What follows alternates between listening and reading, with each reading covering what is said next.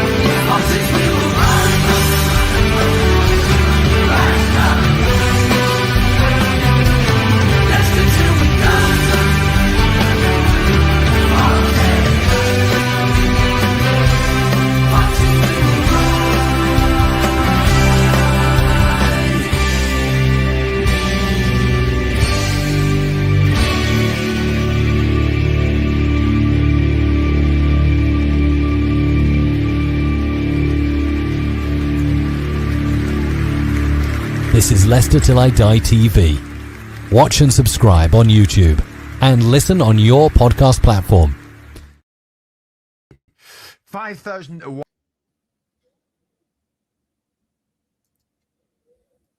We're here.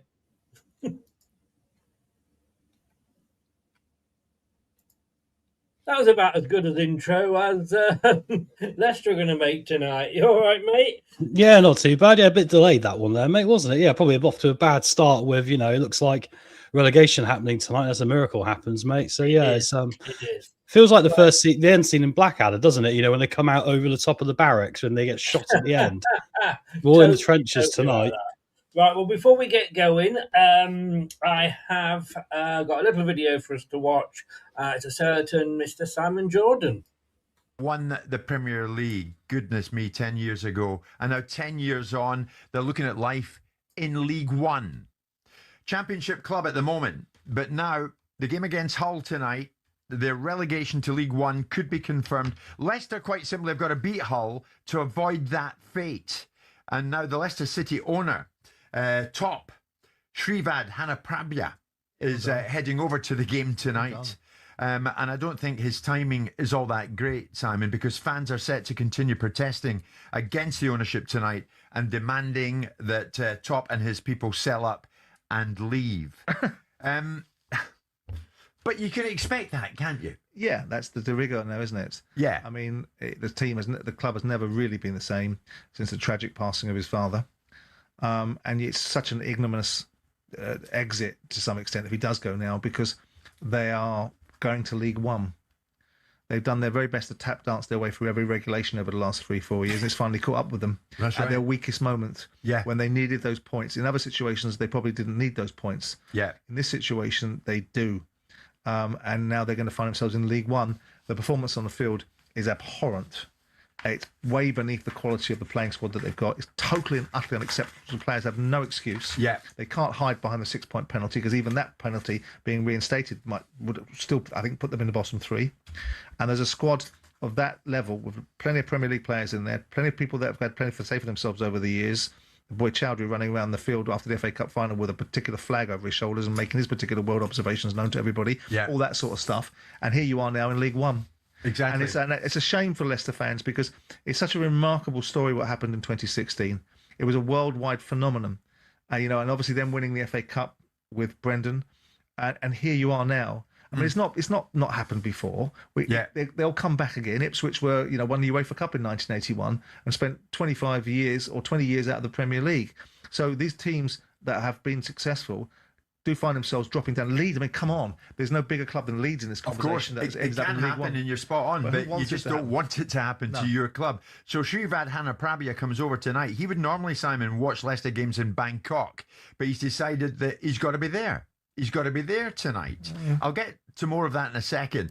In a message circulated on social media, though, the Leicester fans have declared a total dereliction of standards from the owner and the board, along with zero accountability, which has caused this incredible mess. So they're giving it, what have you lot been up to that's brought this about? Yeah, okay. So when you've got to bankroll this football club, do you think there's zero accountability then? Because I would imagine Leicester have been losing quite a lot of money and have been losing it for some time. So to say it's zero accountability is just emotive tripe. They will get served up because the financial ramifications of it are significant to them. So but Simon, there's nobody reading the room at the King Power. What's the point of him turning up tonight? Well, some would say, we talked about who made an observation the other day. That little twerp at Tottenham, Christian Romero, that people don't speak when they don't stand up when they should be standing up.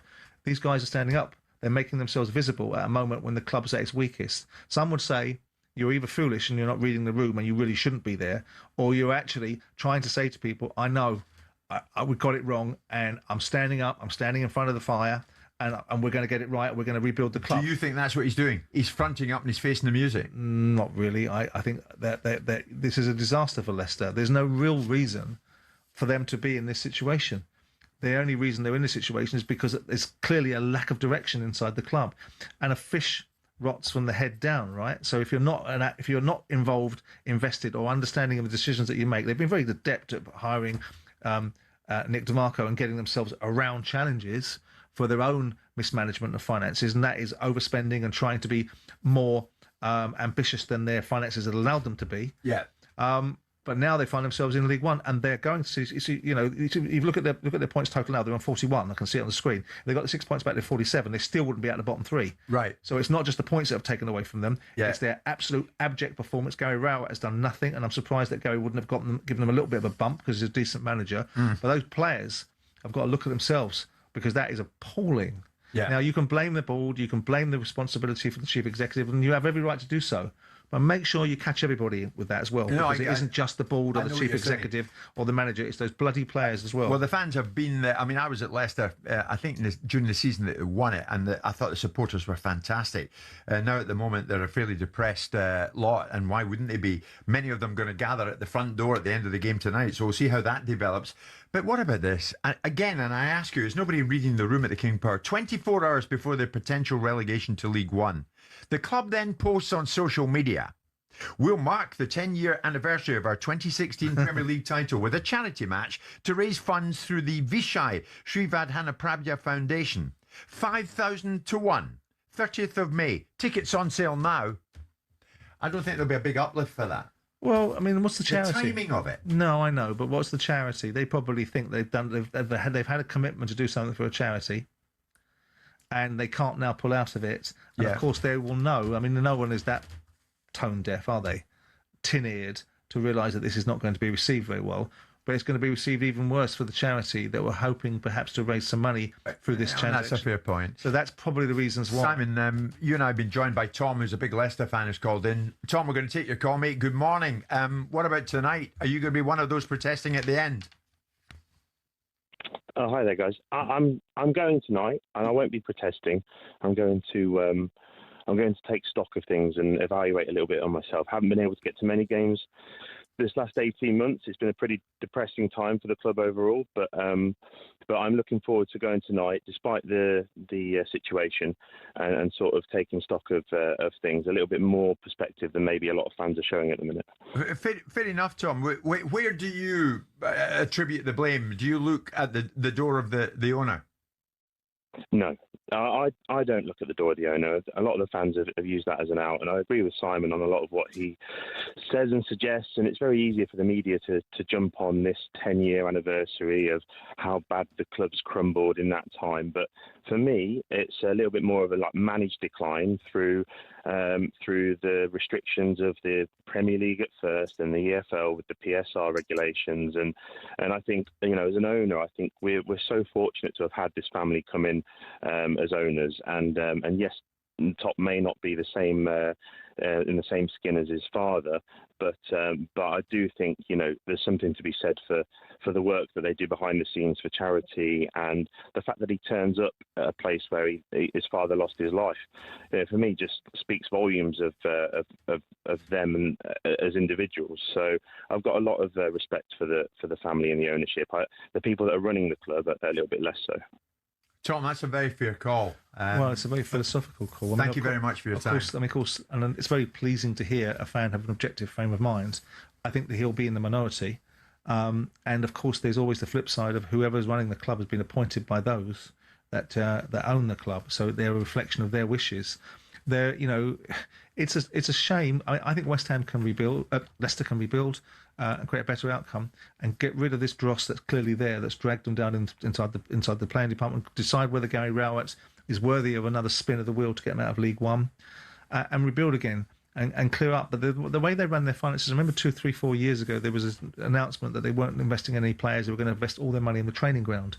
And that always felt a bit strange, because I don't think the two things should be mutually exclusive. Yeah. I think you should be doing things in tandem. It's a simultaneous situation. You build your training ground to recruit your young players, but you also buy your top players to keep you in the position that you're in. And all those guys that have gone through it, when Leicester won the Premier League, their reward was all their players left. The only person that stayed was our mate Jamie Vardy. Other than that, Danny Drinkwater, Mahrez, Kante, everybody went. Yeah. And the team, was broken up before it got really an opportunity to form itself into an even more formidable circumstance. Yeah. Obviously, Brendan came in and won the FA Cup with them, which was a significant achievement. But what happened then? Maddison goes, everybody goes. Yeah. And that's the way that these clubs exist. But for them, as much as you want to be pragmatic and philosophical, and I think you can be critical without being hysterical, the ownership has let themselves down and probably let the fans down, and Leicester shouldn't be in League One. Yeah. I'm not suggesting they should ever win the Premier League again. I'm not suggesting they had a God-given right to be in the Premier League, but they don't merit, really. They do because they're there now. But if they had been running it slightly better and thinking slightly more pragmatically and thinking more about the outcomes on the field and seemingly trying to avoid themselves being sanctioned for their bad running off the field, they would still be in the Championship, and whatever that means. Okay. Well, sir, whatever you say about him, he talks a lot of bloody sense. Yeah, exactly. I think he literally summed up the entire problem in a nutshell there, didn't he? I will just say as a disclaimer, that wasn't me as that Tom calling up. I got very different reviews. There's obviously two Toms that are Leicester fans. I thought, no, it can't be, can it? No, luckily it wasn't. No, because isn't that interesting? Very contrasting views to what I've probably publicly said on the channel, but of course we're all, I guess, in our own ones there. But it's interesting because the fans are that divided on it, aren't they, Chris? Which is the real sticking point here, because it's hard to make action if you've got a hung parliament between two sets of fans. It is, and you're never going to please 100% of the fans 100% of the time. No. We see that on social media all the time. You always get people going, "I'm rather sorry, sir, but I'm going to have to disagree with you there." No, yeah, and just as polite as that, yeah. Exactly. But no, I just think he spoke a lot of sense. And when you hear it from somebody like him who has run a club himself, who has lost his fortune running that club, which he did, he made a fortune, then lost it to, funding the club that he supported and his dad supported. He talks sense. You don't always have to agree with him, but I actually agree with him 110% there. Yeah, I think apart from maybe my stance on the ownership's a little bit more harsher than what was publicly aired there. But I guess, like I always say with these things, Chris, the fan channels really can say what they want, but the on-air ones have sort of got to say a little bit less because they need access to the football club. And you know what Nigel Pearson used to get? Used to ban them, didn't he? It does happen on these occasions. There was two words that Simon Jordan used there, which interested me. Bloody players. Yeah. Say it as you think, Simon.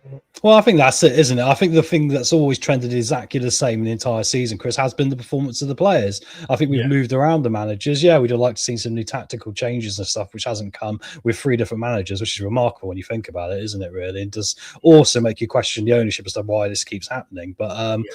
But yeah, I mean, I think it's going to be very difficult. And tonight, really, like I've worried about before, is it even rock bottom tomorrow? That's the thing that carries on with us Leicester fans right now. Well, let's get tonight out the way. Paul says it's a good day to be relegated. Nice and sunny there at the ground. Interestingly, I looked into how much it would cost us if we when we got relegated. Yeah. Now, this doesn't take in the what you're losing on players, because if you'd have got 2 million for somebody in the Championship, you're going to get less than $1 million for them in League One. Whether it's the same player or not, it's a fact of it's like when you buy a car. As soon as you drive it out the showroom, you've knocked £1,000 off it. You know what I mean? Yeah, depreciation. Yeah. Yeah, it's the same with players' values as well. But tonight's game is a £25 million drop for those of you that are Channel 4 fans, and remember that. That is what it's going to cost us financially in revenue, match day revenue, TV rights. I mean, I know to some clubs, if you go to Man City, Liverpool, Man United, Chelsea, that wouldn't even buy you a ball boy. But for Leicester, that's a hell of a lot of money. Yeah, it is. With the rules down there and, spending and that, it is quite concerning. It just puts us in a position where we just got to hope these academy players are going to step up to the plate next year, because ironically, we're going to be forced to use the thing we've plunged all our money into so far with the ownership, and that is the training ground. If it doesn't work, Chris, then the decline could continue a bit, really. Well, we've seen the training ground seems to be working. I still think it's a bit of a white elephant myself, but apparently it's producing all these wonderful players that can't get a fucking game because we've got wankers of managers that refuse to play them. And if these managers are being told they can't play them, then fuck off out of my club and go somewhere where you can grow a pair of balls and come back. Yeah, it is staggering, really, that the fact we haven't seen other players come into this equation this season. I mean, it should have happened months ago. Maybe when Kingy first got his hands on the reins, even it was very apparent then some players weren't going to make it. And yeah, we managed to sell, say, Sumare. Fies went out on loan, but ironically, it has made us a weaker team, and we haven't been able to get past this thing of like McAteer going in the summer. People are only going to take your best players first, aren't they? And then you have to cobble together what left, and it's terrible. We haven't included people. Players aren't the first team. Our best players are those so-called jewels in the crown, the Pages, the Mongers, the Silko Thomases, and all of those that we want to keep. But that's what we're probably going to have to sell. And like you say, I mean, I throw King into this. King needs to go off and grow a pair of balls as well. They all do, because they need to have introduced those players. Why? And somebody's just said there, why play Mukasa? He's going in 3 games' time. Why play him? It's like fucking Ruud van Nistelrooy. And I said this earlier, and apparently my mates messaged me, and I apologise to anybody who's living in Leicester that keeps hearing my voice every hour. If you're listening to Hits Capital Radio, you will be hearing me on the news every hour, apparently. But, look, Ruud van Nistelrooy, when he was here, tried playing the same team, same formation, same tactics, week in, week out. It didn't work. And yet every manager that's followed them has tried to do the same. We should have been playing, say, bringing the youngsters through. And Ruud van Nistelrooy, on his last day, when we were already down, brings on Buenete, if you remember, who was leaving the next day to go back to Brighton. Yeah. Anyway, good news is, ladies and gentlemen, I can't do my announcer voice. Ladies and gentlemen, Top is in the building. Yeah, first time since, what is it, February 28th from the Norwich game, but he is back to watch the place burn down tonight. Not literally, but, figuratively, just to get that right. Tensions are high here, guys. Yes, I mean, look, again, the artwork says it all there. But look, that to me, that does sum Top up. Hear no evil, speak no evil, see no evil. Yeah, well, that's it. Just blind to everything. Or he takes what he wants. He's told a lot of stuff, if he's being told the right stuff. And like I said, Michael Jackson would be alive now if he'd listened to his doctors. He didn't. When the doctor said he wouldn't do anything, he sacked him. Because Elvis Presley was surrounded by sycophants. That's why he died, because nobody had the balls to say, don't keep eating all them burgers, or, you're putting on too much weight. Nobody had the balls to say that because they knew they'd lose the job. And it might even be the same with, with people at this club. Look, I don't moan at him for not coming over here, right? Foreign owners, Abramovich, in fairness to him, whatever we think about him, was always here. Yeah. But when you look at the likes of, the Glaziers, how often were they there? Okay, the new guy is always there, but he's UK based. A lot of these foreign owners aren't there as much as Top, or even Top used to be. Maybe he's avoiding it a little bit now. But he has a business to run in Thailand. If he doesn't run that business well, the business will, or and his staff, the business will collapse, and therefore we would collapse, I'm sure, as part of it, because we're a part of that asset. So I understand him not being here, but I've got to say tonight, I give him balls for coming in, because it would have been easy for him not to come. Yeah, exactly. Yeah, and like you say, if things were going well, Chris, it wouldn't even be a conversation, would it? Because then everything's okay. But the reality is that on his absence of Watch, things haven't been going well, and that's what is the concern. Obviously, seeing people that we believe are involved in that. And of course, it's all speculation, but we see people's roles and titles in the club. We read PSR reports from the Premier League, and we get docked points and all the rest of it, and it paints a picture of what is going on. And I think it's good he has come to face the music. I think that's something the players should have done a long time ago, and perhaps we would be in a better position. But we'll see if anything does change long term. Like I said, it's still the worry for me because we haven't really made any dramatic changes at the head of the organisation yet. Indeed. We've got, and those that have been brought in, we've got to give them a chance to bed in, and you can't come in and make a decision like that. You've got to look at things and see how things are run, what needs to be changed, etc., etc. Next season for me is the telling season. Exactly. Because we need to stabilise, because the thing is, when you're used to losing football matches, how far can you go? You got to break that habit. Look at Luton, like I said before, they struggled to get back up this year, haven't they? They might make the playoffs. I'm not sure. They're probably out of it now. But it's not going to be as easy as we think just to shoot straight back up from League One. So it's like a lot of turning around behind the scenes. Yeah, totally, 100%. And the other thing I would say as well is, and I said this the other day, is why do we always have to wait for top to come over to make decisions like sacking managers? Abramovich never sacked, as far as I know, never sacked a manager face to face. It was always his director of football. I'm sure he did the negotiations, but the guy that actually signed him was his new manager as a director of football. Why do we have to wait for top to come over for anything to happen? He should be, top, if you're watching this, emails. You may have heard of an email. I don't know. I'm just guessing you might have done, or Teams, or even something like this where you can talk to people and you can say at the time, John Rudkin, sack the guy. I'll be over in 3 weeks' time. Sack him now, and when I get there, I want a list on my desk of who a list of recommendations to take over. Why do we always have to wait for him to turn up?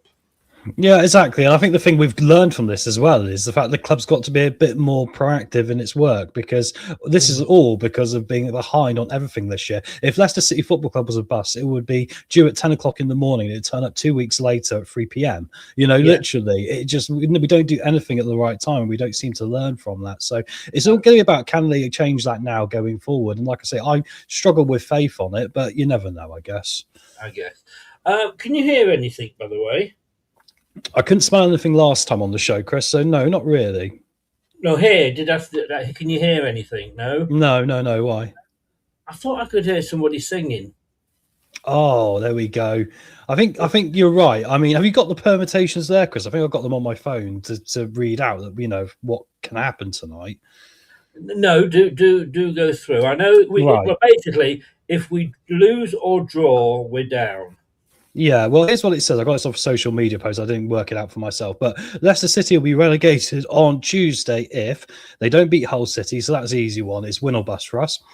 Yeah. We relegated on Wednesday if we beat Hull, but Blackburn win at Sheffield United tomorrow night, and West Brom have defeated Watford. I'll be keeping an eye on that game tonight as well, guys and Chris. All right. I was going to say, can you watch that one tonight? Yeah, because Oxford aren't as relevant to us as West Brom now, are they? Really, it's that place above them. So Leicester will be on Friday relegated if we fail to beat Millwall, as long as those permutations aren't met. So it is very complicated, but pretty much we got to win. If we lose, it's over, which is the easy part of it. Yeah. Team news. There's been. I'm hearing there are 11 changes. I'm pretty sure that's our real names, isn't it? Well, we are managed by Clueless. We've got a liability in goal. Our back four is terrible, useless, poor, and not fit for purpose. The middle two are passenger and prick. And then we've got shocking, shambles, and Sunday League standard, the three behind, another not fit for purpose up front. somebody tell me that is not our team. Well, it is, isn't it? I mean, our team, if it was like an army going to war, Chris, has been Dad's army this season, hasn't it? Except nowhere near as funny. So, yeah, no, you're bang on there, mate, unfortunately. And the crazy thing is that we're all sick of it now, aren't we? Because of the team we keep seeing every week. And once again, I know we're going to get into the team now. I look at the bench and go, why have we not got younger players in this team earlier this season? Because look at who's there. Yeah, I don't. Oh. Because, I'm sure this is a manager going in for an interview with Top. And Top will sit there going, drop your trousers. I'm sorry. Drop your trousers. Okay, drop your trousers. Drop your pants. Drop your pants, drops his pants. Right, wank for me. Let's see how much of a wanker you are. And that's how you get the job as a Leicester City manager at this club. Well, it's interesting, isn't it? Because we do think that they go for a certain type of manager that seems to follow the protocol so much, which proves the protocol's the problem, right? I mean, I don't understand why you wouldn't have 2 or 3 plans, Chris, rather than just sticking to one plan that's just not working. It just doesn't make any sense to me. But yeah, I mean, we'll see. I mean, Rowett's not helped himself with this, has he? So no, not at all. He falls in. Look. We will do a show as and when we go down, and I'm planning a show on sort of the percentage of blame that we attach to each sort of section of the team, of the club. But the manager has to take a fair chunk of the of the old blame, if you like. Look, I did this when this isn't since he said Marty Cifuentes then, since Rowett took over, but these were our last 8 games when we actually had a chance to stay up.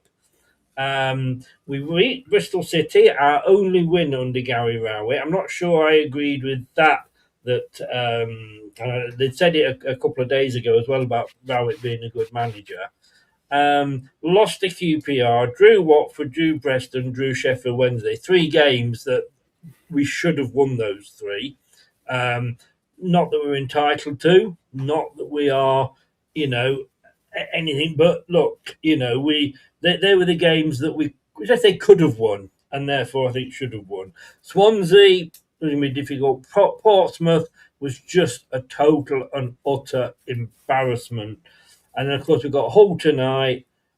We've got Millwall Friday, is it? Millwall? Yeah, Friday night they're coming down, yeah. And then obviously Blackburn Rovers, and I think we'll be down by then. It would be remarkable if we somehow stretched it now to that Blackburn game, but it's the most unlikely thing in the world. It's probably like 1% chance we could pull off that now because, If we pull off the Great Escape, I'm going to run up and down Poole High Street naked. In some ways, I would literally be annoyed if we did, Chris. I know. I don't think we'd want to see that anyway. Bless you, mate. But I only said that because I know there's no fucking way it's going to happen. It only registered just halfway after I started my sentence of what you said, and I just went, "Oh, hang on a minute." Yeah, But yeah, no, I mean, it's ridiculous, isn't it? The fact that the level of performance has been that of the worst team in the Championship for me. When you compare us to Sheffield Wednesday in the 2 games we've had this season, Chris, I think they've held up their own very well in comparison to us. And yeah, it is embarrassing that I look at us and go, well, 23rd is deserved, if not 24th, unfortunately. Yeah. Nothing surprising about the team. Different day, same shit. We really need to get sponsored by Andrex next season. I mean, look, there's nothing to talk about because it's Bekovic in goal, which I think is probably the best option. Me and Kate put a Luco at right back earlier. Vestergaard, Lascelles, Thomas, they picked themselves because there's no other bugger that could play in that role. Ricardo, why the fuck is he still on? I don't know. Obviously, Vestergaard's on there to push him up and down the pitch in his wheelchair. James is back, and I didn't have James starting. I had a Rebo starting simply because I thought James might not be fit enough. But I said if James is fit, he should start. Bloody glad to see Skip back because I do not want to see Chowdhury or Winks anywhere near my club again. Even if they've got another year left. Stick them with the coaching the youngsters. No, in fact, don't do that because it will ruin them as well. I don't know. I just hope, and please promise me this, if anybody is at the ground, if Harry Winks comes on during this game, please boo the shit out of him. I'm pretty sure with the week those two have had, Chris, they're going to have difficult receptions. The fans have already done it with Ayew this year, haven't they? So, hey, look. And the problem is that the tension's been building for so long. The frustration's been building for so long. It's got to this point. I think if the players had actually applied themselves with a little bit more of that frustration on the pitch in the process of getting towards tonight's game, we'd probably have another 6 points, maybe 7 points than what we got. We'd be outside the relegation zone, and it wouldn't be on the cards, people booing players again. We'd be back to where we were, wouldn't we? So, yeah, unfortunately, they made a bit of a rod for themselves on this one, Chris. And in some ways, I was thinking about this earlier, right? And see if you agree. If they go around now, after what has happened this entire season, start playing some really amazing football the last 3 games of the season, or do something crazy like that, it is not going to happen, obviously. I'd actually be slightly pissed off the fact that it's taken all this time to even get something from this lot. I think it's a bit like mine. It will never, ever happen. But I'll still hate them for what they've done, because why haven't they been doing it all season? I love the fact that I came up with LTiDtv. Let's talk in depth. I like that. Yeah, that's very good, mate. Using the computer brain to come up with the slogans. Why not? The pictures have been pretty good, to be fair, haven't they? Yes, they can't go on. But those two players, I mean, Chowdhury, I don't think he's on the bench. Why? I don't know. Winks is on the bench, and I know Kate was saying they're humans, and if somebody has a go at you, they've got a right to have a go back. Look, both of them are yellow-bellied, shit-scared little boys who should be running around the pitch in nappies. Chowdhury said what he said because he knew there was a steward there that would stop him getting on. And Winks, again, when he replied and said that, knew there was a bouncer there pushing him on the bus that would have got in the way. Neither of them have got one ball between them because they're both shit-scared, little nappy-shitting wearing wankers. Oh, get the rant thing going, Chris. Beep, beep, beep in the background after that one because you went for it, didn't you? It's built up into it, hasn't it? You know, I mean, like about them. So if you're on 90 grand, or you're not now, but you know what I mean. Chowdhury's on 50 or whatever. Bite your fucking tongue. What would have happened if those fans had suddenly decided to have a go at him and jump, because it's not exactly a wide off pitch bit, is it? And jump over the fence and started a riot. Maybe we should have hoped that should happen, because then Chowdhury might have got a 6-month ban or something. I do find it remarkable they're both on the bench, because you think, like, in some ways I'm kind of like, well, why not? Because they've got us in this mess, and when the team gets relegated, I would actually be annoyed if, say, for example, they put Aluko out there in the 92nd minute again to take the fans' boos and not have any chance to actually do anything in the game, right? It wouldn't be fair, would it? So this lot got us here, mate. They might as well face the music and, you know, the booing aspect of it. And but yeah, I mean, what goes me about, like I said last time, is they've got that frustration in them. So why doesn't it come out on the pitch with your teammates and getting better energy into our performances? It's just being channeled completely wrong. Yeah. But I'm pleased to see Skip back. I don't think he should have been dropped. I'd have had him over weeks anyway, every game, excuse me. Fatawu, fucking hell, why is he still in there? We got Mukasa instead of Mavididi. What happened last time we did that? Nothing. It was a waste of fucking time. The Cobra Reed, fair enough, as a 10. I would soon have Monga on there. And of course, we've got the great goal-scoring machine, Daka. He's going to get a hat-trick tonight and save us. You fucking wanker, Rowett. Well, what the fuck are you doing? It's crazy. I would like to see Ramsey start. Surely he's at that point by now. We're getting towards the end here. Why not chuck him in? Because I think in the 10 role, he looked a little bit exciting there. And he might have, with a bit of energy from Jordan James coming in the side, made a bit of a difference. But yeah, Mukasa's checked out, hasn't he, really? Yeah. If he gets injured again, so what? We're sending him back in 3 games' time. Well, yeah, exactly. Yeah, so why don't we try it? Yeah, Decodo Reed, I think, is on the wing on this one, Chris, as well. Actually, Mukasa, I think, is in the 10 with the way they normally put these up. And but yes, good to see Skip back as well. Like you said. We do have a space, and I do get a little bit annoyed, but we do have a space where you can put, when we ask for score predictions, don't stick them in yet because they'll just get ignored. I think he might be talking about, is there rugby playing? Yeah, Hull 2-0, yeah. Of course they are. We're straight over my head. And if it is the rugby, then that's the problem with putting scores in. Just wait until we say, here's the scores. Otherwise, we'll just ignore what you've done anyway. And then, like I say, so why is Daka up front? Fuck knows.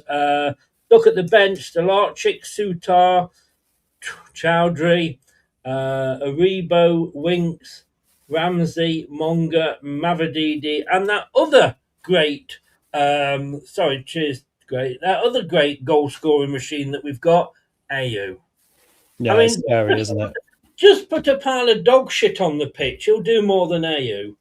Well, he had that one little flurry, didn't he? But like you say, it's not good enough, is it? That's why you win the mess we're in. It's a 1% season from all of them, you know? I mean, we haven't got a championship goal scorer amongst us, have we? You know, we make scoring goals right now, Chris, look like the hardest thing in the world. So, I mean, unfortunately, it's going to be like this. And in some ways, next season can't come soon enough wherever we are because we won't have to see some of these names anymore. It's been a way too long situation where we need a divorce from them.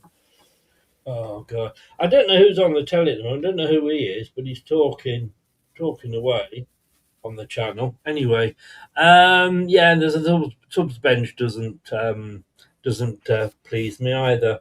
I've got to say, I have been having a little bit of fun this week with a few film titles, haven't I? Yes, you have, mate. Using pictures and AI and all sorts of. Yeah. What do you? I like the Die Hard films. Well, I like the first three. After that, it went downhill very, very quickly. Do you remember what Die Hard 2 was called? Oh, I can't remember the order of them. Die Hard 2 was Die Hard with a Vengeance. Oh, that was what came to my head, but I didn't say it. Okay. This is more Die Hard, Die with a Whimper, isn't it? Oh, yeah, it's been absolutely, yeah. When it comes to performances, mate, we would be impotent, wouldn't we? We need a Viagra in our game. And, that's entirely why. We just can't get any results here. So, yeah, exactly accurate, mate, unfortunately.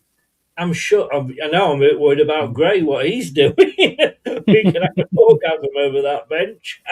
You'd be arrested, mate. You'd be arrested, and then you'd have to wipe it up afterwards. It's amazing to think Page is involved with England and stuff like this, isn't it? And you think they can't even get any minutes. You know, it's really weird. I refer you to my previous comments about our manager. I got sacked from a job once for having a wank. I was a roofer at the time, and I said, "Come on, boss." He said, "All right, you can stay. Just wipe the slate clean." Boom, boom.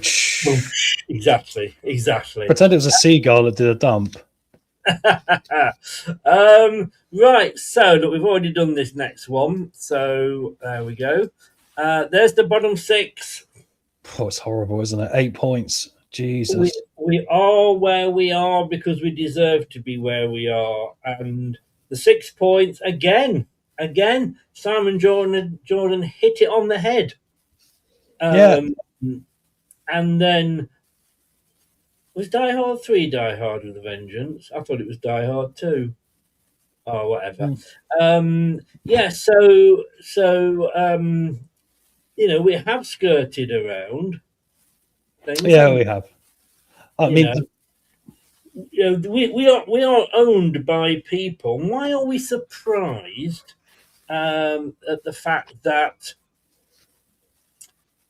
when we got promoted, and the King Power had been with us a few years there. But when we got promoted, we actually got fined instead of a points deduction for PSR. Yeah, it's remarkable, isn't it, Chris? Yeah, because the thing is about it is that none of the standard is the same. I mean, I was reading about the elephant in the room looking at this league table, which is West Brom's potential points deduction. I mean, you can't get any transparency in the figures out there. Some people are saying it's a 17 million loss. Some are saying 5, some are saying 1. If it's 17 million, it could be a 5-point deduction. However, Everton, when they got done for something similar, got done for 2 points because of good behaviour, because they complied. I don't understand how complying to something should really affect if you get the points deduction or not. It seems utterly mad, doesn't it? And so late in the season, 40 games done, and I don't know. It's really weird, mate. I mean, how this is going to work out, because we can't really ratify maybe if we are going to get relegated, stay with that hanging around. Yeah, and I notice a lot of people are saying, well, they should do West Brom, they've done us, blah, blah. Look, we've got out of it so many fucking times that I am not blaming West Bromwich Albion if they are going to try and argue against any points deduction they get, and it's that late that it has to be applied to next season. I really don't have a problem with that, because it is exactly what we would do in their position. Yeah, this is true, exactly, and I imagine that's what they will do. They'll just drag their heels on it, and then hopefully they won't have to deal with it. But it is, I believe, for the same time period as what we got done for. So it just begs the question to the Football League and the Premier League: what is the timing behind doing these things at this time of the year? Why don't you do it before the start of the season, like we've been saying on this show for weeks and weeks? The process seems fundamentally flawed, and I think it's got more holes in it than Swiss cheese, and it's really frustrating. It really takes the stuff off the pitch, doesn't it, Chris? Unfortunately, where the game should be played. It does. Slibbo, well done, mate. Well done, sir. Slibbo, if you want to join us for the post-match, I don't know if you're going to be able to watch it at all. If you want to join us for the post-match, we do have a little seat spare. Unfortunately, the seat it is the one that Gray's wanked over. But if you don't mind sitting in that, you're more than welcome to join us. Right, so that is the bottom six, and that is how it looks. As it has done, though, for a few weeks now, it isn't only in our hands, unfortunately. No. These are the games that are going on around us. So, Portsmouth are playing Coventry. Now, look, no, that's an old one, isn't it? No, that is tonight. Yeah, Portsmouth are playing Coventry. That's right. Who did they? I thought they played the. Oh, it was Ipswich the other day. Sorry. And Portsmouth played Middlesbrough as well. They played all the top lot and beaten them, Chris. Exactly. I'm going to say you would expect. Look, Coventry just got promoted. I don't think this gives them the championship. Somebody will tell me whether it does or it doesn't. But well done, Clibbo. I'll send you the link. They beat Ipswich. They beat Middlesbrough. You can't put it past Portsmouth going to Coventry, and maybe if they're hungover. Yeah, I was going to say exactly that. A few beers in them. Yeah. And you look at that and you're thinking like, yeah, not guaranteed. I mean, Coventry obviously they won it when they were away, and I've got to say congratulations to Coventry. They've had a hell of a journey. It's been 25 years, I think they were saying, since they were last in the Premier League, and they've had a journey and a half. And it was lovely to see Frank Lampard, giving some praise to Mark Robbins for what he did. I thought that was spot on from Frank. Oxford hosting Wrexham. That's not guaranteed, is it? That Wrexham will win that. No. West Brom hosting Watford.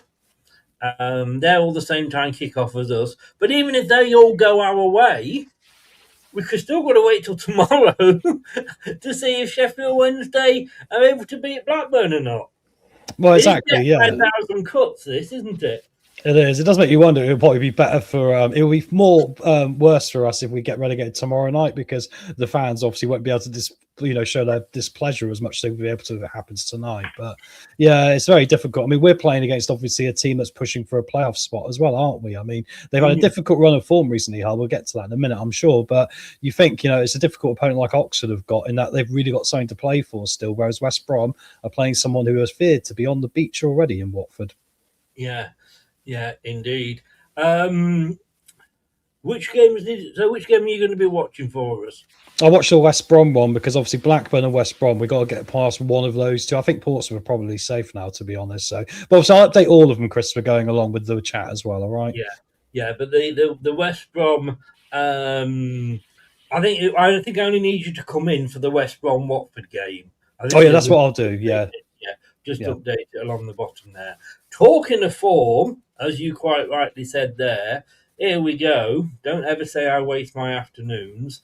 So let's have a look at Leicester first of all. Lost, drawn, lost in our past 5 games. It's a shambles, isn't it?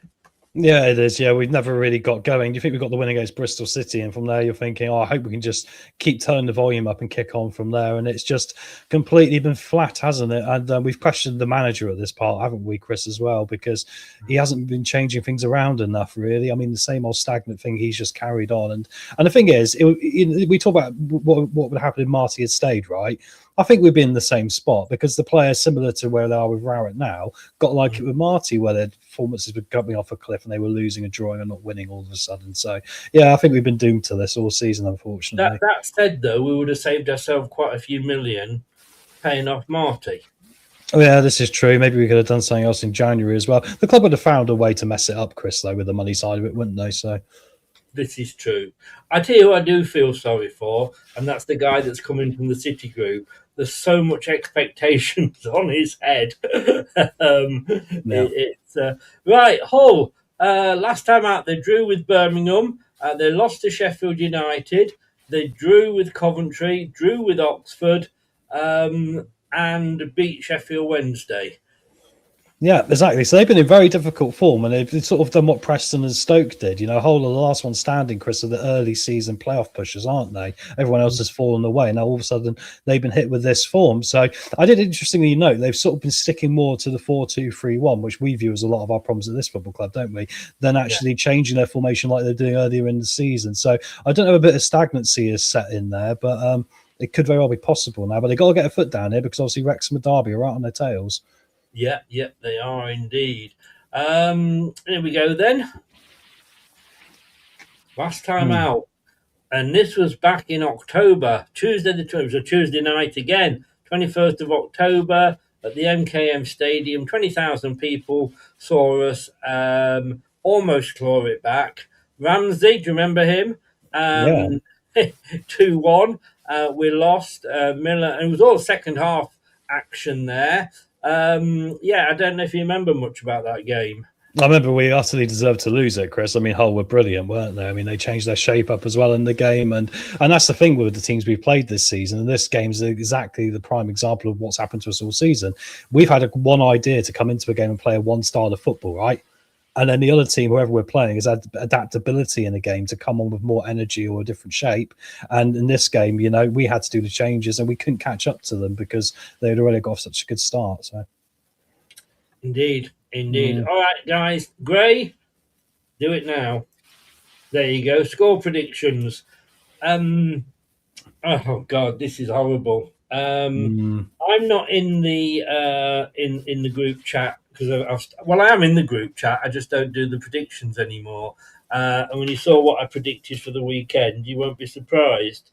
I'm actually going to go here, and this really does pain me to say this. I am going to go Leicester City 0, Hull City 3. Oh, that's quite a lot of goals, isn't it, really? I mean, the thing is, Chris, interestingly enough, every time we think we're going to get hammered, we normally have like a half-arse game and lose 1-0 or draw, don't we? Yes, yeah. That's what I'm going to go for. What about yourself, young Tom? In the prediction league, I went 2-0, but I didn't think Jordan James would be playing, so I'm going to slightly tweak it and go Leicester 1, Hull 2. I think we'll get underway with a Daka or Jordan James goal. I don't, because I think I can see what's going to happen on this one. Jordan James will come in and he'll get injured for 10 minutes and have to go off. You know, he's not. Yeah, could very well happen. Don't you? Just while I'm getting some of the score up, just go through what people are saying in the chat for me, mate. Yeah, keep getting yours in there, guys. So Jamie Vardy's in, all right, mate, and it's 2-0 to Hull for you. Gray's gone 2-0 Tigers. Yep, seems reasonable.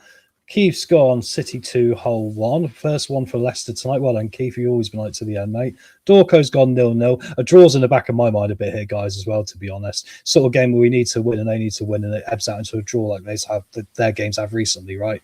AJN 5693, 3-0 Hull win. We got also Nate here, mate. And that is 3-0 to Hull as well. Jeff, we've got a few more coming in here, Chris, more than I expected. Leicester 1, Hull 2.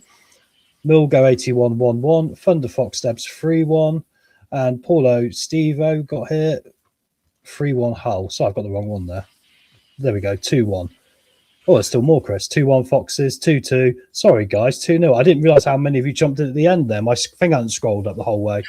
They're still coming in. They are still 4-0 Hull, yeah. Prashant 2-1 Hull. Yeah, it's going to be a busy one tonight, isn't it? Yeah, like you see, Chris. So amazing. Yeah. But yeah, everyone's going for Hull wins by the looks of it. We should do a vote thing on the screen so we can see the percentages.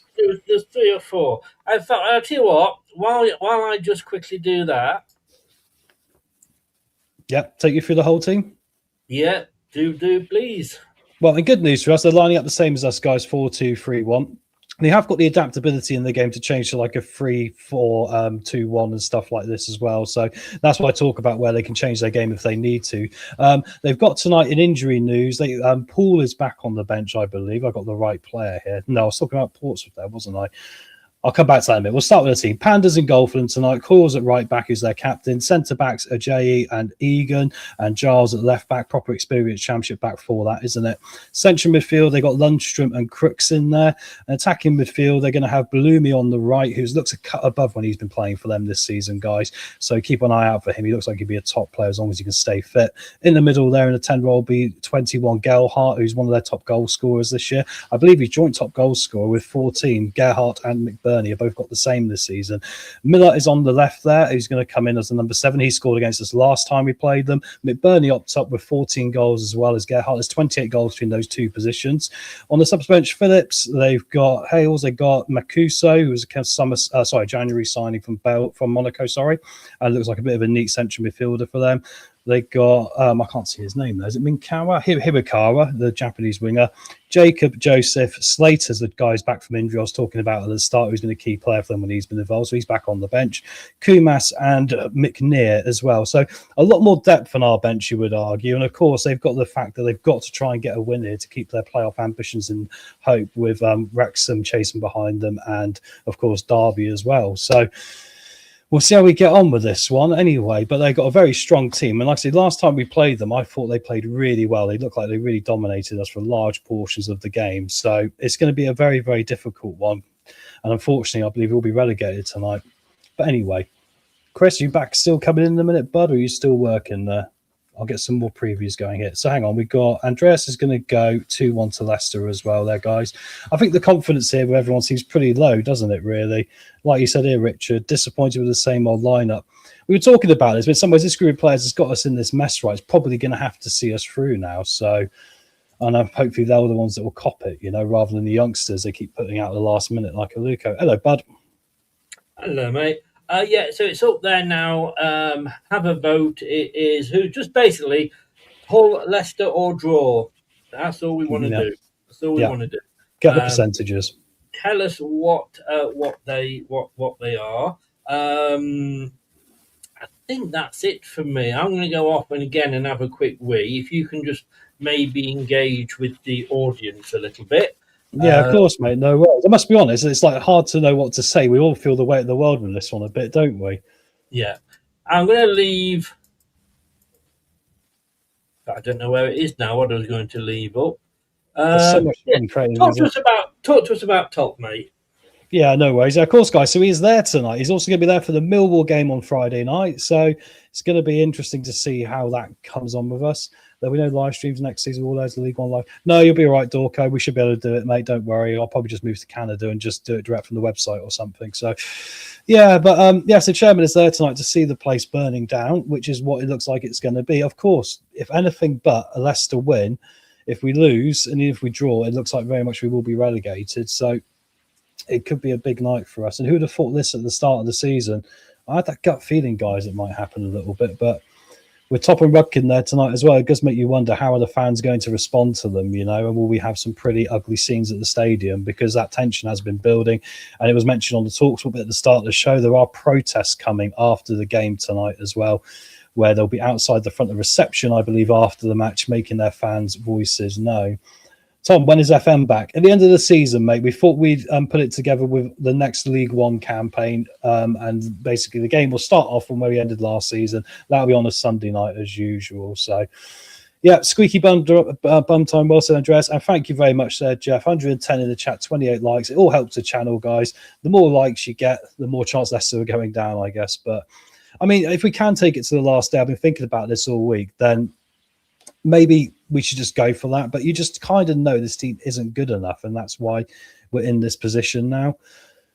So I don't know, guys. I think it probably will be curtains tonight. It's going to be difficult because I think it hit me during the week that it's definitely going to happen, But when it actually happens, who knows how we're all going to feel about it at the time anyway. Squeaky bum time indeed. And also, of course, I'm going to be keeping an eye on West Brom versus Watford, which worries me immensely because obviously I think Watford are on the beach for this one now. They can't get in the playoffs. They look like their levels of performance have dropped a little bit. So I just think, they've got really not a lot to play for now, and West Brom have played really well in the same way to Portsmouth and raised their game and just played with such energy. They get out and they're getting 3 points, don't they? When does the first game start in League One? Don't they start for Championship and Premiership? I think it can be the week before, but don't quote me on that. With the World Cup and that, maybe it'll all be around the same time. So we'll have to wait and see. Who would have thought we'll be saying that at the start of the season? They're just interviewing the managers in the tunnel now. Anyway, guys, we get towards kick-off in about 3 minutes' time. And then 90 minutes after that, we're going to see exactly what division we're in next season. Well, not exactly, obviously, but here he is. He's back. I need to have a break in a minute, mate, and get some fresh air before the games start. Oh, yeah. Fresh air. Yeah, right, mate. Yeah, stressed, obviously. I'm just stressed, about all this situation. I'm lined up for this evening. I've stuck another couple in the fridge just in case. But you go and have your break, mate. No worries. And what have you. Thanks a lot, mate. Do you want me to put the screen back the way ready for when we get back? Will that make it easier? Please. Yes, please. If you there could. You go. Swap us over, look. There you go. Brilliant, mate. See you in a bit. So, I'm going to say, as always, guys, please, no spoilers. Gray is back. Is Vestergaard captain? Oh, no, he's not. He's just waiting for Ricardo. I don't want to see any, whether you're joking or being serious, I don't want to see any scores from any game, whether even if it's other games at all. I don't want to see any, there's a red card, or there's a penalty. We're all watching it at different times because of the way these stream things work. So if you do, if Gray sees you, it's a kick out 24 hours.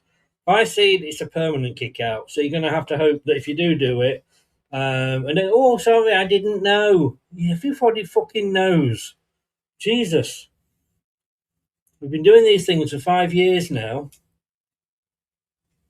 Anyway, the teams are coming out onto the pitch. So it does spoil it for everybody else, doesn't it, Gray? Yeah, well done. Well said, Gray.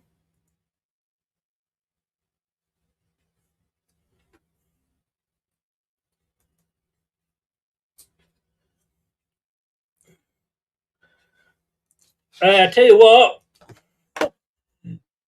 we have got Hull City commentary again. What is it with Leicester? They sacked all the board, the presenters and what have you. 4-2-3-1 for Leicester.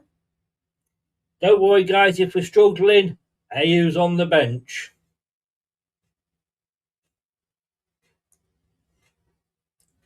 I mean, looking at that bench, Ramsey excites me. Monga to a point. Suter possibly up front, scoring a goal. I think there was a Sheffield United fan in earlier saying that he would very much take the Leicester players from us. You're welcome, mate.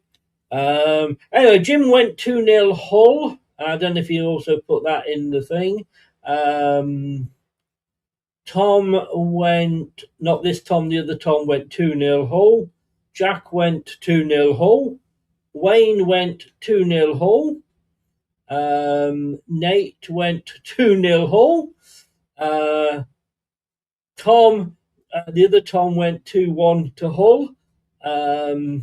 Kate went 2-1 to Hull.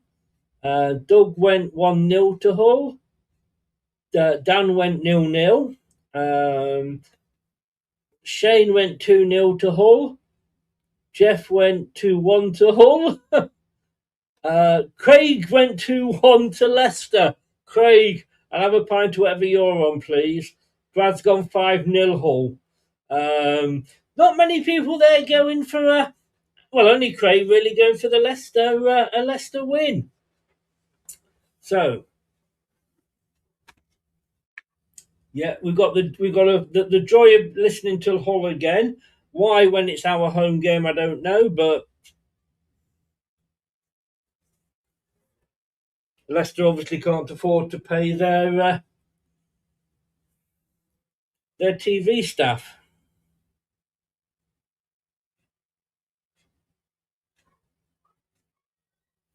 Nope, no scores whatsoever. I don't care if it's Outer Mongolia under-17s Women's Cup final.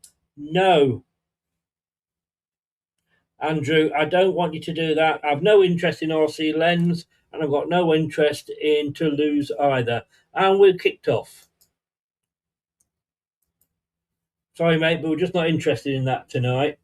So Leicester City all in blue, and they're going to be kicking, as they always do in the first half, from Leicester left to right, and it's in our half at the moment. Hull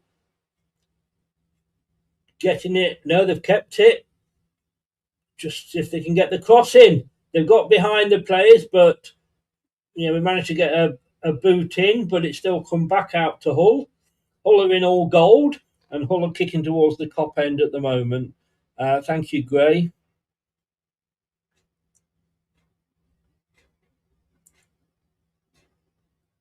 And now it's going to go... no, it's not going to go back to the Hull keeper. There's a long, hopeful ball up, but... oh, then Decover Reed loses it. I think it was probably Skip, actually, that gave it away.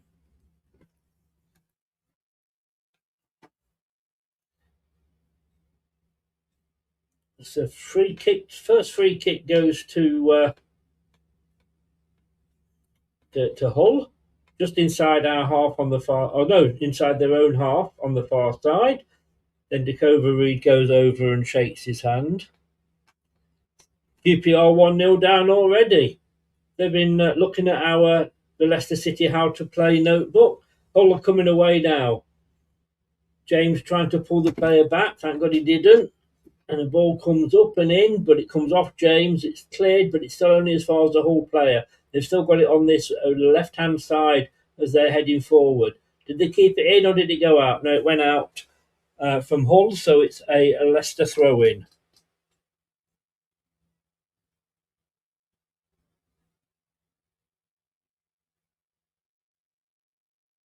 A lot of empty seats. A lot of empty seats this evening.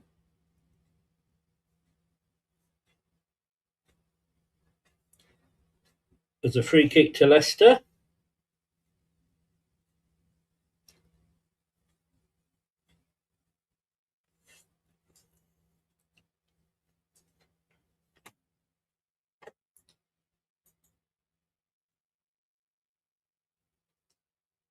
So Leicester have it on the far side. Makosa, Decover Reed. Thomas back to Decover Reed. Is he going to play back or forward? No, he plays it forward. Good idea, but he couldn't get the ball all the way through to Daka. Leicester win it back, though. On that far side, he's gone down. Has he won a free kick there, Thomas? I think he has. It's taken very quickly by Leicester. And then it goes all the way back to our defenders. It's Lascelles now. Ricardo. An overhead kick there by Fatou. Who gets it back from that? Now. Daka! Oh! Daka, gotta say, it was a bit cheeky. Bit cheeky there, but it actually ended up on the top of the net.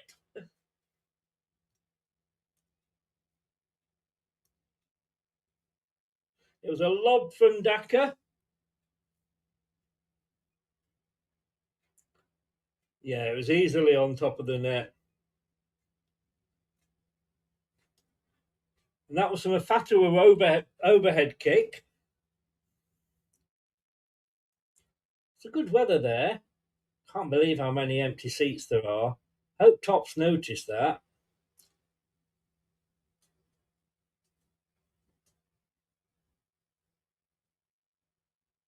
It's a bit of last-minute defending here. I mean, it's poor defending.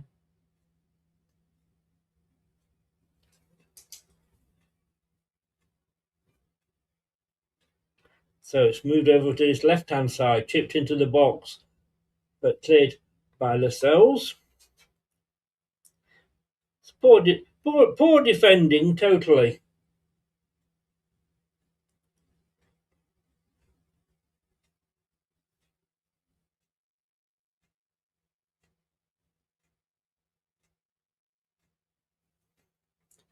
So it's back with Hull in their own half. Now it comes up into our half, but the ball went out for a Leicester throw-in. Taken quick again. There is a bit of a sense of urgency to Leicester here.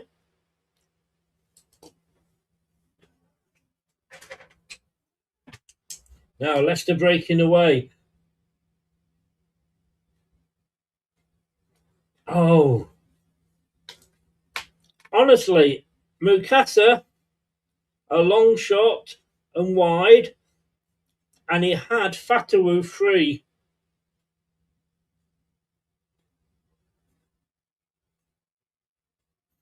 Fatawu was free on the right.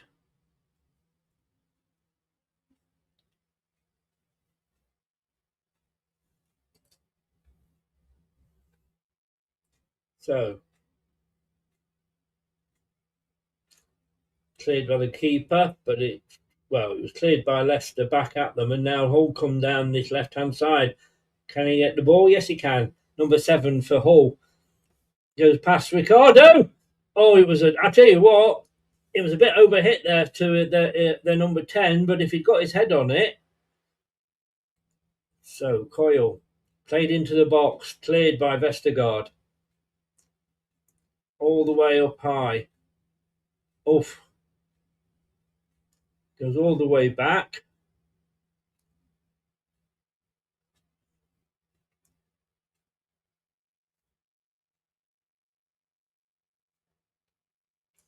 So Ricardo asking for somebody to pass the ball to, and he goes back to Lascelles. Now over to Vestergaard. Back to Lascelles again. Back to Ricardo. The ball goes up to Fatawu, plays it inside. Daka went down, but he doesn't get a free kick. And it's just given away to Fatawu. Oh, and then it's a poor ball from Fatawu. West Brom have had the first 2 chances at the Hawthorns, Chris. They've started slightly better after a scrappy start. They had 2 shots on target. Neither one was going to, get past the goalkeeper, but they're warming into this, sadly. As if we needed that. No, exactly. But, I mean, they're going to be up for it because they know if they win, right, that's going to really help them out, especially with this maybe, potential points deduction. So they've started with intent, put it that way, guys. 8 minutes gone from the Hawthorns anyway. Thanks, Tom.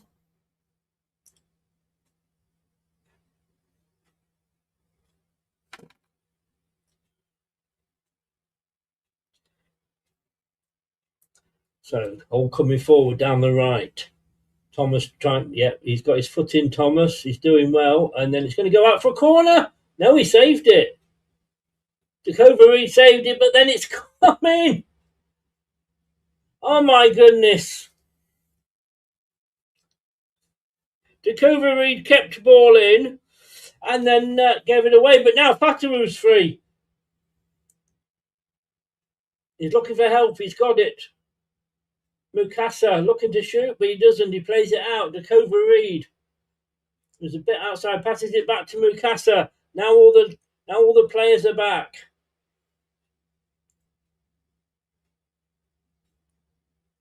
No, and then the ball into the net is saved. Oh my God.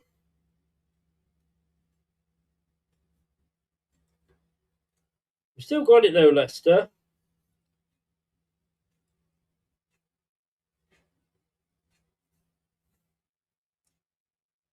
It's a throw in. And the chance has gone.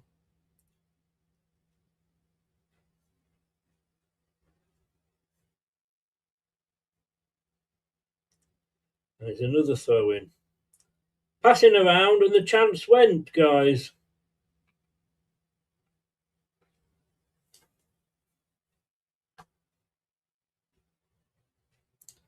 So Ricardo with the throw in. Fatawu gets it back from Daka. Turns. And then he's going to get a corner. First corner to Leicester.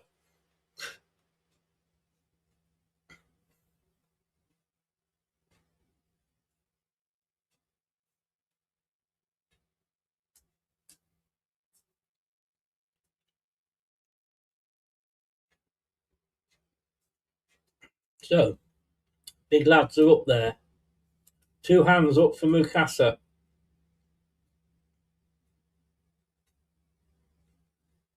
What's that gone for?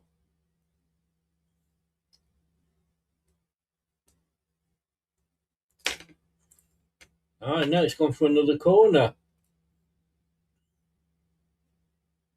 Let's have a look. Oof. I think Vestergaard may have brought the player down while he was trying to get the ball. The Cells was behind him and bundled over, but it has ended up with another corner to Leicester on the far side. In it comes. Oh, the header was met, but it's gone all the way over. It's going to go out from the corner on the far side. Very nice young female linesman on this near side. To be honest with you, the men are that bad at it. Let's give the women a go. Hi, Prashant. Thank you very much indeed.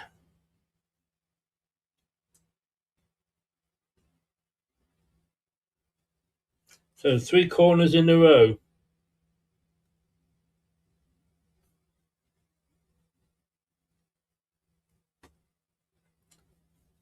So it's a long outswinger, and it's up, and it ends up with a goal kick.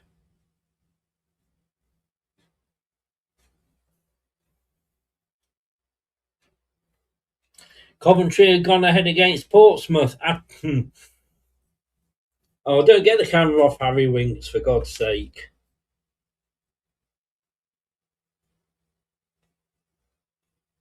Yeah, it is very, very quiet.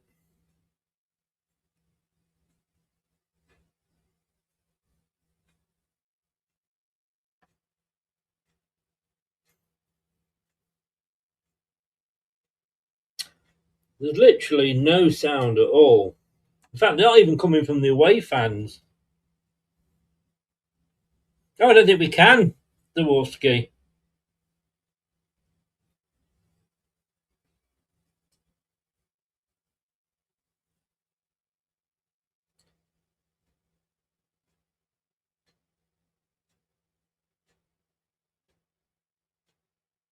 So throw into Hull, midway in the Leicester half on the far side.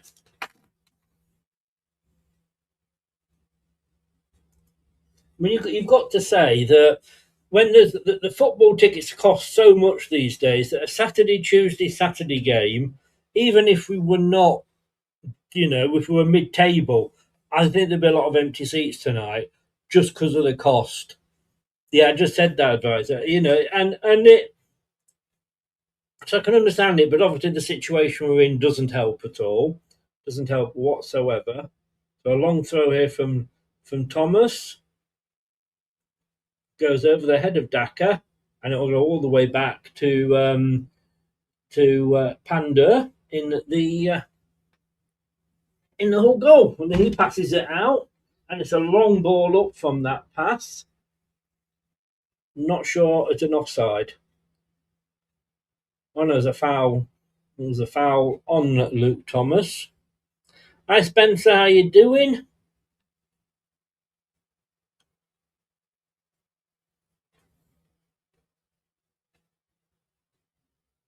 So a ball up. It does get a clip on the way, but James took it down to Fatawu. Good move here by Leicester, 1-2. Oh, I mean, again, it wasn't quite strong enough.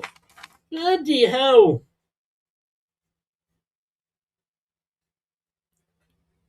That all now. He's got 3 Leicester players on him.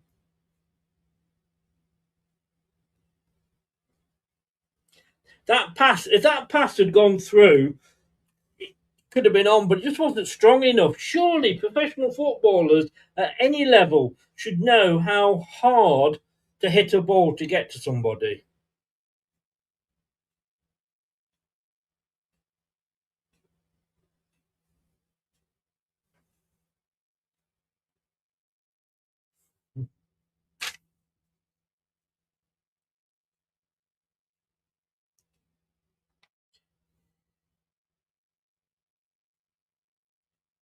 That was a bad catch on Dakova Reed. These football boots give no protection, though, I've got to say. And the shin pads are might as well not be there. So a long ball. Oh! It was a long ball over. Mukas was going to go for it. Then he slipped over, but he went out for a Leicester throw-in anyway on the far side. About 20 yards out from the corner flag. Luke Thomas again. Rowett shouting out orders from the sideline. But the throw ends up with Hull. They've got players free on this left-hand side. And here's the overlap from Hull. Oh! Leicester haven't got rid of it yet. Oh, and then it's going round the post by Hull. Starting to play dangerously. Hull starting to get into the game.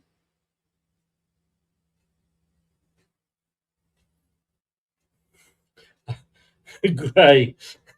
I've just got that. You silly sod. I've been looking at it for a few minutes thinking, what's he on about?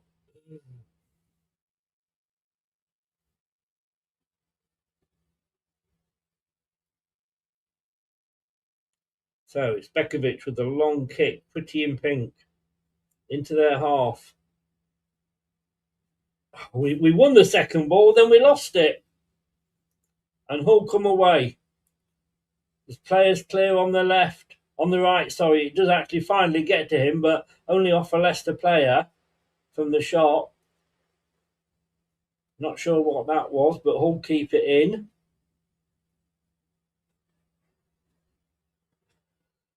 No, ball over the top. And it doesn't go anywhere. Ends up back with... we're back with Bekovic.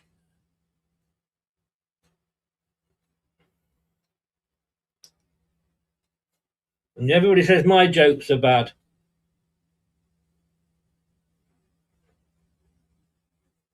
Might pinch that one later, Gray.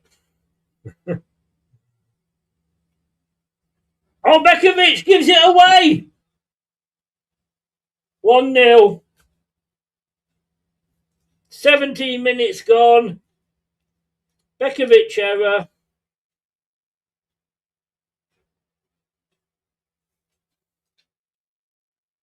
Short clearance. Straight to a Hull player.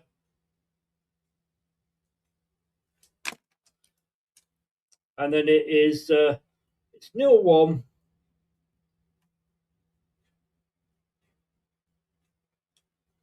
That one is down to Bekovic, totally.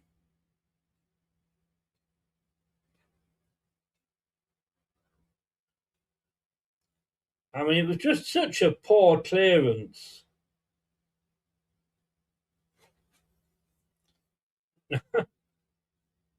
Again, he was going to play it to a player. Why didn't he just boot it upfield? I mean, it was nowhere near Lascelles.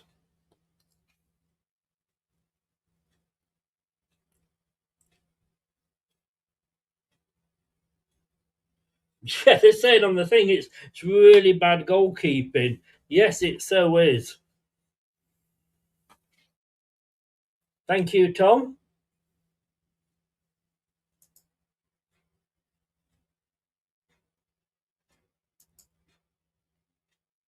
No, it could be two here. I think Ricardo got his boot in, but it's only gone as far as another player. They can cross the ball in, which they do, and it's headed out by Thomas for a corner on the far side. Not yet, booze.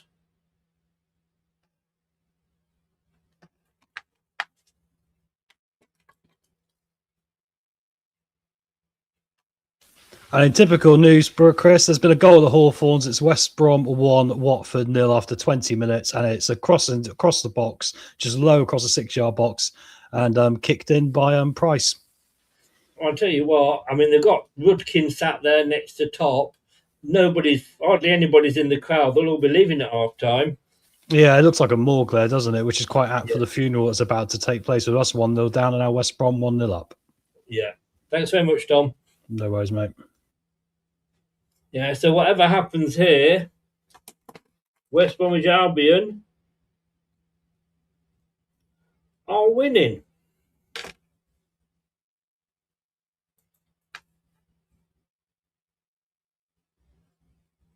Against Watford.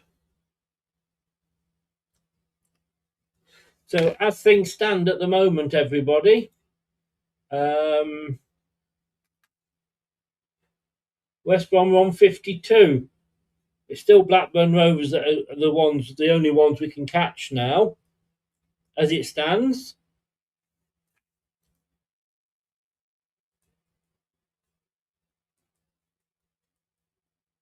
And they play tomorrow night. But we've obviously got to win this first. There's a free kick to Hull.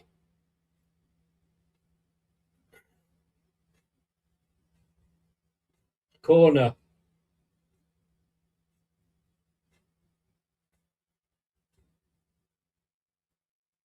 Corner to Hull.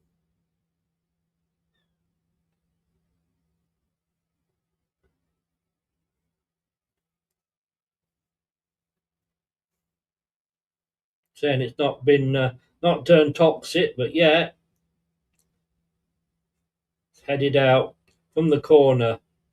Fatawu holds players. James now down that left-hand side. He's got 3 players on him, and he gets a throw-in.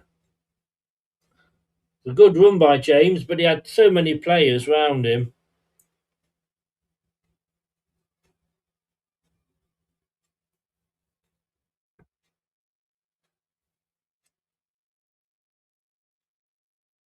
Yeah, another long throw from Thomas.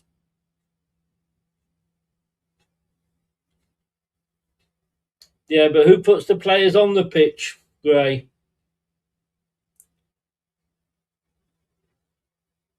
It's a corner to Leicester now.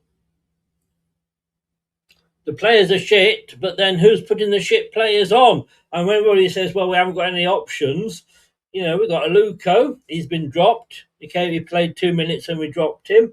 Yeah, managers take as much blame, Gray. We'll agree to disagree on that one. So it's a corner. Corner straight into the goalkeeper's hands.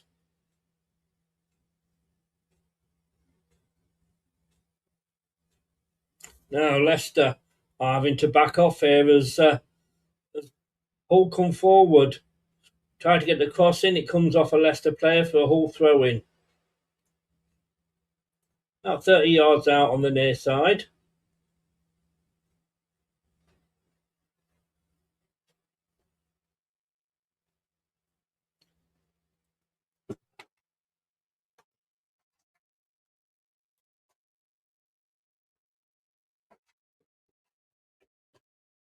This could get very, very embarrassing. Interestingly, because we were looking at Blackburn before and we were saying, they we thought were pretty much safe, but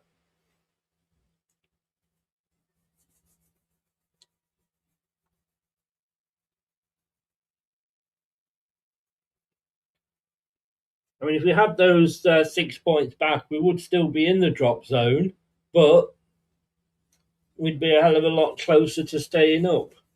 But not to be.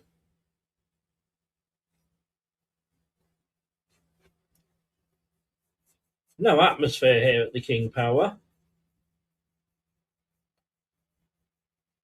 Offside. For Hull. A bit of a late flag from the linesman on the other side.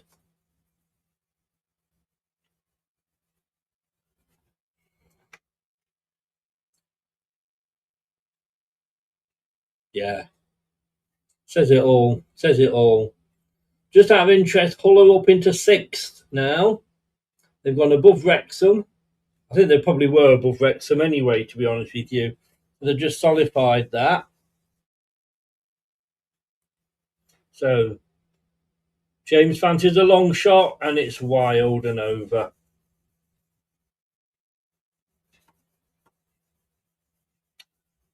Fortunately, there's a lot of players I want to go. James isn't one of them.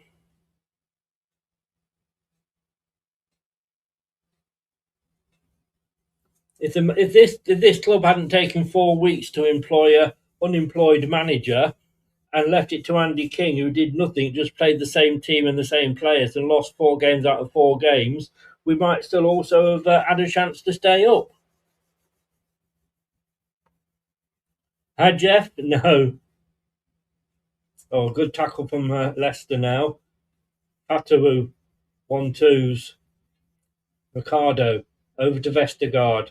He's looking to, so not to play it long. He's played it up to Ricardo. He played it up, but played it up to somewhere where no Leicester player was.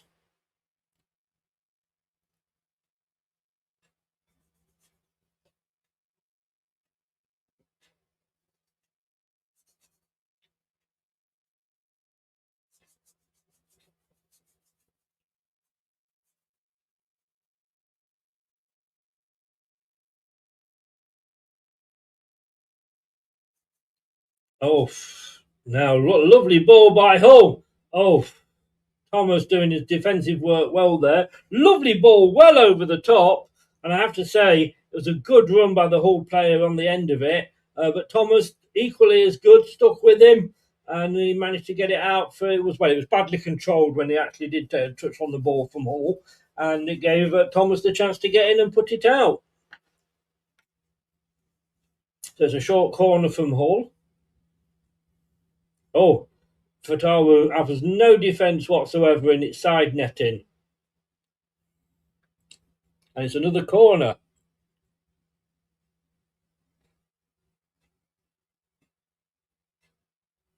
I mean, yes, it derivative, frack, call you frack. It's not the end of the world. It's a football club at the end of the day. If I said to any Leicester fan, all right, 10 years ago you won the Premier League, would you still take that if it meant ending up where you are now? Every single Leicester fan would say yes. So the corner coming in. Bekovic punches. Oh, and he's fouled.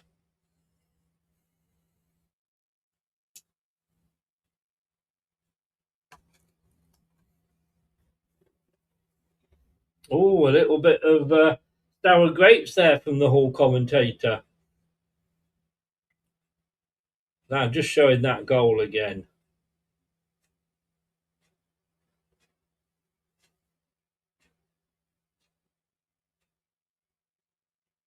It's embarrassing. Embarrassing. Yeah. Yeah. Yeah, there's no review because I'm out with my daughter tomorrow night, so there's no review show. There's obviously the post-match reaction after this, and there will be a ratings review tomorrow. I'm also on TalkSport in the morning, and you'll be able to hear me on Capital and Hits Radio East Midlands tomorrow as well.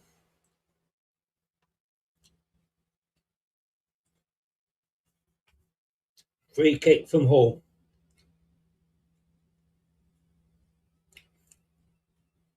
Nukasa. Pierre long upfield. And it's a booted long by the Hull defence. I mean, Leicester.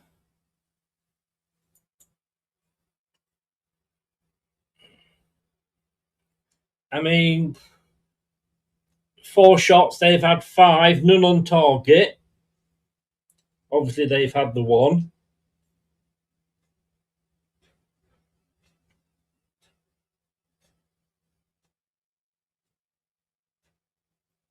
Oh, Leicester get it forward. Ducovery loses it. Oh, Balumi wins past Thomas. Pulls it back to the edge of the box here for Hull. Oh, that could have easily been 2. Easily been 2. Tell you, the thing is, Dworski, we're not getting the ball up that far.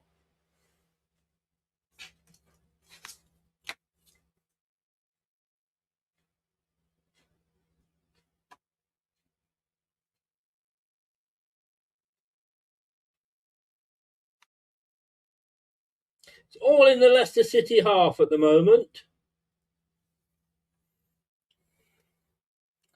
Southampton 1, Bristol City 1. Southampton going for promotion, as we know.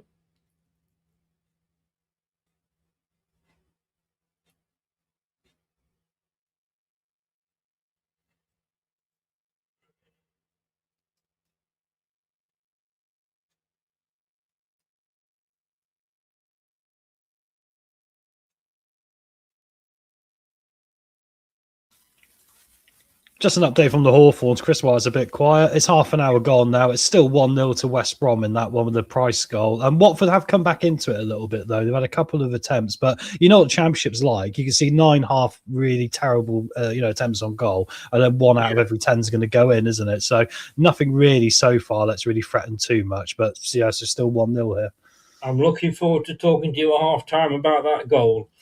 Oh, I know, but the energy they're playing with is awful as well, mate. I mean, you think it's a do-or-die game, and they're just wandering and ambling around again. It's really slow. Winks is warming up and applauding the fans. Oh, well, we'll see what happens to that. I don't have much applauding at the end at the moment. Anyway, I'll leave it to you, mate. Cheers, buddy. So Winks was warming up there. He was applauding the fans, but getting boos.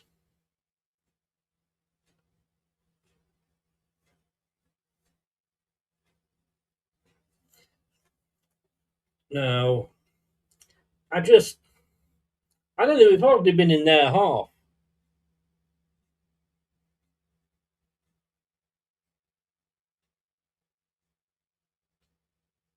Ricardo keeping that in well with an overhead kick to James.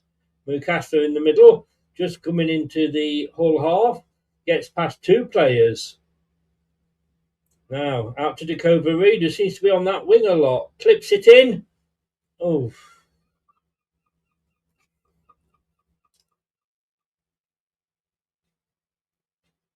And then Thomas gives away.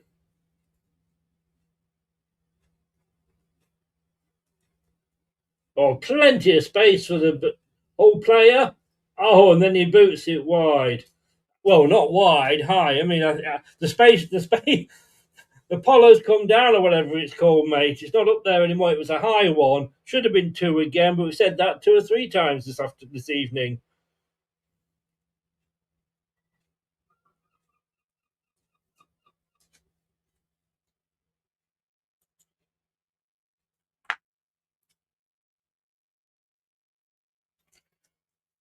Why is Dakova Reed on the wing?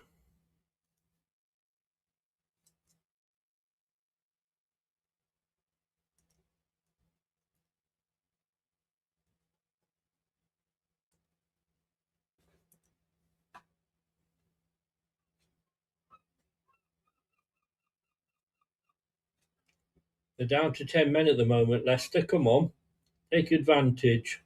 And of course we don't take advantage. We lose the ball. Oh. Yellow card for Thomas.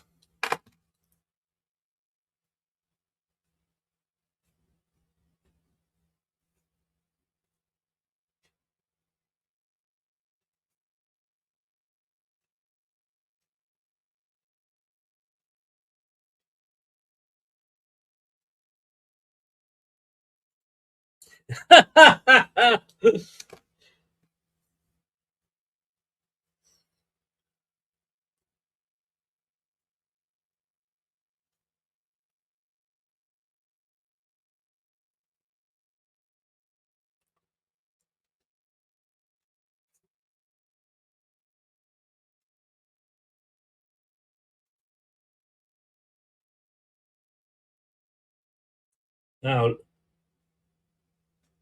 Katawu. Oh, he's got that. Fatawu broke and got pulled down.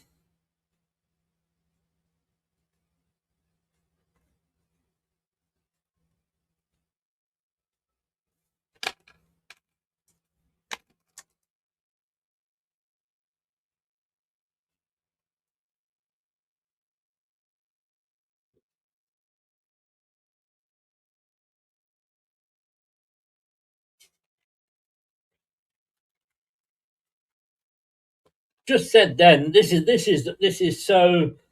I mean, Fatawu broke away.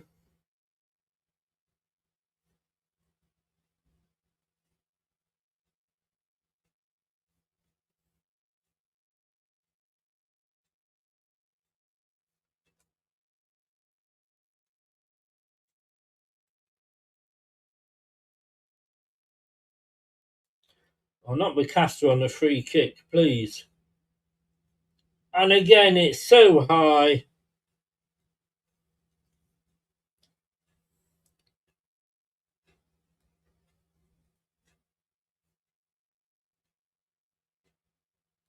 McCaster free kick high. No, they just said then that Balumi is giving Luke Thomas nightmares on the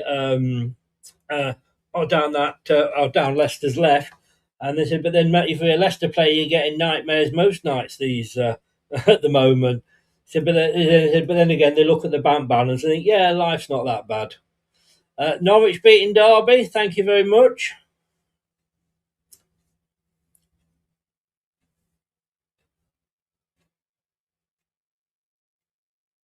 So it's Ollie Skip.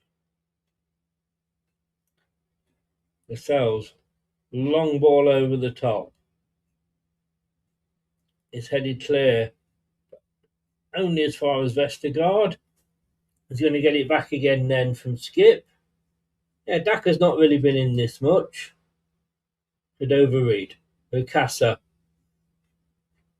plays it to Fatawu, but it was a good idea, but he was able to be caught by the Hull defender and out for a throw into Ricardo.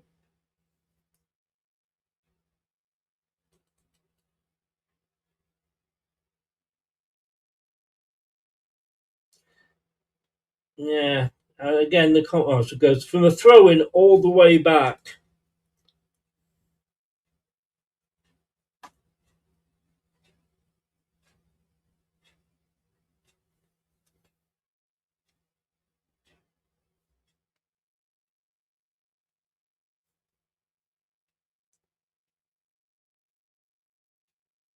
And again, you don't. It makes me laugh when commentators from one club try to talk as if they know what's happening at the other club, and say McCaster's been a good signing for Leicester. Bollocks.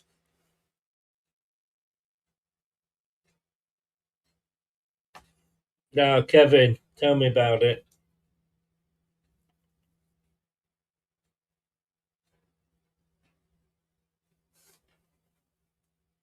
So, 2 quick throw-ins here for Leicester. It's about 25 yards out, I'd say 20 yards out by the time he's finished walking. So James. Oh, and then it's out for another throw-in. Lascelles not being able to do anything with it.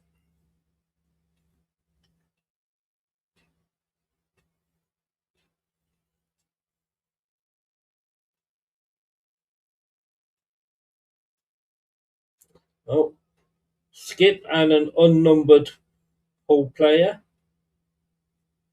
But the smiles, so I don't think it was intentional.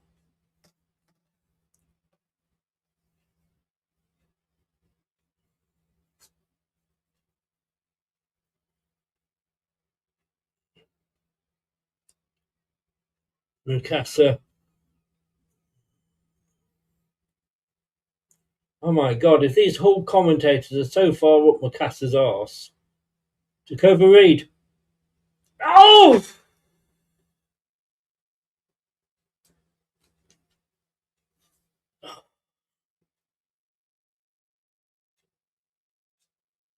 Daka wide from 4 yards. Oh.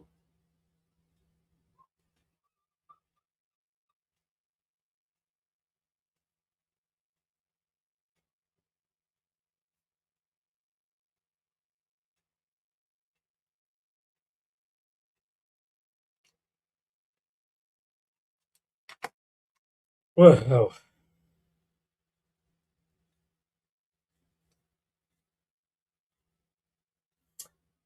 all commentators, like, I can't believe how far up the arse of Mukasa they are.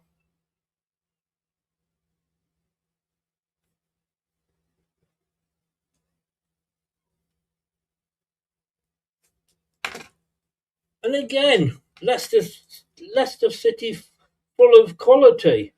I mean, what are they talking about? You know, they haven't watched us all season, and Leicester give it away. And now Hulk and Break coming through the centre. It's 4-on-4. Now 5-on-5. Oh, shot from distance there from the Bellumi again, but Vestergaard just stood there. He just went boom and off. Tom's in. Yeah, update from the Hawthorns. West Brom 2, Watford 0. Daryl Dykes has just scored a header. They had a free kick on the near-hand side, just adjacent from the 6-yard line, basically, Chris. Whipped it in, right on the goal line, 1 and 2-0. Thank you very much. Not getting any better for us, mate. Everyone else is winning. And Oxford are losing, though, to Wrexham, by the way. I'm sure you missed that. Oxford 0, Wrexham 1. Cheers, mate. Doesn't really help us, but thank you. Corner comes in. Oh, Bekovic with a punch. Somehow managed to get his fists on that.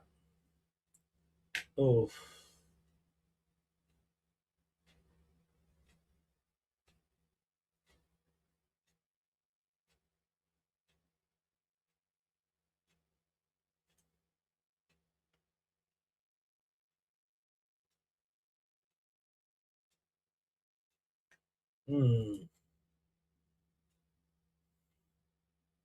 Wasn't the hardest save you'll ever see from a goalkeeper.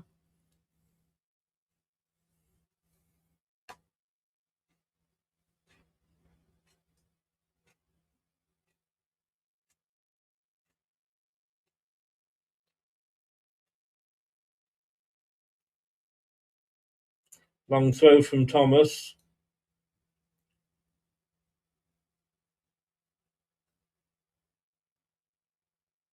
So Leicester clear it up and pump it back into the danger zone again.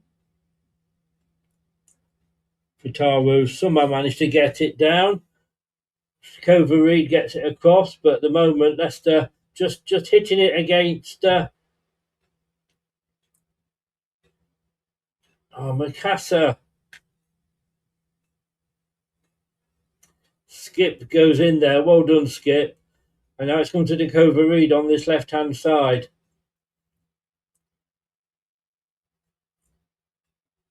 Oh, James kept it in there. That was a long, a long cross from De Cover-Reed.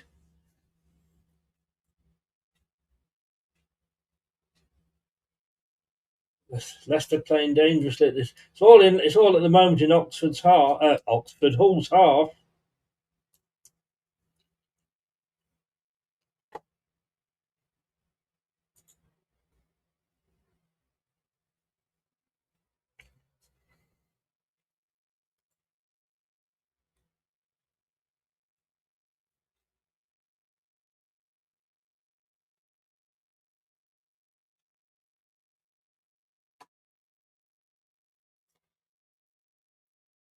In other news, I went to see Susie Quattro live last night, and it was a great show. 75, and she's still got a hot arse on her. Thing is, we don't deserve to stay up. We don't deserve to stay up, Mark.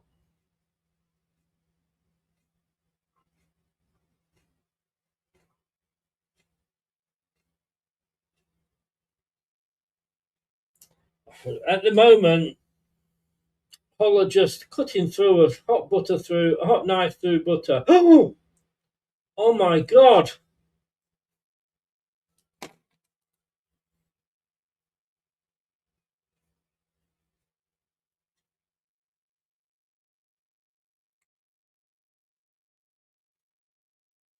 Oh. Pandor had to come out then, way out of his box to get the ball. And it's a Hull throw in.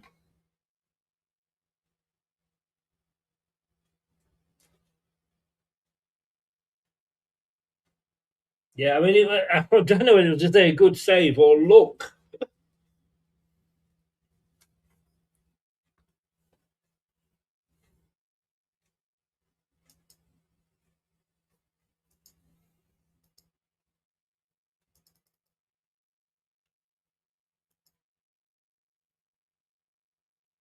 Hull got the possession again and can break.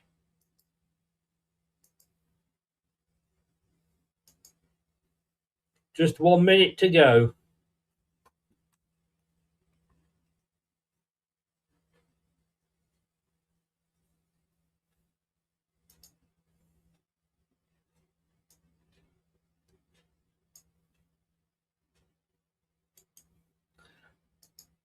So it's bang. I mean, Hull now just going to be toying with us.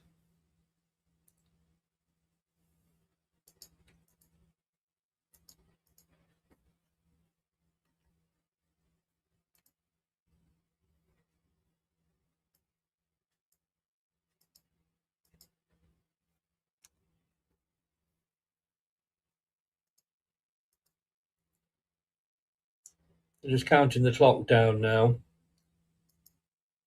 We've got to really make sure that we do not. And there it is, half time. The Leicester bench get up. There's a lot of booze at half time, and not the drinking sort.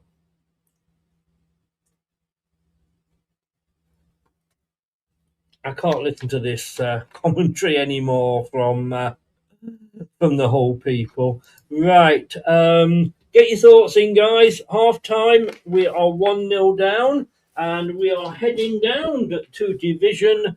Oh no, not division, League One. Let me just. Why is it you can never find anything that you want to? Keep clicking, Chris. It's just. Yeah, I just thought I'd pump in to help you out here, mate. Yeah, I mean, it's just energy sapping performance so far, isn't it? Because Can you change the screen, by the way? Yeah, see if I can work out which one it is. Oh, it's all right. I can. Don't worry. You do it, mate. You'll get the right one. There we go. Yeah. And look, we're down, aren't we? I think so, because the energy levels once again aren't there, are they, Chris? You know, it's remarkable to think the peril we're in, but nothing ever changes. I mean, it's actually staggering just how slow the players are running with the ball. It's pedestrian. It summed us up the entire first half, and we tried to walk it into their penalty area, couldn't do it. They just ended up passing it back to the halfway line of the centre-backs again.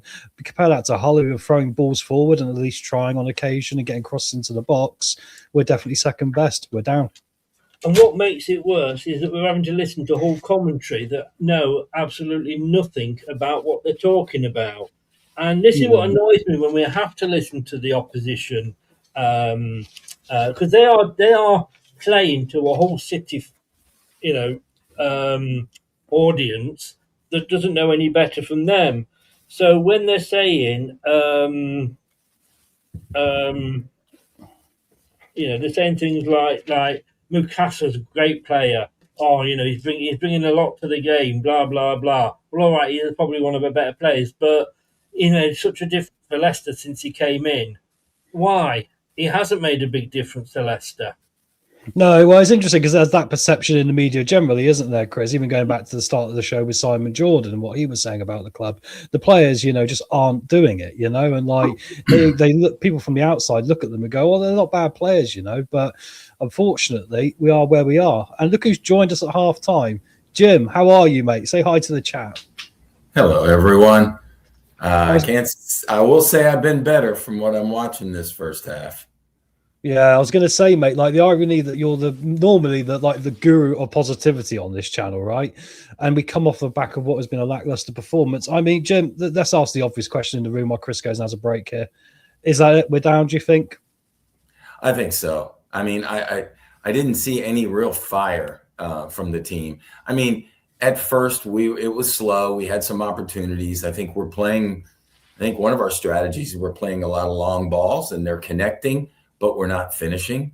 And then it was like Hull was just waiting and toying with us. And then once they started going, there came the goal.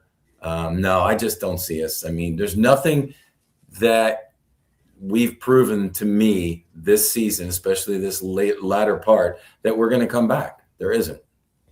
No, exactly. I'd agree with you, mate. I mean, the thing that staggers me is that the easiest thing the players can do is just raise the energy levels, but it never happens.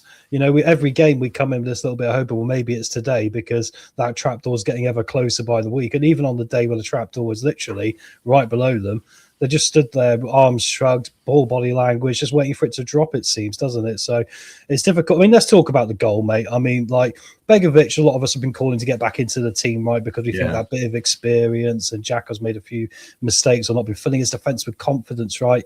And he goes and does that. What do you make of the goal, mate? Just a total screw up. I mean, he knew it as soon as he did it. And then as soon as Miller got it, you knew he was just setting himself up and it was going to go in. We have done that too many times. And I think that's what losing teams do. Losing teams make the catastrophic mistakes, okay? Winning and championship teams don't. They avoid those and they make the miraculous plays to win games, like our championship season when we won it all. How many times were there tight games down to the end and we found a way to win? We found a way to hold on. We found a way to get things done. Not this team. This is the announcer said something. He said a typical day in a terrible season for Leicester. So he's right. It's typical of what we've been seeing, and it's just been a terrible season. Yeah, I think that's it. And what staggers me as well, mate, I mean, it was one mistake again. And this season it seems to be built on individual mistakes. But the thing that always staggers me every time beyond that is the reaction to that mistake. I mean, I'm just seeing it again here. Lascelles didn't really close him down, did he? He just sort of stood back, stood off him, and then eventually the strike came in. And you think, why aren't the team, helping out each other as teammates? I mean, how much, Jim, is that a factor to this season? Just we look so disconnected. Well, a couple of things. You're right in the general premise you're talking about. I watched that Lascelles or that goal and how it went. Yeah, he could have sprung out there a little quicker, but that pass wasn't even close to him. So, yeah, I mean, if he had anticipated and he was on his toes and sprung out there quick, maybe. But I think what you were getting at is that this team just does not have that spark. They don't have that desire. And I mean, it shows. The body language has shown, game after game after game. And me, I have been, and Wayne, we've been very positive that we're going to pull something out as the season was winding down. But this team just continues to disappoint us. I mean, I'll still pull for them and I'll still hope for the best until they're mathematically eliminated. But the man in the black shirt is wearing his funeral attire today. That's kind of what it is. It's funny you mentioned that because I was going to swap my shirt for tonight, mate, but I was running late. I didn't have time to do it. But yeah, I was going to put the black one on for the funeral. No, it was tough. It was tough the last couple games traveling, being gone from home and not being able to be on the watch-along in the post-match. But, I'm just not – I was able to see all but one of the games, but it's just nothing changes. It's the same story. Yeah, exactly, mate. And this is where it comes back to the manager. I've also seen like the comments in the chat of, we might as well sack Rowett at half time. I mean, Jim, how staggering is it to you, the fact that we obviously have gone through Marty, we've gone through Kingy, and then we're here now, and it's a case of, well, exactly the same again. I mean, what do you make of Rowett, mate? You've not really been on the show for a few weeks. Well, I mean, you and Chris, I listened to all of the pre-match, and we went through manager, we went through interim manager, we brought Rowett in. I was a big Rowett fan coming in. I thought instantly he had the toughest job in the world to change the culture. And I thought we saw the beginnings of it. We saw some players playing hard from him. We got the reclamation project. Winks decided he wanted to play. Skip has been solid, and some other players. But they just kept putting just shit displays as a team on the field. And that's what wins and loses games. Is it his fault? Chris said numerous times pre-match and during the watch-along, he's the man who puts the players on the pitch. He's the man who puts the players on the pitch. I get that. He is. But they're not performing for him. I think he had a losing situation. I think in the beginning, he started to change the culture. But that's where the character or the lack of character from these players came through. And I think they gave up on him a month and a half ago. Yeah, it's interesting. There seems to be a cycle of players giving up on managers, really, doesn't it? Which is interesting. But then the players don't seem to be applying the application, if they do know better, to go win football matches anyways. It's a really weird situation, isn't it? Jim, I mean, can you see any energy coming off the bench here to maybe save a second half, or are we wrapped up here? Would you change anything? I don't know. I don't know who could really come in. Who's that guy in the Lanzarote top there? He's our new signing. He's Chris El Pedro. Oh, El Pedro. I tell you what, Kate nearly went show, and I told her to send me the team through for her Kate's 11 show. She had nearly put me and her up front. Oh, yeah. That would be. Come back, Jim. I want to come back on what you've just said, and it's nice to have you back. Welcome back, by the way. Thank you. Glad to be back. he is the man that puts these players on the pitch.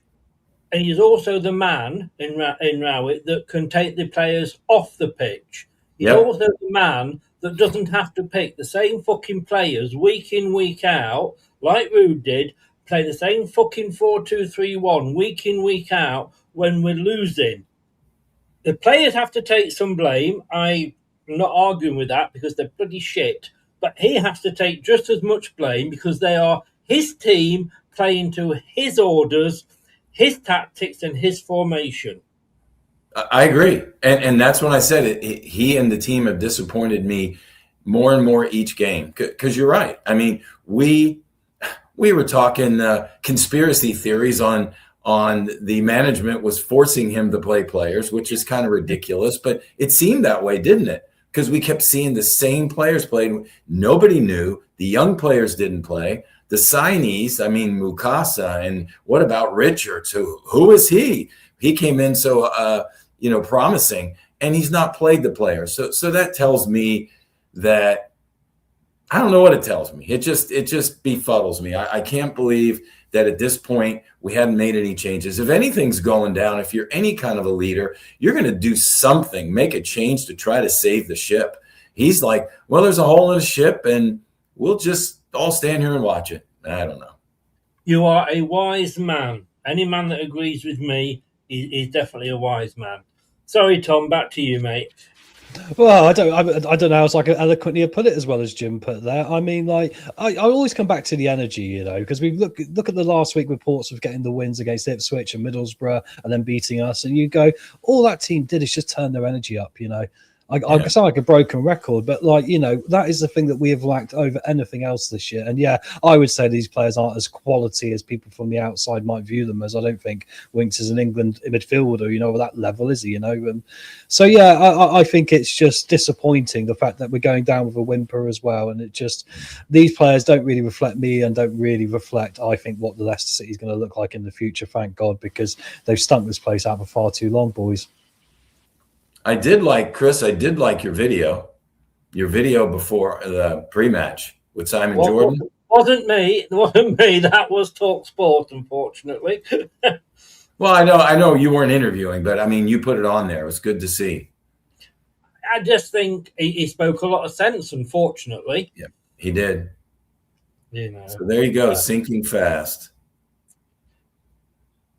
Oh, I've got loads more for these at the end of the show, I'll tell you. Believe you me.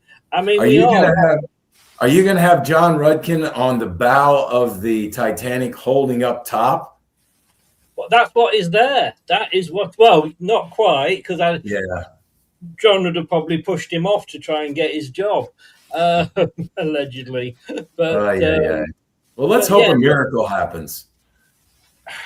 Well, look, a miracle didn't happen at Easter, did it? I just kind of want to be part of our misery now, guys, because the thing is that it's not going to change, is it? Every week we come on the show, we try and put the crowd up and say something in a different way, which has been the problem going back show on show, game on game, right? I mean, it's over. It's dead. They just don't want to know, do they? You don't play with that sort of walking pedestrian football unless you're really checked out.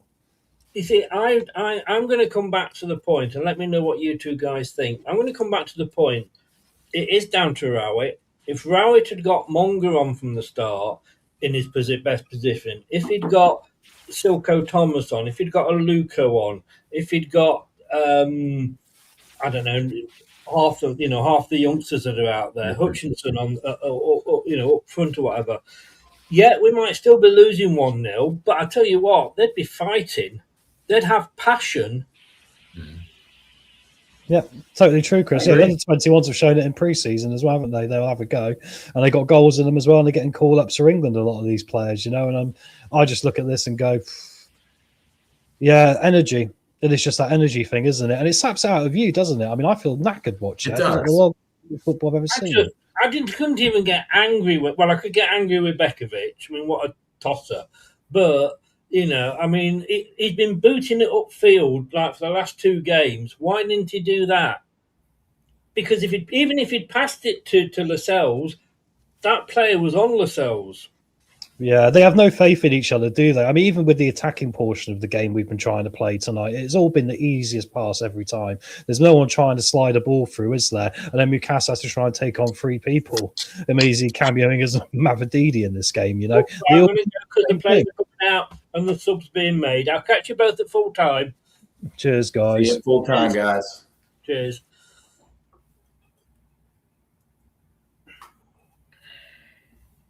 Thank you, Tom. Right. So the players are out. That to cut the guys off there. I hadn't noticed. They'd sneaked out when I wasn't looking. Seen the Huller out. Well, it was empty at the start. It's even emptier now.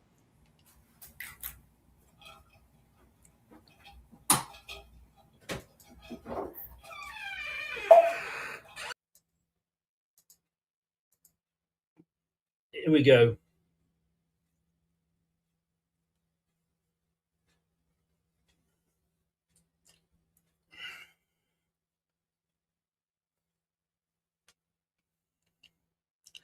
So here we go, second half. What's the point? I don't know if Tom is there, if he can find the right thing for me.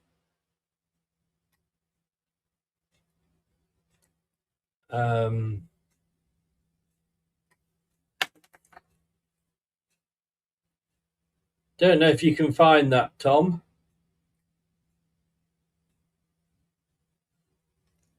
So Leicester now, again, all in blue, kicking from right to left towards the top end, or what is of the top end. Very, very empty.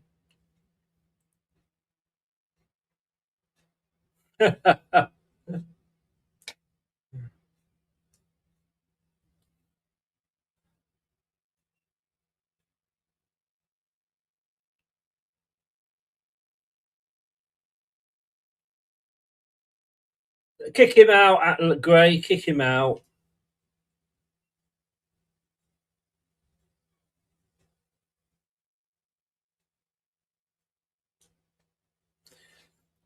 So now, from a Leicester break, Huller coming forward. Oh, and it's a poor finish at the end. He went for glory there.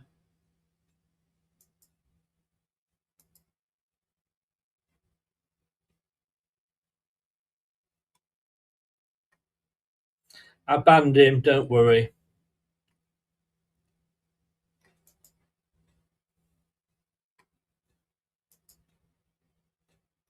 There we go. Finally found it. I mean, even if we manage to win, I don't think it'll make any difference. Well done, Gray.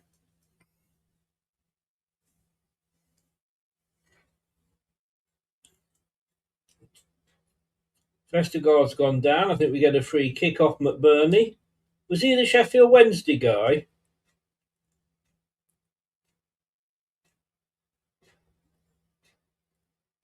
At the moment, they're just passing it around and Leicester just chasing air.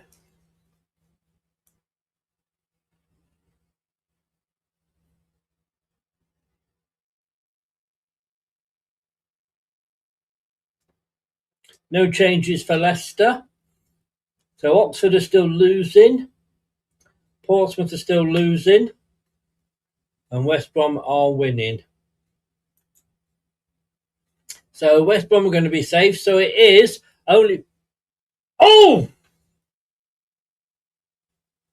Oh, a shot from Leicester there. Mukasa.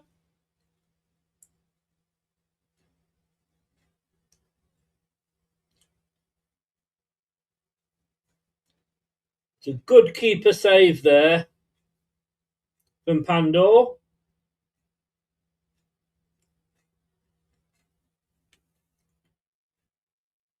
Now then, it's the corner is headed up. At least it was an effort.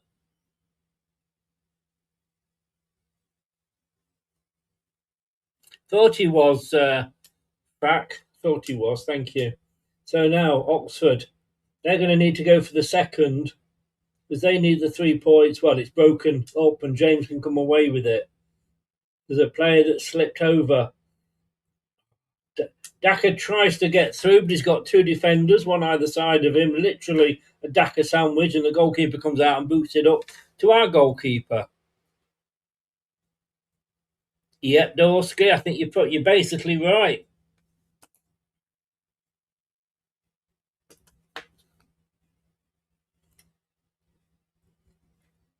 James has a shot.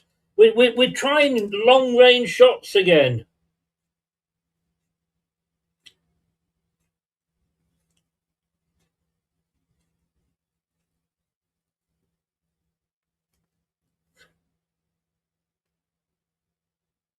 Oh, penalty. Penalty to Leicester. Wow, a long time.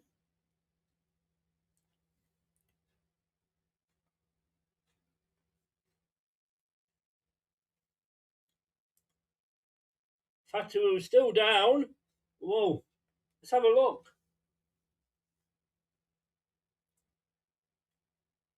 Oh.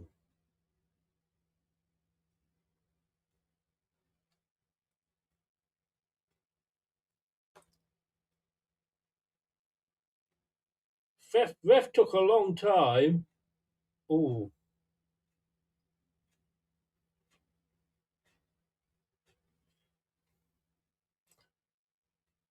I'm not sure that is a penalty, to be honest with you.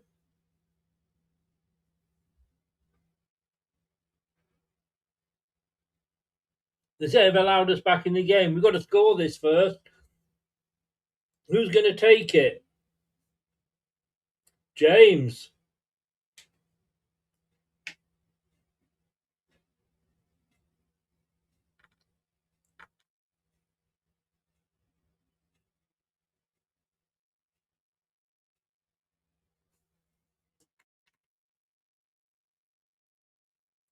Jordan James to take.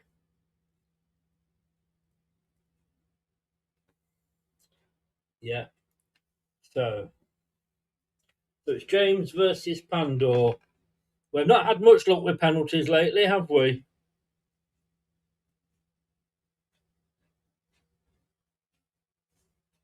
Yes. James scores. It's 1-1. James, we're back in it. We're back in it.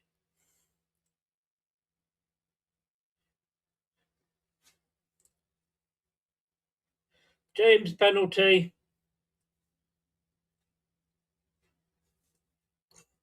Goalkeeper went the right way.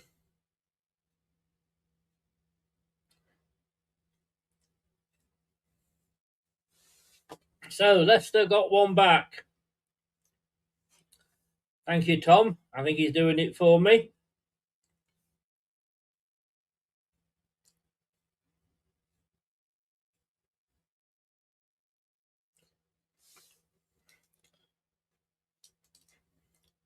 Two times yellow cards for Hull there.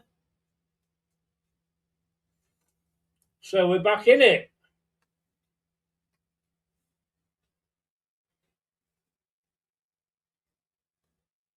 We still need to win. We still need to win. And then if Blackburn were to lose tomorrow to Sheffield United, who knows? Coventry 3 points. Wow, that escalated quickly, as they say. And coming forward now very quickly. Reed crosses over. Thomas! Thomas has got a second! 2 minutes afterwards! Jacoba Reed crossed it over. And it's 2-1 to Leicester. Oh my God. Jacoba Reed with a cross. Wow. I was still trying to get ready from the earlier goal. I don't think we're ready for that. I think that caught Tom out as well. And they're going to have a player sent off as well. Yes. Second yellow card for Oxford. Equals a red card. Cross comes over. Luke Thomas just came in. He came in from nowhere.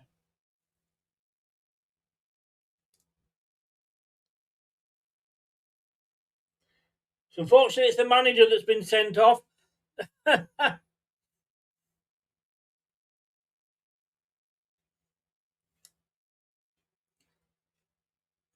Well, we've not done this all season, have we?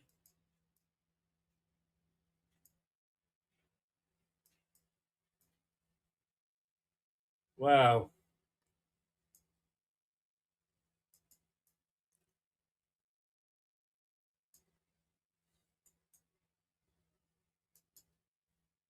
Oh my God! Don't freeze on me now. We might get a third.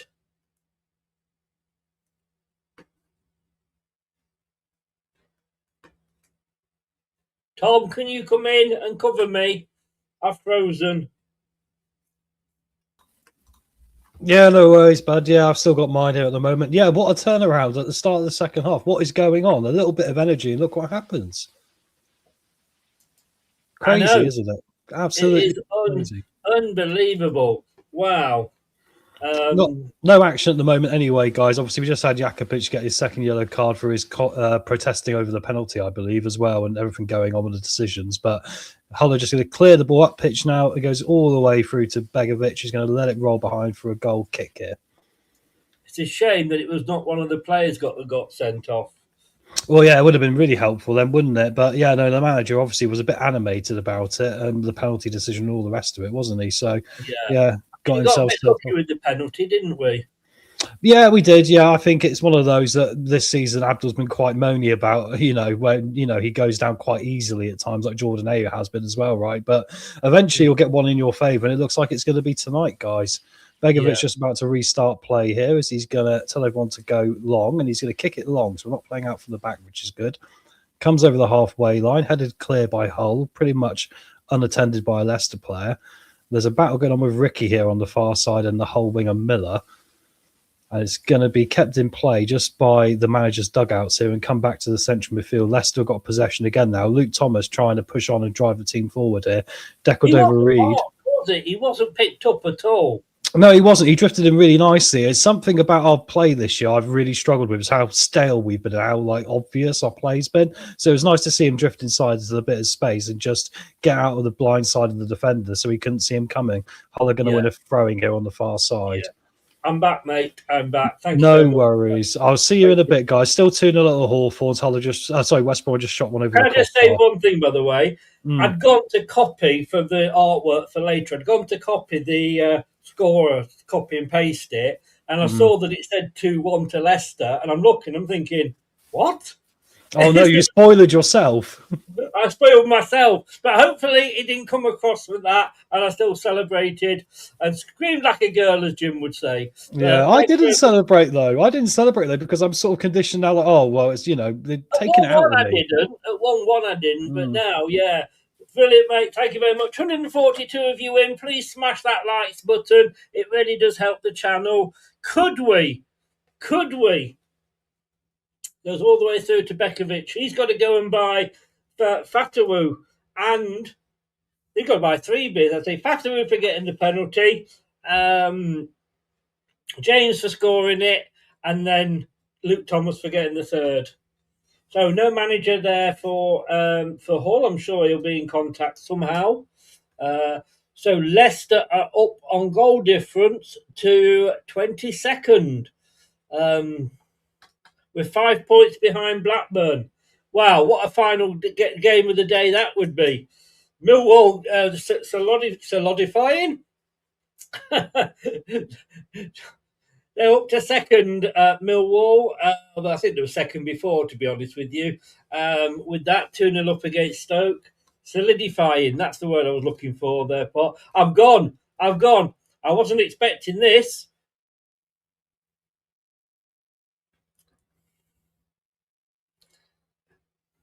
I tell you what, though, the whole City commentators were saying that Hull didn't turn up in the second half against Birmingham.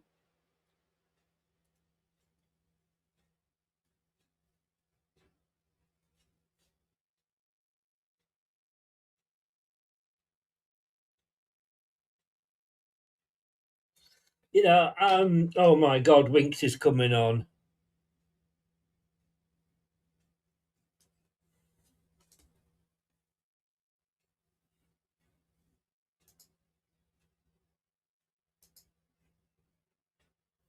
I'm sorry, Cole. I'm not having sexist comments like that.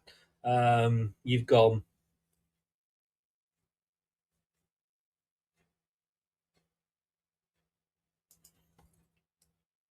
Oh.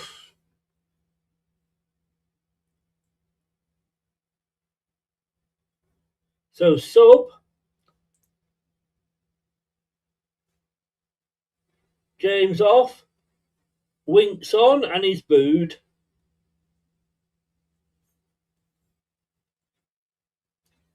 He's hobbling a little bit.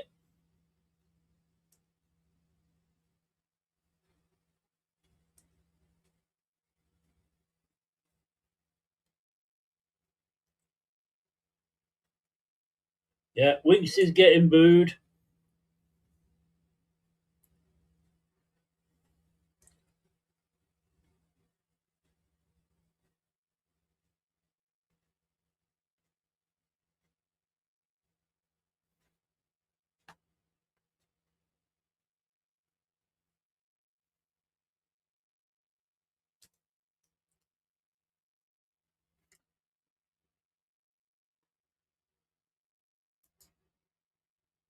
I'm not sure that's the sub that I would have wanted to have been made.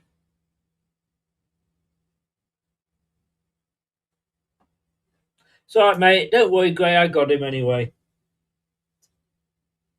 Don't allow sexist to talk in here, or racist. So, now the whole commentators have just said, how are they going to get 2 goals back?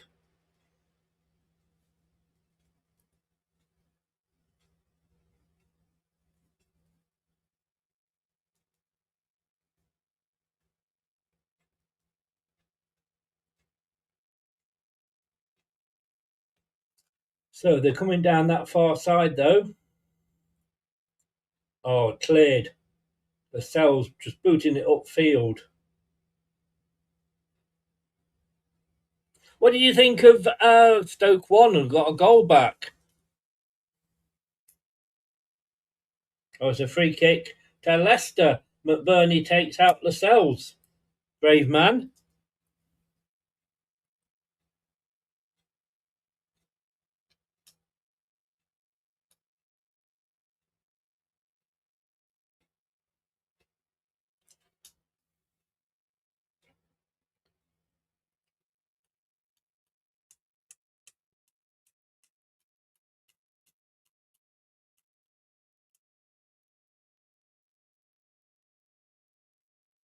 Oh, let it go, Hull.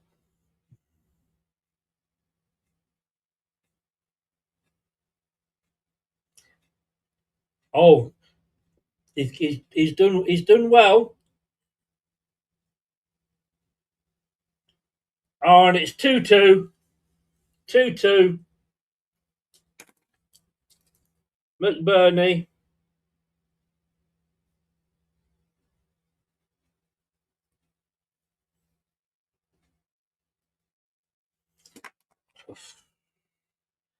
That was always going to happen.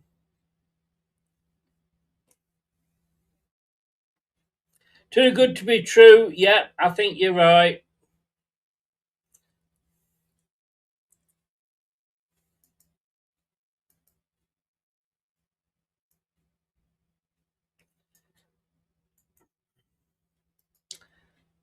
It was too good to be true, like you say.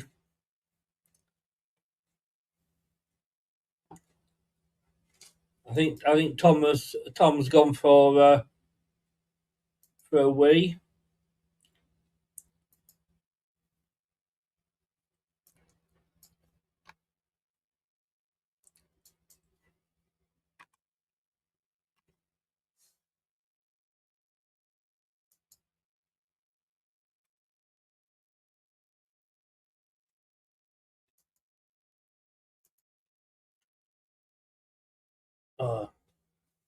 Yeah. Dacker's holding his head, which just breaks up Hull's Hull's movement. So it didn't last long, did it?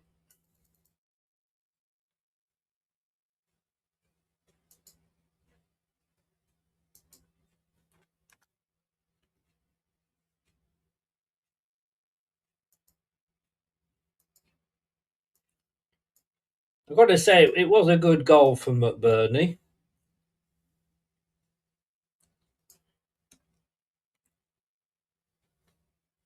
Now, what can Leicester do? I mean, we've come back from behind once. Can we do it again?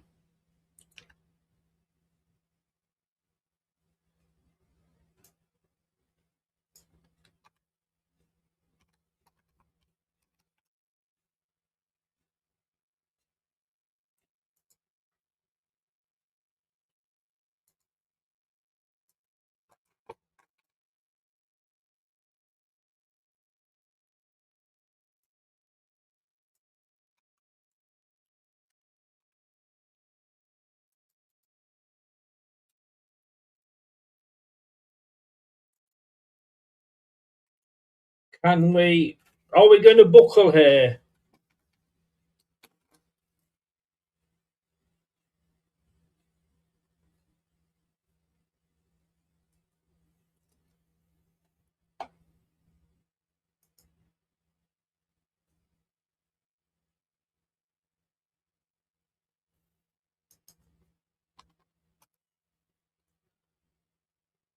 So here we go.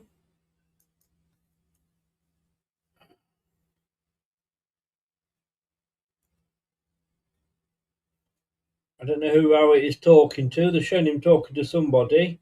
Leicester throw in off Ricardo. Daka's in the corner. It's dealt with very, very, very easily. Well, was excited then for a bit. We're back down to 23rd with 42 points. We've got one back.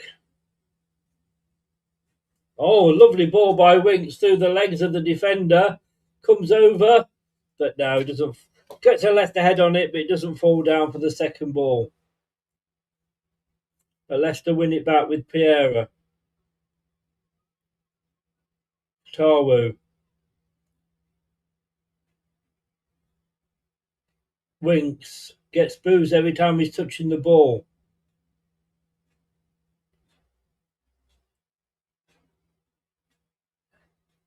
Oh, Winks at the moment is all over the place.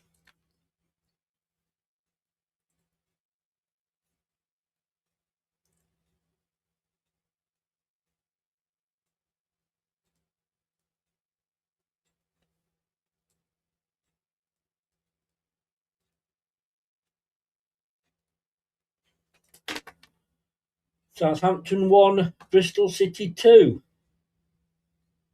That one plays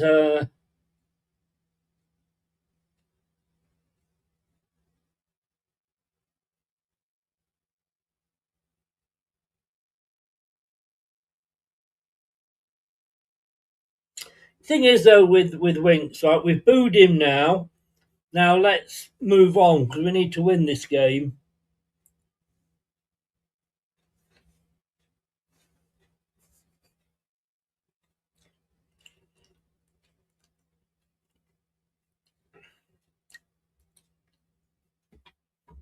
He looks the most likely, Dworski.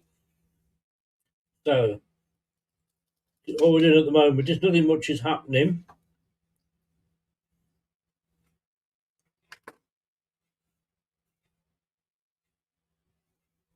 Subs going on off the bench for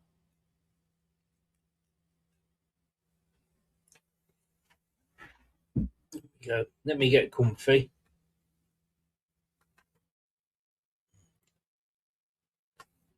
Yellow card for Skip.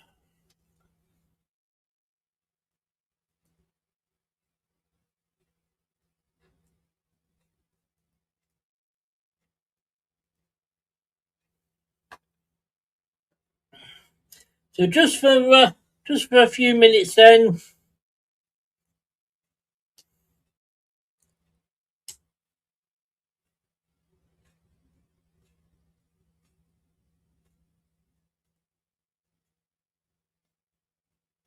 Yeah, he caught him there, Skip.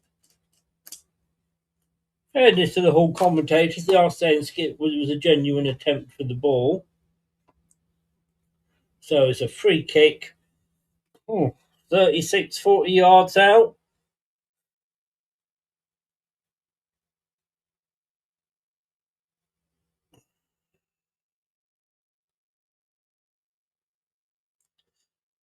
So, they're going to get into the box, yeah, but it's a low cross and it doesn't go anywhere. But we clear it away straight to an Oxford, straight to a Hull player. And it's crossed back in. The Cells won the header and it's a corner to Hull.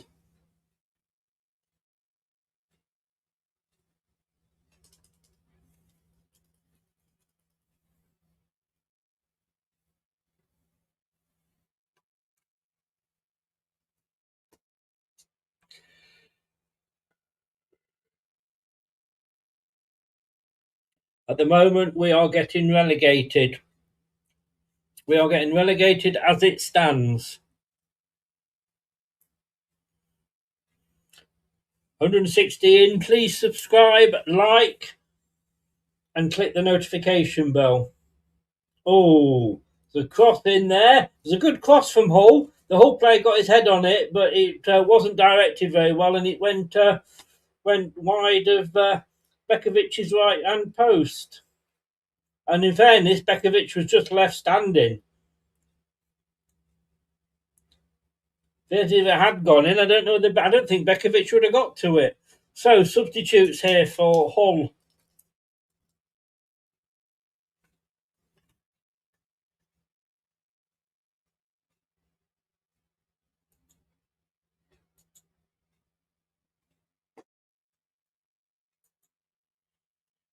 Portsmouth got a goal back.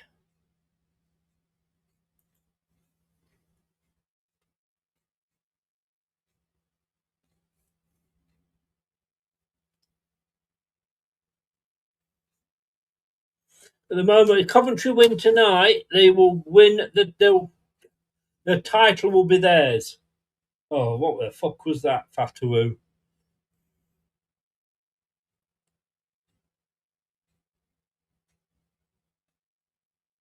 Lincoln are also winning.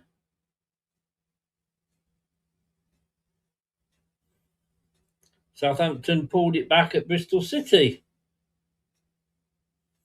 Championship clubs, by the way, reject bringing in VAR next season. Not that it will affect us now anyway, so...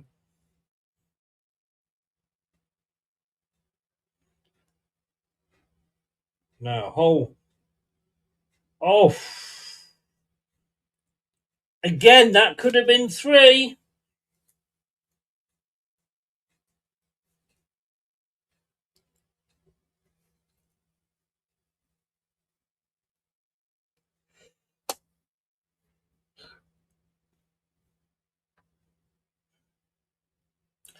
I think, Gray, you're going to be very busy at the full-time whistle because I think we'll have fans in from a lot of other channels coming in to rub our noses in it. So you're going to be very, very busy. Daka. Thomas into the centre and Winks. The Cells now. Fatawu on the far side. Tried to play it as a 1-2. It's a throw into Leicester. I thought they'd given it there to Hull. It's going to be a long throw from Hull. We could be seeing Mavididi and Ramsey coming on in a minute.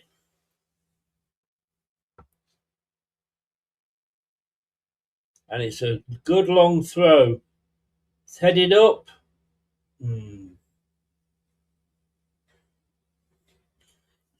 Goalkeeper took it. It goes very high up. Oh, good defending. Skip and Pierre between them, getting the ball away. Have Leicester got a third goal in them? Jacoba Reed plays it forward. Gets it back, though, off the defender.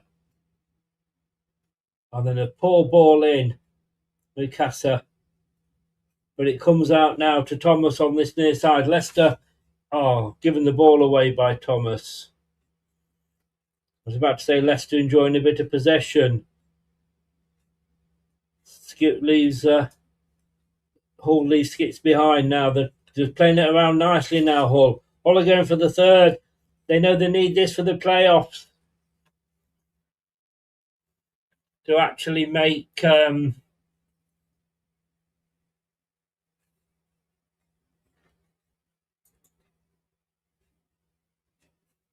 So, subs for Leicester.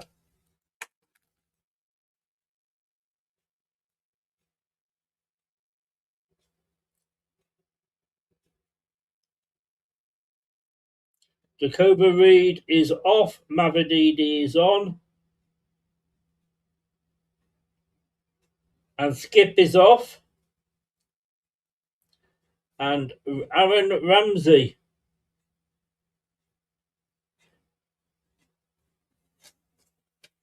Well, I'll tell you what.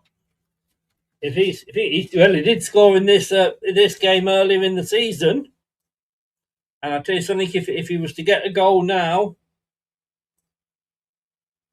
he would be a hero. Well, anybody would be if he can get a goal now. We're down to the last 15 minutes for Leicester to try and save their championship career for another day. But the way things stand, I'm afraid,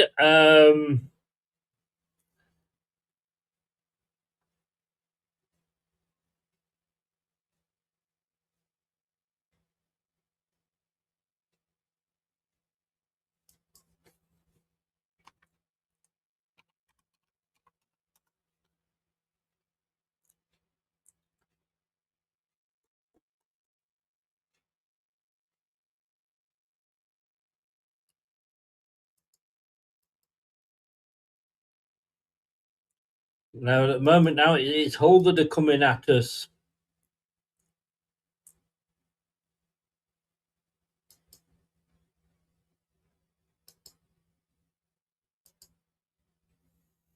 Time is ticking. Time is ticking on our championship season.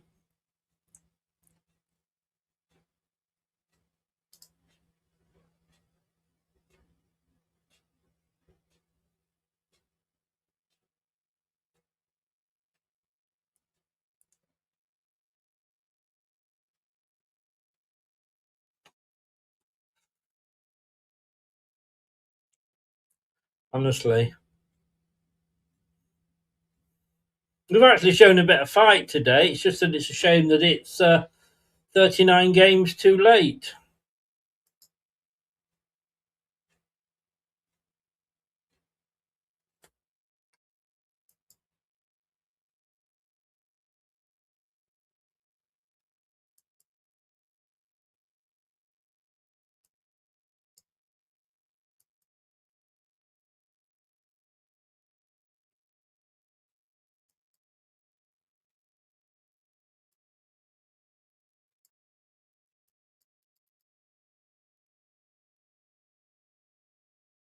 So, Taro forward. Steffi Mavididi goes down. Oh, get up, you stupid arsehole.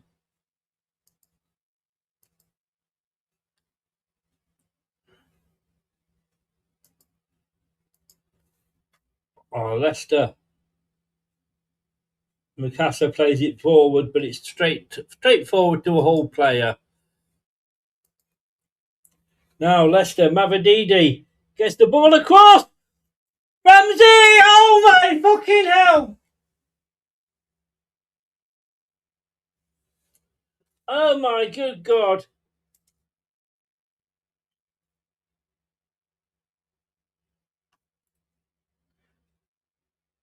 Mavididi cross. Ramsey. Side-footed. Into Hull City's goalkeeper's hands. I think we can actually say that was just ring rust there. I think we've got to sort of give him a bit of a credit for that. So, Leicester now trying to pull something out the hat.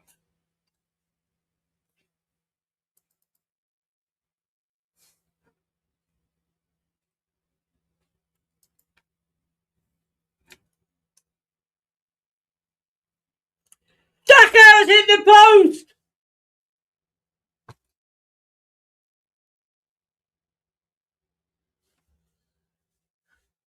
Mavididi, though, he's still got the ball, gets the ball across. It's headed away. Mikasa comes to Thomas, though. Thomas gets the ball in. It's a corner to Leicester.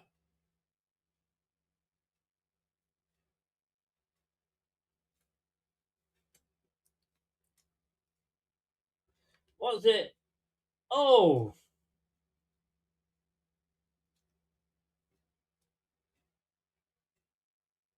He was stretching.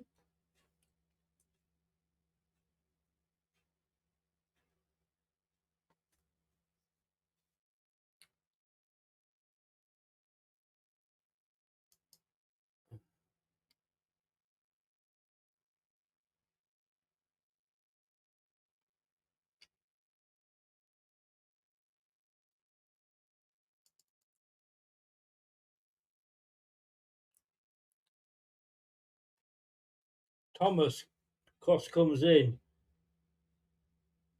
Tawu trying to shield it. Mikasa. Oh, it's cleared though. It's cleared all the way up to the halfway line. With Ricardo on the left here. Ricardo goes back to Bekovic, which is not what the fans wanted.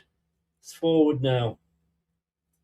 And it's out for a Hull City throw.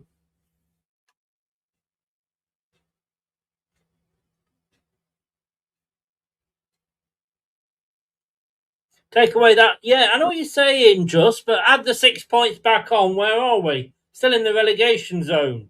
So,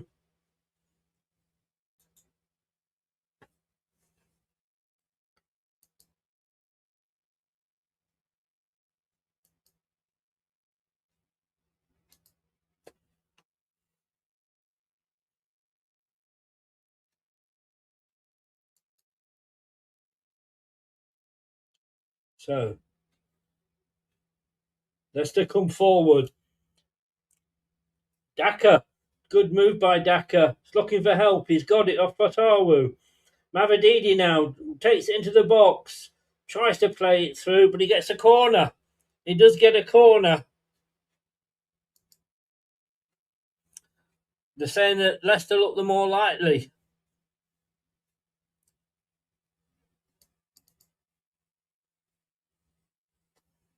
Come on, Leicester.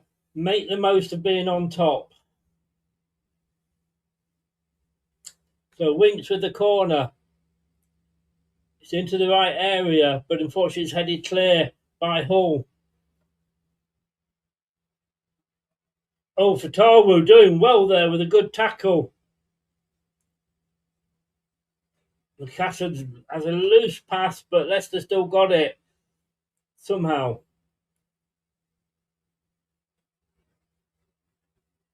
Oh, it's a lot of loose passes.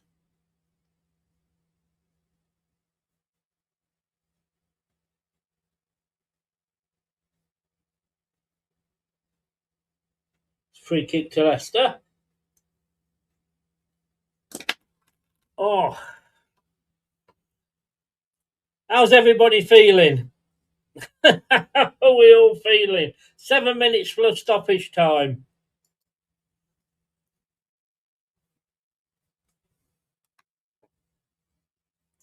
Mavididi. He's running into the box. Oh! Ramsey again!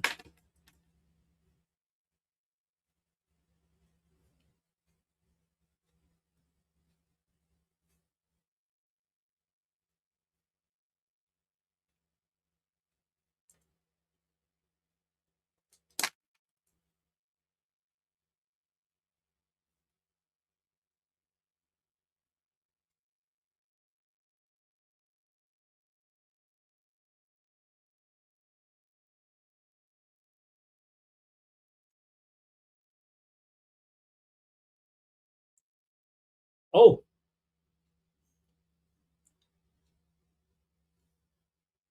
It's a yellow card, free kick and a...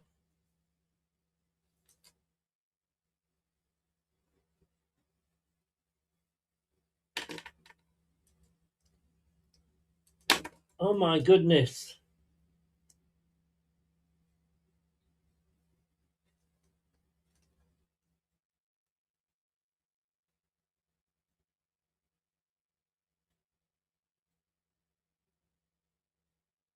Oh, it was outside.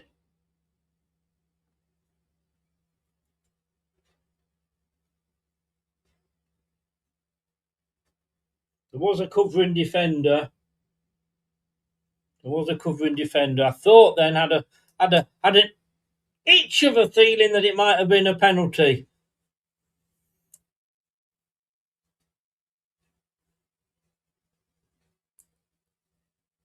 There's a yellow card for Harry Winks there again.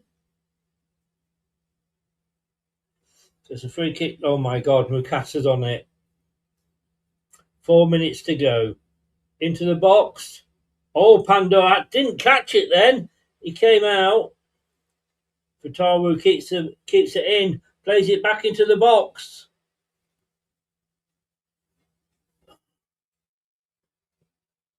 Oh. Now, from the free kick, pull off Flint in a way.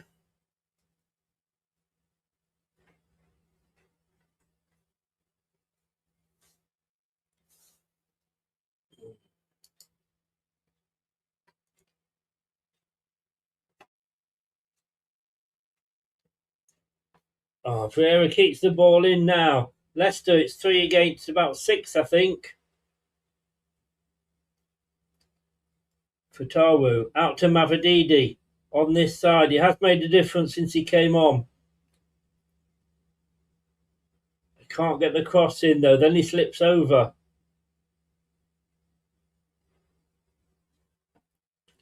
Vestergaard. Poor clearance from Lascelles.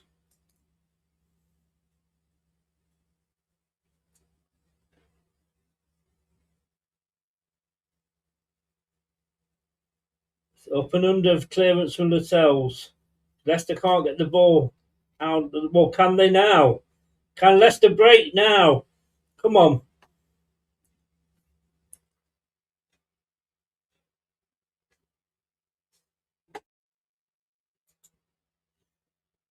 Mukassa. Mavididi. Oh. Oh, Cuss won't drop for Leicester in the box. Ricardo.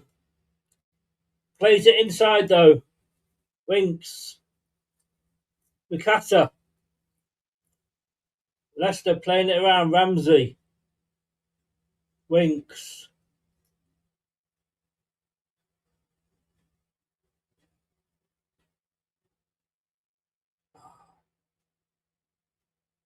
No, now whole break. Ball's in the wrong part of the... Oh, good. Vestergaard. Good tackle.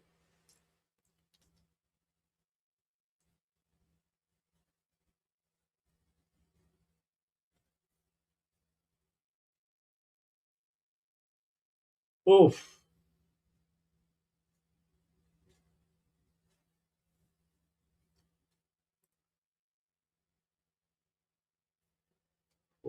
Winks took a long shot there. We'd have loved him if it had gone in.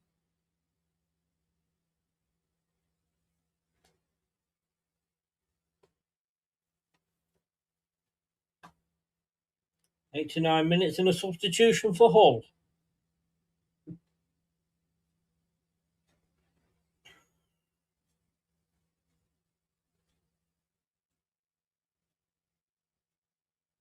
And to the last minute of normal time anyway.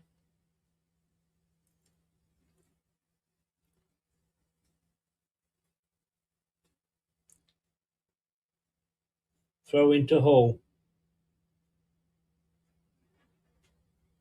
Oh, McBurney goes down.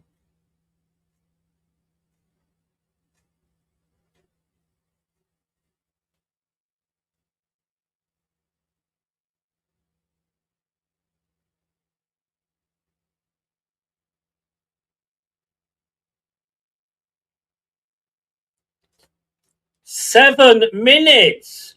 Oh my good God, where has that come from?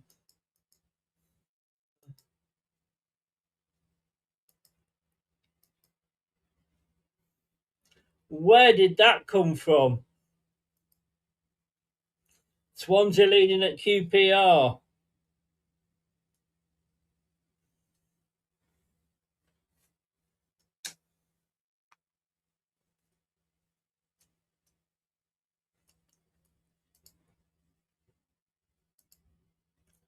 I see Dawes come in. The only time when he absolutely comes out of his little cave is when he can laugh at Leicester. Well, Daw, maybe you want to crawl back under that stone that you've just crawled out of. 7 minutes to go.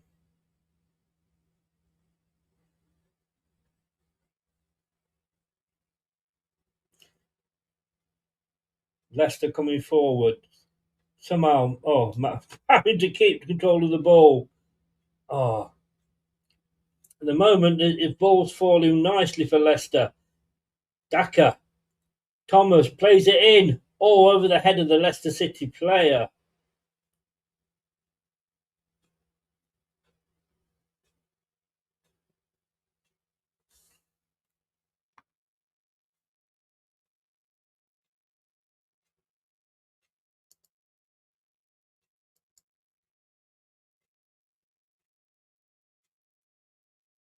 Oh, don't panic.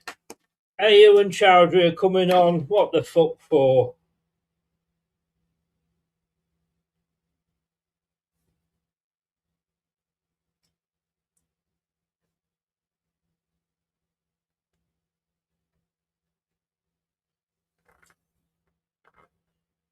Oh, good tackle.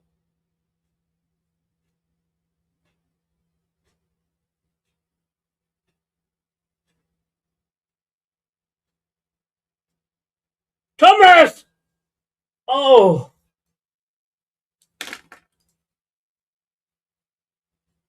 You nearly got whoever it was that said he was putting money on Thomas to get the next goal.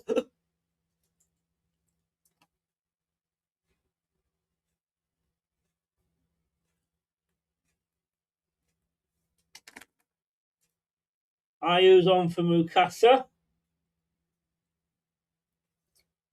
And Ricardo off for Chowdhury.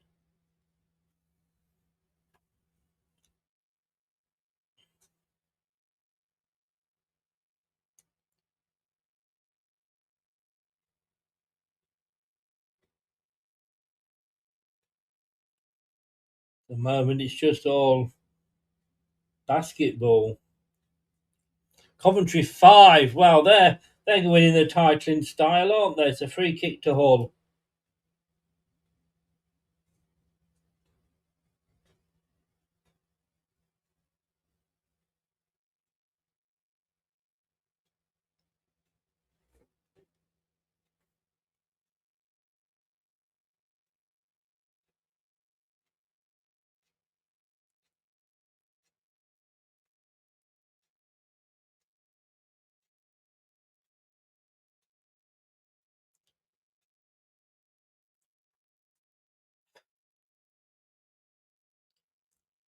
Please like the video and subscribe to the channel if you're new.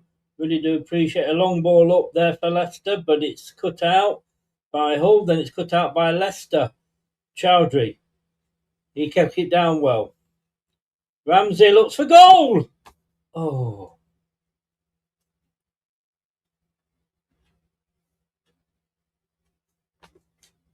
Oh.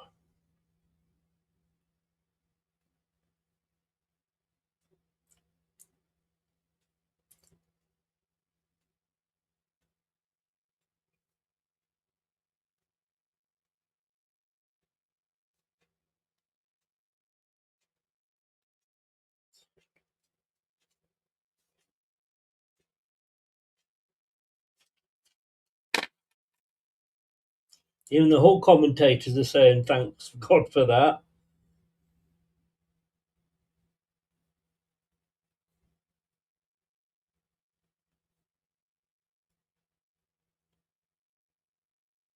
Are you? Mavadidi. Mavadidi gets...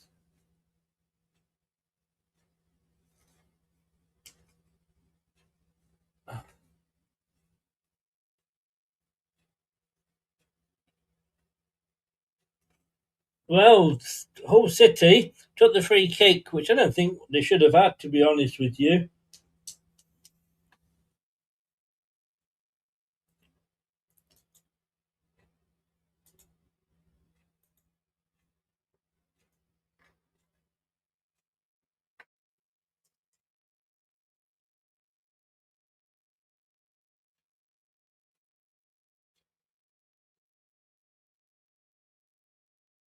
Throw in coming from Chowdhury, which is actually quite a long one.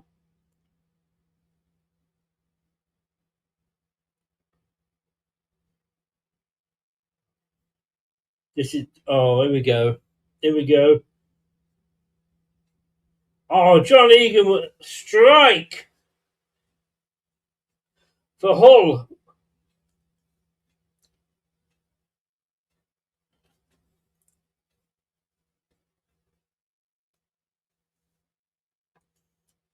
So throw in.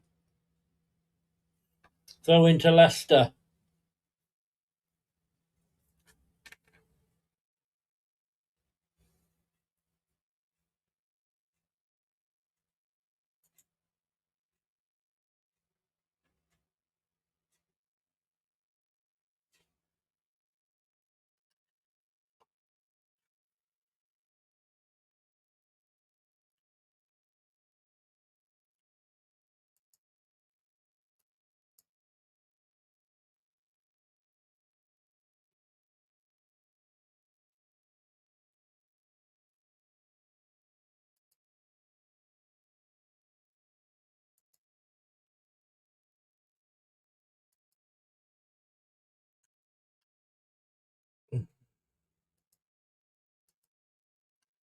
We're down.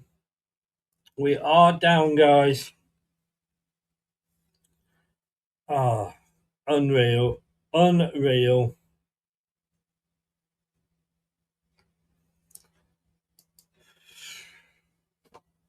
I can't listen to this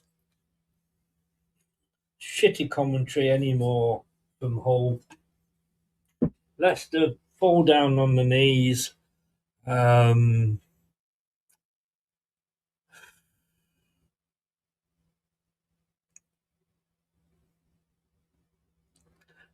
I won't be a sec. I'm just going to bring people in here. Are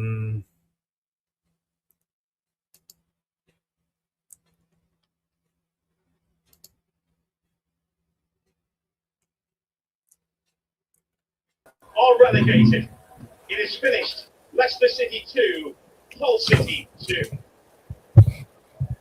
Hello, mate. I think you had your radio on there. I'm just going to put it on now. 2 secs.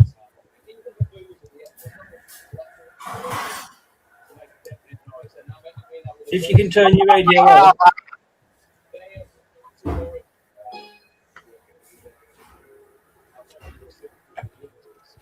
Well, Tom, it's all over. Yeah, it's over. Isn't it? Over. Yeah. Sorry, I'm on a different camera, guys. I couldn't hear anything of you speaking that second half, Chris, on my computer, which kind of summed up they wanted me to go away because they knew what was going to happen. And it was deserved, mate. I mean, energy was better second half, but ultimately it's not been good enough all season, has it, guys? And that's what we got to. So, yep, we're relegated. For a minute, we were there, weren't we?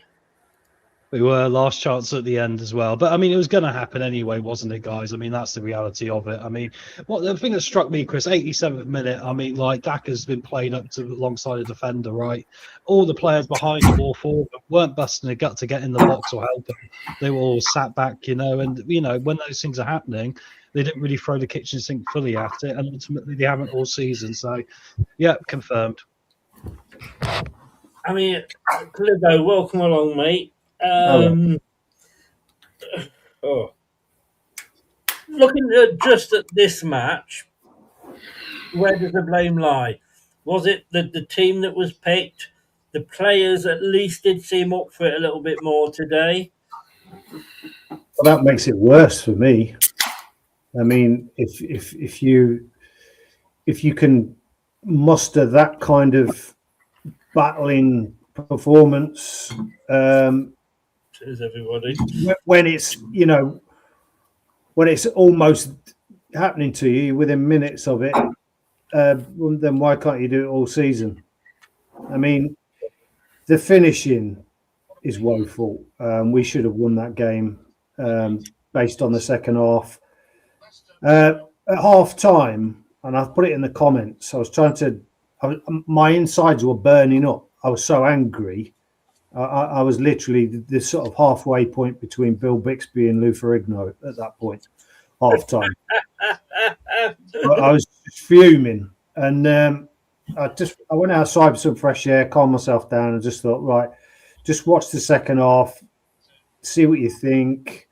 And then we actually started to sort of make some waves, and the penalty was quite fortunate, but we took advantage of it. It was a great penalty, and then we rode, well, we did what we did. We got the second goal, and we jumped on that sort of momentum.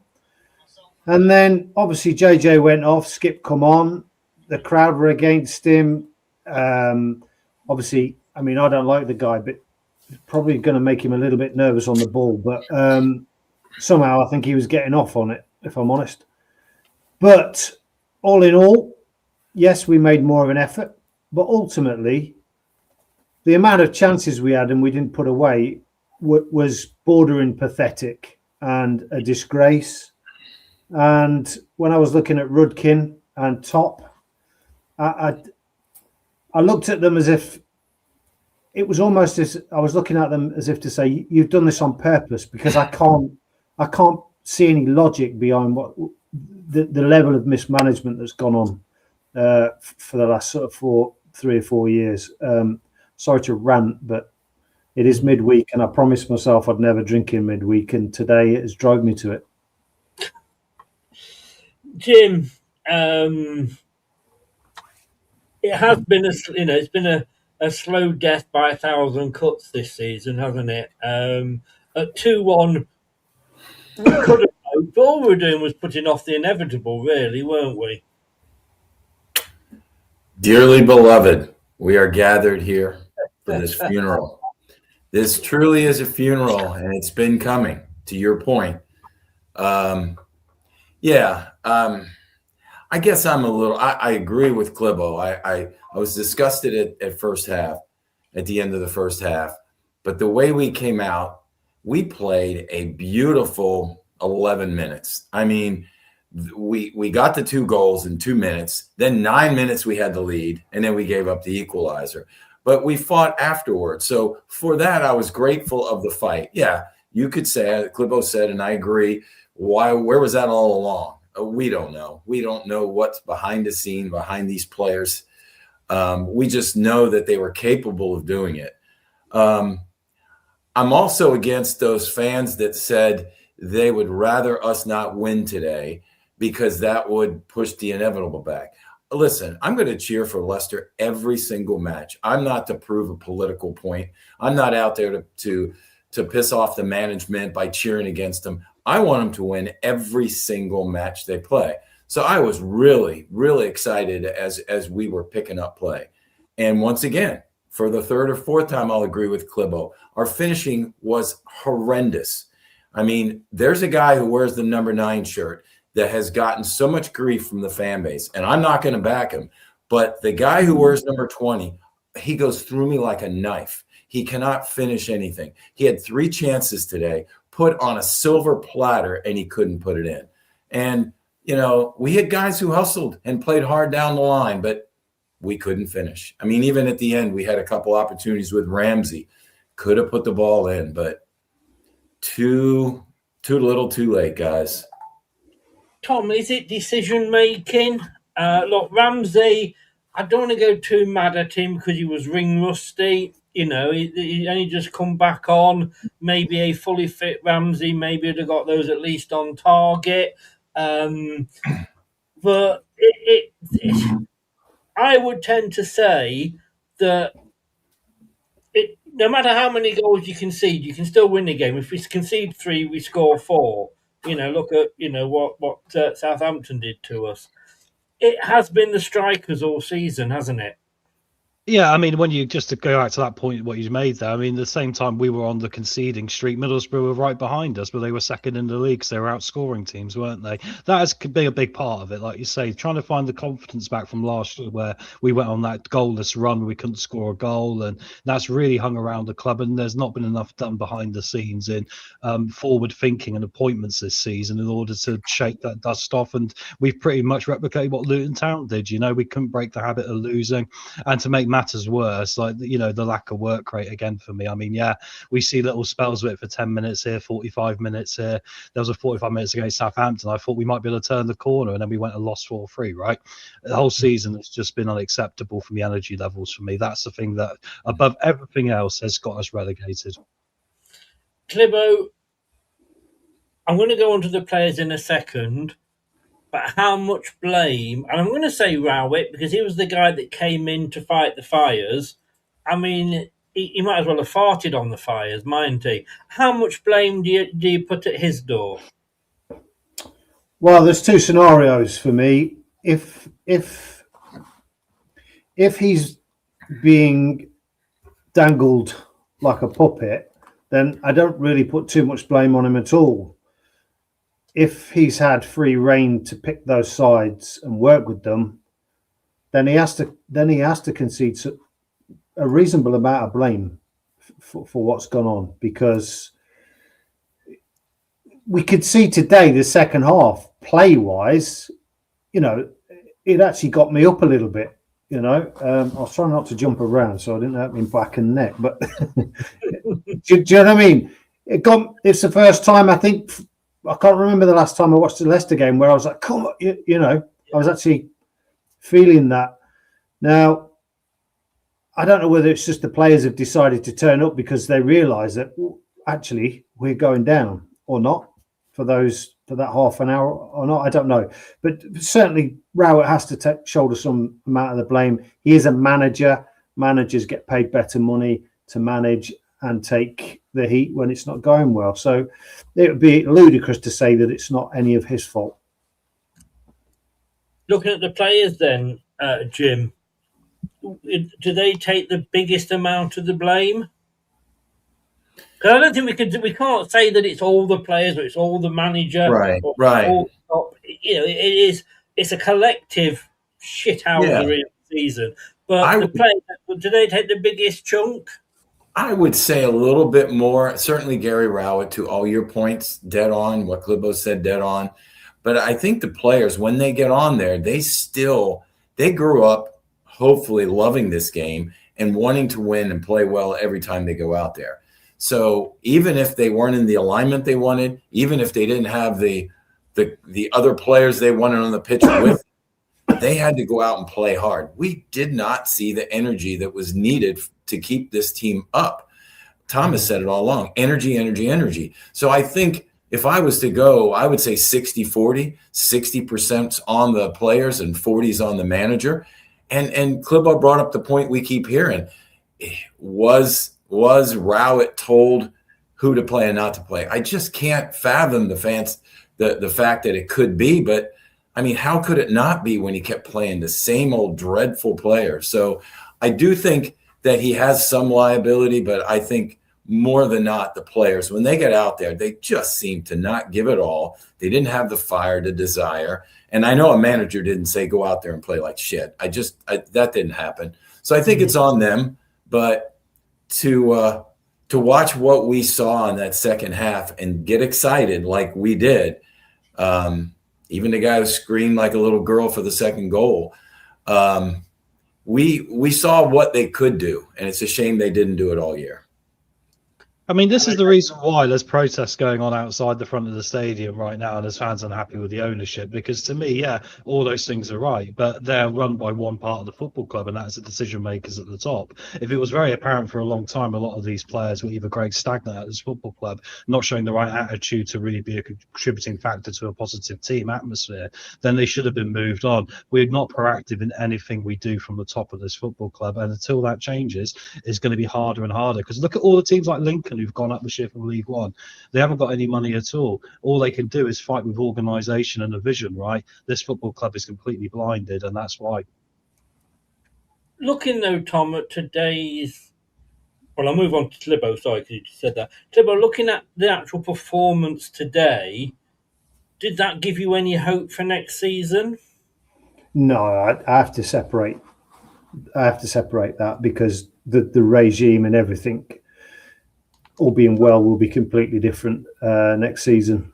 I'm annoyed at the players in some respects for doing it, because it's almost like rubbing salt into the wounds. We didn't get the result in the end anyway, but it's almost, I don't know, there's a real kind of, it just felt sinister. You're doing this now, you're pressuring you're pressing the play, you're making an effort, you're running, you're crossing balls, the wingers are crossing balls.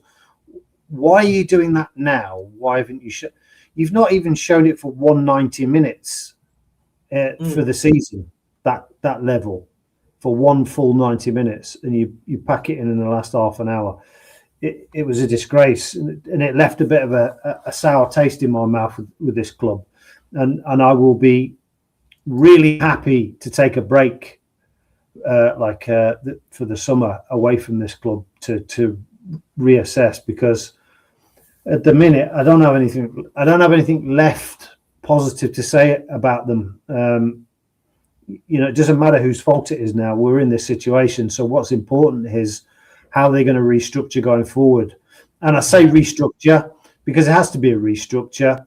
You cannot go into next season with the people in charge and their positions staying the same. You can't do it because the fans won't accept it. And if you haven't got the fans on side, it's very, very hard to mount a promotion challenge. If you know that the fans are not with you, the players will feel it. And young players at that. But the thing is, Jim, yeah, and I get what Tlibo's saying, but look, those of us, and we've got, none of us are spring chickens in here. I think Tom's probably the youngest, which probably says it all. But we were all here pre-playoff, pre-Premier League, winning the Premier League. I know. So for me, I'm sat here thinking, we got relegated, we're down. We've still got a football team. At this point, we've not gone out of business. You don't know what's down the line, obviously, but at this point, we're not. I don't walk outside of my house and have to look at bombs going over or, explosions and places exploding. At the end of the day, it is only a game. I'm just sat here and I'm not angry anymore. But I guess those that only started following maybe after we won the Premier League have what I would say is Man United syndrome. When you look at all the Man United fans that are complaining and they expect them to do well, they grew up only knowing the Alex Ferguson years. And let's be honest with you, fair play, when Alex Ferguson was at Man United, they were the team to beat and they were bloody good at what they did. So when you've only grown up with that, you expect more. And I guess it's kind of happened with Leicester. That anybody that's come on board, and a lot of people did come on board when we won the Premier League, to them, this is absolutely shite, because we're Premier League champions. We've won the FA Cup, semi-final in Europe, 2 seasons qualifying for Europe. I suppose it's like, I don't know what I'm trying to say here, but I can understand why the youngsters are probably more wound up. I'm not saying the older guys aren't. We're all wound up, but I can understand them being more wound up. No, I think you're spot on, and I like to use the words mature sports fans. I think those. No, I don't mean mature just in age. I mean mature in having a past experience to draw on. Okay, we've all had on all sports, and it goes across all sports, whether it be Toronto and in hockey, or Jacksonville in football, or we all love Leicester in football over there. I think what it is, to your point, you do get spoiled, and these young fans, if they've only known that, they get spoiled. We're frustrated, we're upset, we're disgusted with the product that was put on the field and put in front of us every single week on a club that we love. But I think as mature fans that have been through the losing seasons, that have been through the losses, the frustrations, the game when you have the playoffs made years ago with Leicester, and then they gave up the last goal to not get in. Now, what did they do? I think the next year they came back and won.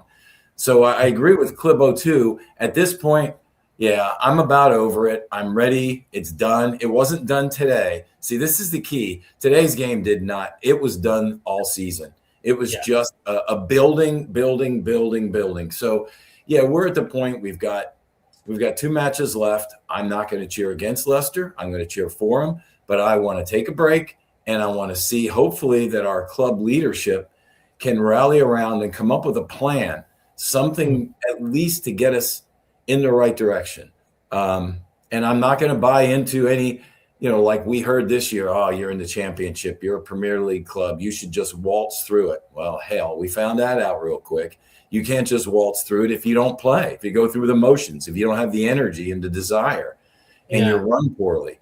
So I think I'd like to see over the summer at least the club get standing at least on its feet and have a plan going forward.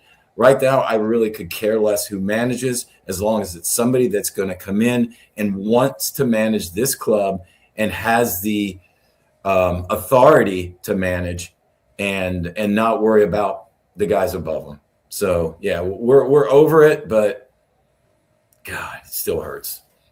Yeah, I've got to, when I come off here, I've actually got to record some thoughts for Hit Radio, Capital Radio in the East Midlands. So that's going to be a laugh a minute, isn't it?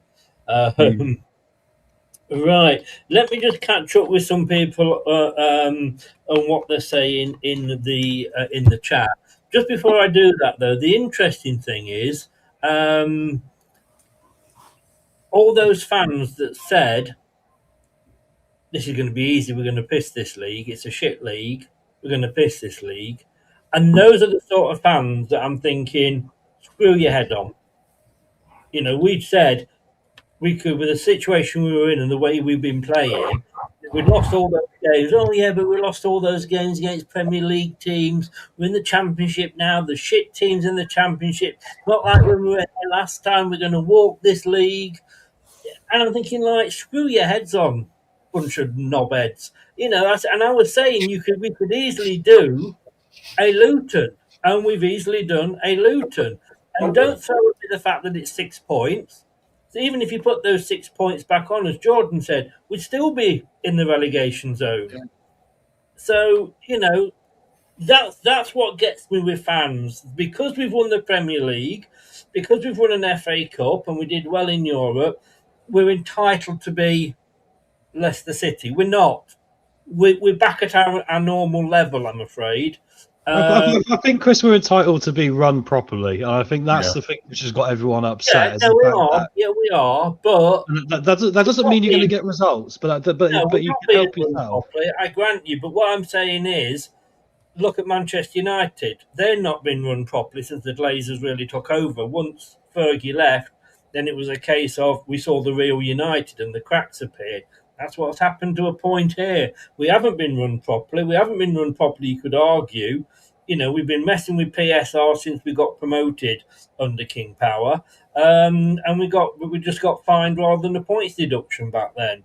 So, yeah, we can expect to be run properly, but you've got no God-given right, just because we won the Premier League once, that we're going to be there year after year after year. Blackburn weren't.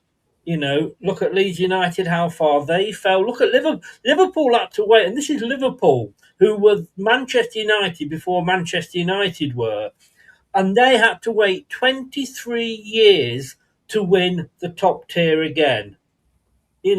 So, anyway, let's move on and see what people have got to say. Paul, like words in a song, it's the end here today, but we build a new beginning. Is that a Bucks Fizz song, mate? New beginning? What are your opinions on some fans slapping the players off at full time? Totally entitled to. Totally entitled to. If that's what they want to do, just as those that entitled were to boo it. We're all entitled to our opinions, Kevin. At least it's over. Indeed, it is, Jeff. Now the end is near, and so we build the final highway. Bournemouth have already appointed their manager for next season, so we can be involved in their plans. Can we do the same? Come on, Jeff. What do you think? I don't even have to answer that. A new beginning has to be built next season. Let's hope we come back up next season. Don't necessarily think we will be. Because the players that we want to keep and move on will be the players, unfortunately, that other clubs are going to be coming in and buying. Your Louis Pages, your Silko Thomas, and all that. And why, if you're those youngsters, would you want to stay at a club that doesn't even bloody pick you? And Fashan said, it's okay, Clibo, you have every right to rant. Daka and Ramsey whiffed on those chances because of jogging in until it was too late to catch the cross, a step behind where a quality finisher would have been. Look, Daka should not even have been on the pitch. So you've got that, you see, sort of thing is down to the manager. You know, when you've got players that Chia or something, I can never pronounce his name, 11 goals in 15 games. Daka and Ayew have got 11 goals between them all season, and yet they're still being played. That's when you've got a wanker as a manager. Another reason why Spurs are bigger than you. Yeah, I'm just trying to think the last time you won the top league, Spurs. Can't remember. It's that far back. In fact, I do think Huddersfield have got more top flight titles than Spurs have. Anyway, you'll be able to play at your toilet bowl in the Championship probably next season. Thank goodness it's done. I'm feeling that way. When you're down, there is only one way to go: get back on and go up again. It's like they say, when you fall off a horse or you fall off a bike, get back on again. And this lot could fall off a fucking three-wheeler, couldn't they? Let's have a look. Does Brad not do these anymore? Brad's got a woman, and I tell you what, unlike Daki, he can probably score with her as well. Gray says LCFC forever. It's the end of an era and soon the start of another era. What strikers, Chris? Yeah, that's a fair point. Well, we've got them, just not in the first team. Thomas knows way more about being a striker than Daka. I was impressed with him today. We have good players, but a crappy team. It's just frightening. Leicester will not be down for long. We will return to prevent. I think we will. I don't think we'll come straight back up. We will come back up. I don't think we'll come straight back up. The next question is who's going to still be around next year, right? Because my worry is that we don't seem very active in showing players the door sometimes at this football club. Exactly. And really need to financially. So, yeah. So advisor says I put more of the blame on Rudkin and the club in general. We were on this. We have been on the slide for years. We have indeed. Vexed too. Hello, how are you doing? They play as individuals and not as a team. The players, I feel, haven't realised, and manager haven't realised the pressure they all had coming into the game. Like a phoenix, we will rise again. I tell you what, I don't think there's enough bloody Viagra in the country to help us rise again. And all these stoppage time subs, I'm sure. I don't get that. What was the point of flinging fucking Chowdhury? Although he did make one good tackle, in fairness. Let's have a look. Let's just go down. Fans should demand they sell the team. I don't get that. I don't know what you're on about, mate. I'd ask Luke Thomas to be Leicester's captain next season. They're waiting until today to show heart. But they didn't show heart all game. That's the thing, you know. Oh, Reese, yeah, leave it with me, Reese. I'll see what I can do. I did not see back-to-back relegations for you guys. You know, this is the thing. This is the thing. Craig's in. Sorry, guys, absolutely gutted. The players, people at the top need to give their heads a wobble. No, like I say, it's been coming. It's been coming. That Lee Waters, is he a Leeds fan? Because if it is, I used to teach him. I don't know, Lee. I'm sure. Lee Waters used to go to Hampton. We've got a Liverpool fan in here, Libs 710. I'm sure Lee Waters is a Leeds fan. I've gone too far down, I think, from there now. Look, the worst of it was that I had to listen to whole commentary, and like I said at half time, you know, when you're listening to a commentator from the opposition who have only seen Leicester once before all season, they talk a load of shit, as these two did today. But they said some things that made me think, Clibbo. When Daka hit the ball, you know, they were saying, because they wanted the win, and they were saying, you know, we haven't scored. You know, like when they played Birmingham, apparently, in the week, they gave up in the second half. And I just, why is it? Why have we sort of only? We've never played. I can't think of a 90 minutes all game, Clibbo, where we've actually, you know, played for that length of time. Well, I mean, it's so bad. You would. It's so bad. I've actually questioned: is this being done deliberately? That's how bad I felt about this. I even sat there once thinking, right. So just bear with me. This is just how bad it's got my head. So when Rodgers wanted to rebuild, the top was thinking, man, this is going to cost me a lot of money, and this squad needs rebuilding, and I need to be my own man. Maybe it's cheaper to do it in the Championship, and it's just gone a bit further and a bit more tits up than he wanted. That's how I've been thinking. Now, I'm not saying that's the case, but that's when you see what's happened to this club, you go, that can't possibly have happened. If you made a movie about it, you'd say it was far-fetched. I mean, I know. Well, let me say, they are making a movie out of it, Clibbo. Yeah, was it Titanic 2? There you go. And look, as I say, we couldn't afford Leonardo DiCaprio or Kate Winslet. I didn't have the legal team that could do it cheap enough for me. But I think you'll find Top and John there do it well enough. So, do you know what I mean? If you look at this, you go, how can this have happened? How could you let it continuously happen when it's obvious for everyone to see? And that's what I'm saying. You start to think, is this being done on purpose? Because there doesn't seem any logical reason for managerial appointments, you know, backroom staff, choice of players in teams, systems. It all just seems like if you wanted to put the worst combination of shit in food and then mix it up and serve it, you just wouldn't do it. I'll come to you in a second, Reece. I just want to bring Jim in. And can I just say, Arsenal for life. Hey, mate, if you're talking about bottlers, there's no bigger bottlers than Arsenal. You're bottling it again this year, aren't you?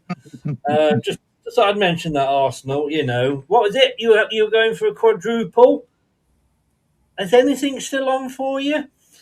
Jim, before we get into the game itself, I suppose at least James scored the penalty, because I was wondering who was going to take the penalty. We'll talk about it, earning it and what have you in a second, but at least it was a good penalty and he put it away. I was so glad to see him step up, because I'm like you. I'm like, who are they going to put out there now? Certainly I didn't want to see Daka take it. And then, but you had the one player we had out there that has showed fire and desire all season he's been on the field. So when he stepped up there, he hammered it. He drilled it, and he hit it with conviction, where the rest of the players that we've seen kick him this year have just kicked it and hoped that it went in. So yeah, I was glad to see it, and I think he put it away. Reece, welcome along, mate. I take it that you've been at the game tonight. Did you play musical chairs to try and make it look busy? Yeah, it was. I mean, funny enough, considering how empty the stadium was, the atmosphere was electric in that second half. So it just shows you when we're going, even when we're half full, we are some of the best fans in this country. I don't care what anyone says. When we're on it, we are on it. So it was nice. It was nice to hear it. I'll keep this short and sweet, lads. Relegation weren't on tonight. I'm actually more annoyed that we showed fight today than we have all season. I'm actually really, really angry that we've showed fight today. Where's that been all season? Where has that been all season? They looked like they wanted it. They were putting tackles in. Luke Thomas was getting forward. Fatawi was better. You know, everyone was playing so much better. And I'm like, where's this been all season? I'm actually just really angry. And I'm just going to say this right here, right now, and I'm not going to swear or anything. To all those fans that clapped on Harry Winks, and to all those fans that stayed and clapped those players off the pitch, you're a joke. You are an absolute joke, and you are part of the problem. Now, interestingly, because somebody just said before you came in, what do you think about or it might have been you, what do you think about those players that have that applauded the players off? They've got as much right to do that as you have to boo. Correct. Well, funny enough, me and my mum, we've had a bit of a falling out tonight because she didn't agree with me booing Winks onto the pitch, and I said that's fine, but don't shut me down for my opinion. And she kept shouting at me and shouting at me and shouting at me, telling me to F off, telling me to go and sit somewhere else. And I said, look, I'm not going to sit here and argue with you. I'm booing him on because I don't want him on the pitch. You're clapping him because you want him on the pitch. We disagree. That's fine. There's no need to shout me and belittle my opinion. So that's where I will defend myself and get angry and peed off. I unfortunately, because of what he did the other day, I'm quite up for booing him on. You know, I don't usually like booing players on, but him. Did Chowdhury get booed on as well? A little bit, not nowhere near as bad as Winks, but I'd never boo Hamza on because he puts in twice the amount of effort that Harry Winks puts in. Yeah, but he also causes fights, and let's be honest with you, he's a shit bit of a coward because he only argued with the. Why is he a coward? Why is he a coward? Because he argued with the Portsmouth fans, knowing that he could get away with it. Do you know why he was arguing with? Do you know why he was arguing with the Portsmouth fans? Because he was racially abused. Well, be the bigger man. Walk away. I don't know. I didn't hear what was said. People have been saying it was about his hair. I don't know. I don't care, to be honest with you. On the 50 grand a week, you walk past. You're the bigger man, and you complain about it afterwards, and the club will do an investigation. You don't argue, and by arguing, he knew that steward was there, and that steward was going to walk him away and make sure he didn't get involved. Same with Harry Winks telling the fans to fuck off before he got on the coach because he knew there was a bouncer there that was going to push him into that bus and protect him. And I'm not saying racial abuse is bad, and I kicked somebody out today for sexually abusing the lines lady. But you be the bigger man. Two wrongs don't make a right. They never have done and they never will do. If he's racially abused, he walks off and he makes a complaint through the club to their club, and that action will be taken. I get what you mean, but I completely disagree with you on the racial thing. If I'm going to be racial abused, there's no way I'm going to sit there and take it, and I don't think any of you lads would take it either. So we'll disagree on that one, Chris. We will agree to disagree, which is what football is all about. Tom, did you want to say something there? No, just nodding along. I think everyone's feeling. I mean, it's interesting because if you think about it, like obviously the stadium wasn't full tonight, and there was clapping at the end, and it makes you think a lot of the people who might have contributed to more boos probably didn't go because they've lost hope, like a lot of us had coming into this. So. I think as well, it doesn't help the fact that this happened to be the midweek game when you got a game on Saturday and a game next Saturday, and this one with the cost of tickets, you're gonna probably miss one for those that aren't sort of season ticket holders. Look, I'm looking at that game and that first half. I know we joked about it before, Jim, but that was a totally and utterly library, wasn't it? There was no sound whatsoever coming from the Leicester fans in that first half.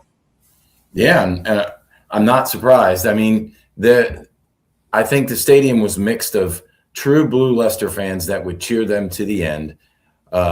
Certainly some fans that were really just licking their chops, waiting for us to be relegated so they can prove their points.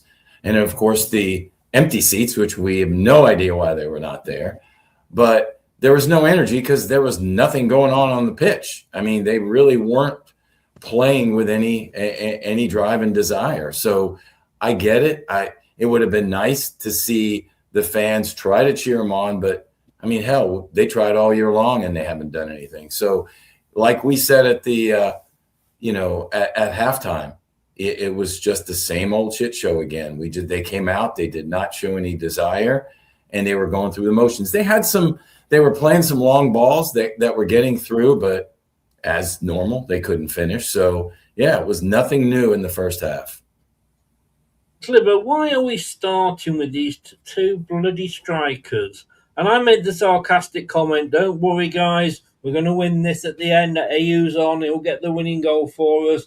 Very much tongue-in-cheek. You said it earlier, maybe there is something going on at the club. But why, as manager after manager, stuck with those two players? Why aren't we bringing the youth through? I don't know. This is the question I've been really sort of running through my head. And I think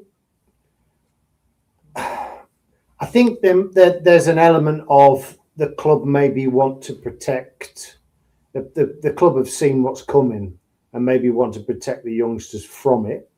That's one theory, which is why I didn't expect for the last 4 or 5 games. I've not expected to see any youngsters come in. Having said that, just to change the subject briefly, going on to the youngsters thing, I think the next game, if you still play those two players, then there's a problem. You might as well play the youngsters now. You might as well blow them and see what they 100%. Can do. There's no point playing Daka. There's no point playing IU. I wouldn't have them on the bench anymore. Let's see what Richards can do. You might as well give him a couple of games now. Well, all right, I get what you're saying. I would not play any lone player, possibly apart from James. I wouldn't play any lone player or any of those players that have been really, really shit. What is the point of playing? What's the point of playing Richards? Because he's off in a couple of weeks' time. Yeah, there is that. But the thing is with Richards, because he's not been given a chance, I would actually like to see him come in and bag a few, just to, I don't know, just as one of them, really, just to give him. I get what you're saying, but now we've only got two games left. It's not a lot. Who do you put on now then? If you're eliminating him, let's give them a run out. Because there's no pressure on them. I can't see it happening, but I think if you, with a sprinkling of experience, Lascelles maybe Vestergaard, I don't know, a couple of players like that, maybe keep Skip in there. The players like Skip and Vestergaard who are here next season anyway, even possibly Dakota Reed, you include those, but anybody that's contract is running out, anybody who is on loan and is going back, just get rid of them all. There's no motivation for them to play anyway, Chris, because they're going. We're relegated. They're not going. What I want to see is, to try and scrape some kind of positivity from this absolute mess. is yeah. let's give the kids. I'm moving on because it's getting late, so I'm trying to keep the answers a bit shorter here now. Reese, you were at the match. What happened when Bekovic did that stupid fucking thing for the first goal? I mean, it wasn't even anywhere near the cells, was it? I mean, that's been the story of our season. Thinking we're too clever to try and play out from the back, causing ourselves issues, trying being too cocky and arrogant with the ball, and we get punished for it. We've been punished all season for doing that, and the boos rang out for the keeper, and every time he got the ball, there was boos near me. But when he kicked the ball long, everyone was going, hey, and I just sat there and laughed because I just thought, if I don't laugh, I'll cry, sort of thing. So, no, I mean, again, just poor decision making, really, really poor. And I'm just like, you need to win this game, and you're making stupid decisions like that. Why can't you just keep it simple? Why do you have to keep going back to playing out from the back, trying to be clever, passing through the lines? Like, it just screams of arrogance, and it just screams of, and all of that stuff, really, to be honest, Chris. Just quickly, Chris, there's a comment there saying I'm a hypocrite. Is there a comment there saying I'm a hypocrite or something? There was. I was ignoring it because it's all about opinions, and you're entitled to your opinion, which is why we're all on here. That gentleman, for his opinion. Don't have to agree with us, but we have to accept that it is all about opinions, and whatever Reese or any of us here think, it's our opinion. So I'm not going to sort of drag it up. But Tom, I've got here. This is something that the whole commentary team said. That Luke Thomas was having nightmares with, and I can't remember the guy's name that was down that Dumarana or something. Bellamuni. I thought that was a Italian cheese or something. He said Luke Thomas is having nightmares in this game, trying to sort of keep up with Bellumi. And then he said, but then again, most of these Leicester players will be having nightmares every night of the week. But then they'll look at their wage packet and their bank statement and be, it's not all that bad, is it? I mean, when you've got the opposition commentators saying that really sort of hit home. Yeah, I mean, I'm not going to direct this directly at Luke Thomas as one individual here. No. I'm just saying that because he had a good game, but well, exactly. But my point, following on from that, is that like the money side of it is ridiculous, isn't it? I mean, we're the fourth highest budget in the Championship, maybe number one for the amount of money spent on this group of players. We have created the culture which we sit in now, or which we are relegated with now, because we have literally rewarded failure for far too long.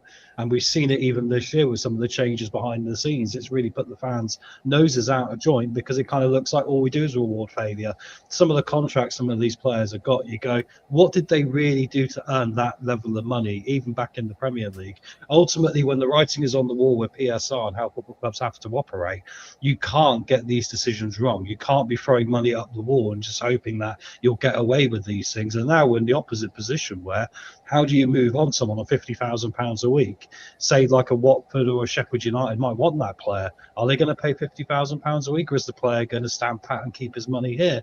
That is a massive challenge this football club faces, and it's all because of the poor management. And I think that is something we really got to focus on going forward. I would still say there's a fair bit of that comes from winning the Premier League, that we were trying to get top players in, and top players will look at Leicester and go, so you won the Premier League once. Manchester United are offering me less money. I'm going to go and join Manchester United. And then we've got to go back and offer them more money because that's the player we want to try and get in. Whether they're the right players or not is another argument. But I think people just thought, because we're Premier League champions, we're going to sign Messi. Messi's going to be beating the door down to get to Leicester, and play for us. I don't think that happens. I think that's why we ended up with a lot of players. And the other point is, of course, that what Sam and Jordan said earlier, as soon as we won the Premier League, half the players were off within a couple of seasons. I think the interesting thing is that like no one was banging on the door from Barcelona or Real Madrid for Hamza Chowdhury, for one example, and then all of a sudden we go around and offer him £50,000 a week. I mean, you know, it doesn't seem to add up to me. I mean, part of the thing of being Leicester City Football Club is you're going to have to sell players, unfortunately. Yeah. I don't like it, but you have to. So I don't understand when there's no pressure. Luke Thomas, there might have been a little bit of pressure at one point, but once again, the money, I don't know, Chris. It doesn't. Maybe it's a case that we're scared to lose these players. You know, if we lost Luke Thomas, who do we replace him with? Jim, let me move on. And Dakota Reed on the wing. What was that all about? I mean, he again didn't have a particularly bad game, in fairness.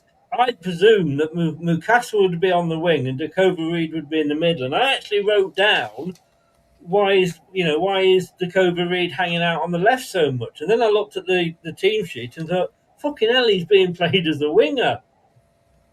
Yeah, I wondered when I saw that. I thought, well, what did Mavididi do? And I certainly knew that Mukasa would be involved. He always is active when he's on the field, so maybe it's a better position for him to be where he was playing. But I think it ended up working out because I saw a lot of nice crosses from Bobby. As we said earlier on this post match, we just didn't finish. There were a lot of crosses put in there we didn't finish. But yeah, I was a little surprised as well. Yeah. Tom's just had to go and take the dog out. I don't think that's a euphemism for anything, but we'll see when he gets back. Clibbo, look, we've been having a go here at the attackers, and people saying, "Oh, Daka's missed a couple of chances." I mean, he had one just before half time, 4 yards out, running in. He was stretching again. I think that was a cross from Dakota Reed, and he was stretching, got his foot to it, but it went wide. And somebody in the chat earlier said, we're starting too far back. Where was this, and I think when you look at Daka, quite often he seems to sort of hang back, waiting for the cross to come back to him rather than come across to him. Would you agree with that? I would, but I would also say that it was harder to miss that once he'd made contact with it. But he was stretching though, wasn't he, in fairness? Well, I've watched that 3 or 4 times from various angles, and he should have buried that. Yeah, that was not a hard chance. And Chris, do you know who the cross was from? Because it was from Luke Thomas. It was from Luke Thomas. Or was it from Luke Thomas? I thought that was from Dakota Reed. Right. Yeah. Right. Again. Oh my God, Reese! I can't even think of people's names now. And I've not had enough of these yet. I tell you, what I'm going to be saying when I'm recording the Hull City the Hits radio thing, and God knows. The commentators, and this really pisses me off. Mukasa's having a good game, and actually he didn't have a bad game, in fairness. He's made such a big difference since he joined Leicester. And I'm like, fuck off. You're not watching us. How can you say these things when you don't watch us week in, week out? But again, why do you think these players are suddenly, and he not saying he was suddenly world class, but he was probably the one that most looked like he was going to score. Well, again, there's been a few times this season. I think when we were 3-0 down to Sheffield United at home, they all of a sudden started trying, and I'm like, you're a bunch of, I can't say the word, I don't want to swear, but you're a bunch of so and so. Like, what? You why? can say the swear word, mate. You're all right to say the swear word. You're a bunch of twat. You lot are a bunch of arrogant twats, aren't you? You lot are a bunch of arrogant twats. Thank you, Chris. Thank you for letting me have that one. Get it out of your system. Yeah, I think you're talking to you, Jim, not me. No, it's like there were 3-0 down Sheffield United, and they were, and 45 minutes today. I'm like, you're a bunch of arrogant knobheads, aren't you? Like, where has this been all season? Mukasa was skinning people. He was making things happen. And I'm just like, where has this been all season? Yes, I know he's an 18-year-old and he's very greedy, but he was making stuff happen. I'm like, where has this been all season? Mavididi has skinned the fullback more times than he has all season. Fatawa were doing the same. Bobby Reed putting good crosses into. Where has this been all season? I don't understand. I really just don't understand. Let's just turn it on when they want to and turn it off when they want to. And I'm sick and tired of players like that at the club. Tom, you're back. Second half. We actually, and I think Jim alluded to this earlier, we actually looked quite good for about 12, 15 minutes at the start of the second half.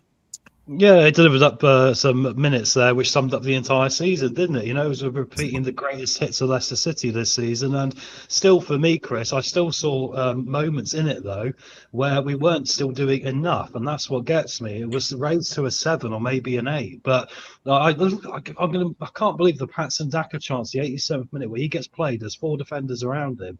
And the 4 behind him are jogging to keep up with him, but they're not actually busting a gut to try and overlap him, to try and get into space. We didn't do enough of that. The way we moved the football still at our best was really poor. There was no vision in what we were trying to do, and that was what really got me. I mean, ultimately, this whole team is in the playoffs right now, and we've seen this against many teams this season, against Bristol City, who we managed to beat somehow. Against Ipswich, we managed to beat with some wonder goals. There isn't a lot in these teams, you know, apart from that last bit in the final third, and we've lacked it all season. So, yeah, a lot of huff and a lot of puff, but when you're paying good money for good players on paper, you've got to expect more than that, unfortunately. So, yeah, I'm very disappointed. I agree, Tom, but think about this. They're fighting for a playoff position, right? They scored 2 goals. One was a gift from Begovic, and one was a pretty nice goal by Miller. I wouldn't say it was a worldie, but it was a nice goal. Otherwise, they didn't play with a whole lot. They had some times on us, but I would have expected them to come out much better than us the way they played. So yeah. And that's my point exactly, is that it just shows you how tight this league is. And I was talking about his reports in the pre-match. The reason they went and beat not Coventry, but, you know, Middlesbrough and Ipswich is because they just turned up the volume, and we just never really do it to 11. You know, it's always got to be a 7 at best. Our base standard of play this year has been a 3 out of 10 for me, honestly. It's just not been good enough.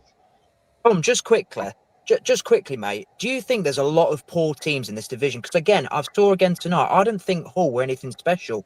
I thought they were poor.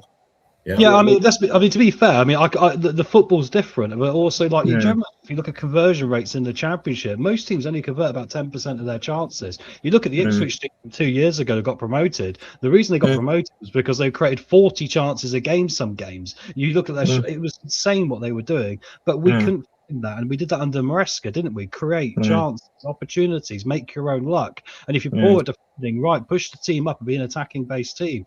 Completely lost our confidence from the year before, never looked at it as a football club and took accountability for that, never feared this would happen, and unfortunately the stagnation was never removed, mate, and that's it. So yeah, it's really disappointing to me, the fact it's not like other relegations to me where I've gone, this group of players just isn't going to be good enough.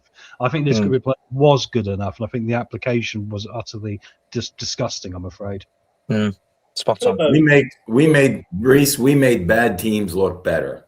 We made bad teams look good this year, all year. Agree. All year long. Yeah, I agree, Jim. Spot on. Yeah. Oh, we were, like I say, those fans that said we're going to piss this league. Yeah, we did piss, but we were pissed awful. So, we got away with one with that penalty, didn't we? Yeah, but to be fair, it's with penalties, you know, the cliche is that you get some and you don't get others. And so it's irrelevant to me. You got to take them when you get them and suffer them when you don't get them. And when you get them given against you, you know, it's happened all season. So irrelevant. Do you think it wasn't a penalty, was it? No, but we'll take it.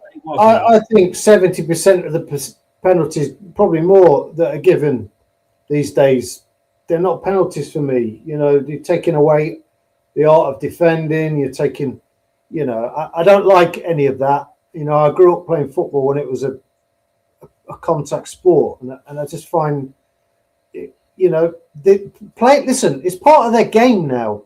Players being brought up to be theatrical and dive and that, you know, I remember when we used to watch Italian teams years and years and years ago, and you'd be like, oh, they're cheating, diving bastards, you know. We're all doing it now. We're doing exactly the same thing. It's become part of the game. I'm sure Jose Mourinho had a hand in spreading that as well. Yeah. Yeah. I mean, one for you all quickly, lads. Jason Bourne's just tweeted what we probably would expect to happen, but TalkSport understands Gary Rowett and Leicester are expected to part company at the end of the season. We've been told there's no expectation from either side he'll continue as manager beyond facing Blackburn on the 2nd of May. I'm quite surprised he's not going before then, to be honest, mate. But there you go. It's been confirmed he's going to be out the door. I don't think there's any point in him going before then. I agree. You know, he was employed till the end of the season. Yeah. Damage is done. Yeah, exactly. You might as well stay there, you know. I know you're going to hate this, Chris, but maybe actually, I know you're going to shout at me straight away, but get some under-21s in that first team for the last few games and get Kingy leading them. Why not? I agree. I agree, Tom. Let's prepare now for next season. Let's not wait until the end of the deadline day. Let's do it now. Let's prepare now. Rowett will just pick that same team again. Yes, he will. He will. Okay, let me put it this way. Why Kingy? Because when Kingy had the 4 weeks last time, he didn't do anything different. He picked the same team that Cifuentes had been playing. He picked the same formation that Cifuentes was playing. He picked the same tactics, used the same tactics that Cifuentes was playing. To be totally honest with you, he was that far up Cifuentes' arse. I'm surprised his cock didn't come out his mouth. So it doesn't matter anymore, Chris. It doesn't matter because we've got nothing to play for. But is he going to? I don't know if we give him the job.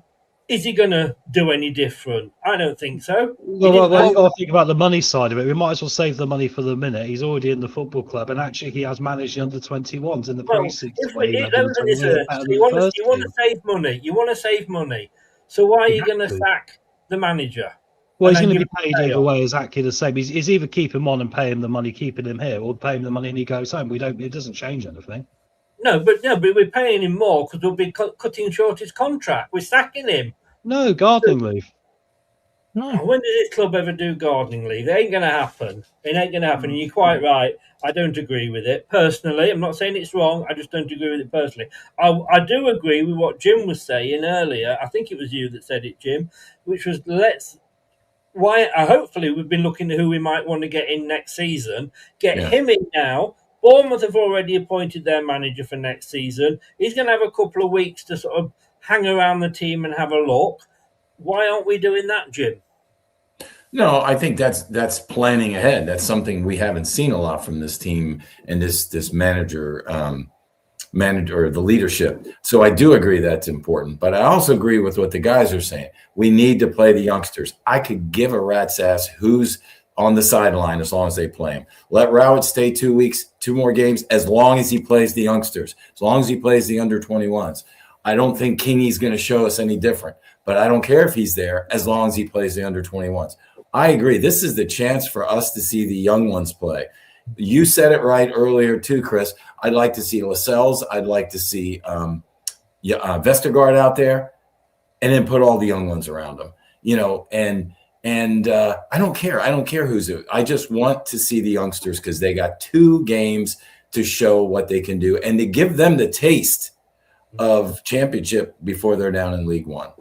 Yeah, I just, I said at the start, let's get the youngsters in. I agree with that 100%. I just don't think King is ready for any sort of management yet. And if we get rid of Marty, we get rid of Callum Davidson, and we're going to be left with Kingy and Wanker Sadler.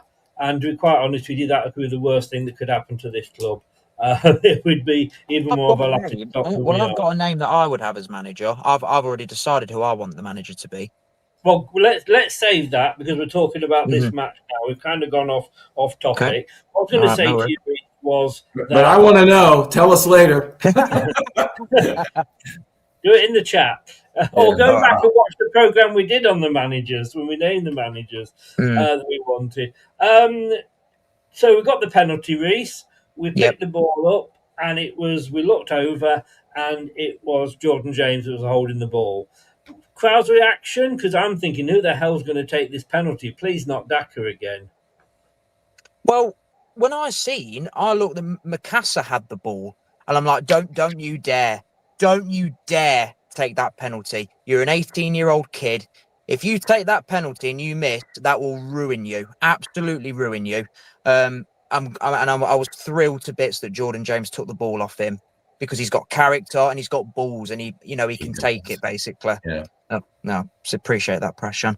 But no, it was a fantastic penalty. It's probably the best penalty I've seen in a while for us, to be fair. It was right in the bottom corner, no keeper saving it, and I was just really glad that he took it. Yeah. And then 2 minutes later, we hadn't even finished updating all the scrolls, Tom, and Luke Thomas. Yeah, I mean, it's annoying when you see these things happen now, because so many times this season we could have seen movement like this. But I like the fact he drove into a bit of space there, took himself out of his position just to use a bit of accountability for himself to get on the end of something. And we needed a lot more of that this season, but there was obviously something wrong with this group to deny us happening that. But no, it was a nice run and a nice finish from him. And I've always said with Luke Thomas, like, he's had a difficult year. I mean, towards the Marty reign coming to an end, there was games like Millwall, he was just literally a sitting duck for their forwards, wasn't he? But the thing about him is, you can get him more facing forwards and playing in a more attacking manner.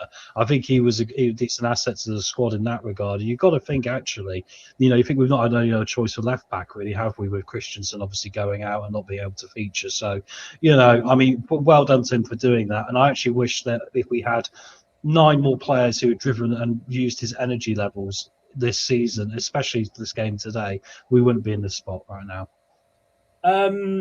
Yeah, Jim, we got excited for a bit. Even I screamed like a girl. We did. I'd love to see that. I would love to see that. I didn't think that watch it back. Give me another view. Watch it back. It's there. I will do. I never thought that there was. Look, it was never going to keep us up, because we're going to probably lose to Millwall and lose to Blackburn. It was never going to happen. But just for a while, I was dreaming. A fleeting moment, yeah. It was too good to last, wasn't it? It was. And you know what?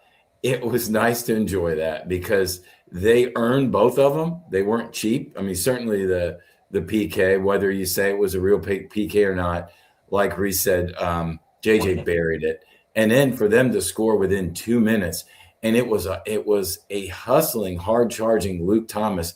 And the ball, these were the crosses we haven't seen all season. It was just right on, and he just took care of it. I mean, for a guy who plays as a left back, to see him finish that way, it was exciting. And I thought the same thing. Well, if we hold on to this, then maybe they'll have some fire for both halves next week. And then after that, we'll come down the black. So I was dreaming too, Chris. The bubble burst with that, that goal by Miller, whoever scored it late. I put Chernobyl 2 up there. I think it was probably going to be nuclear, whatever happened today at the King Power. But McBurney got back in. Bernie, yeah. What a player, Glibbo, and then 2-2. I mean, at that point, when it was 2-1, the commentators were saying, Hull aren't going to get back into this. I can't see us getting 2 goals here. And then McBurney went and did that.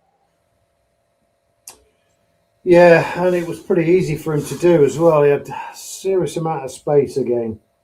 But again, something we've spoke about over the past season, Chris, is attack is the best form of defence.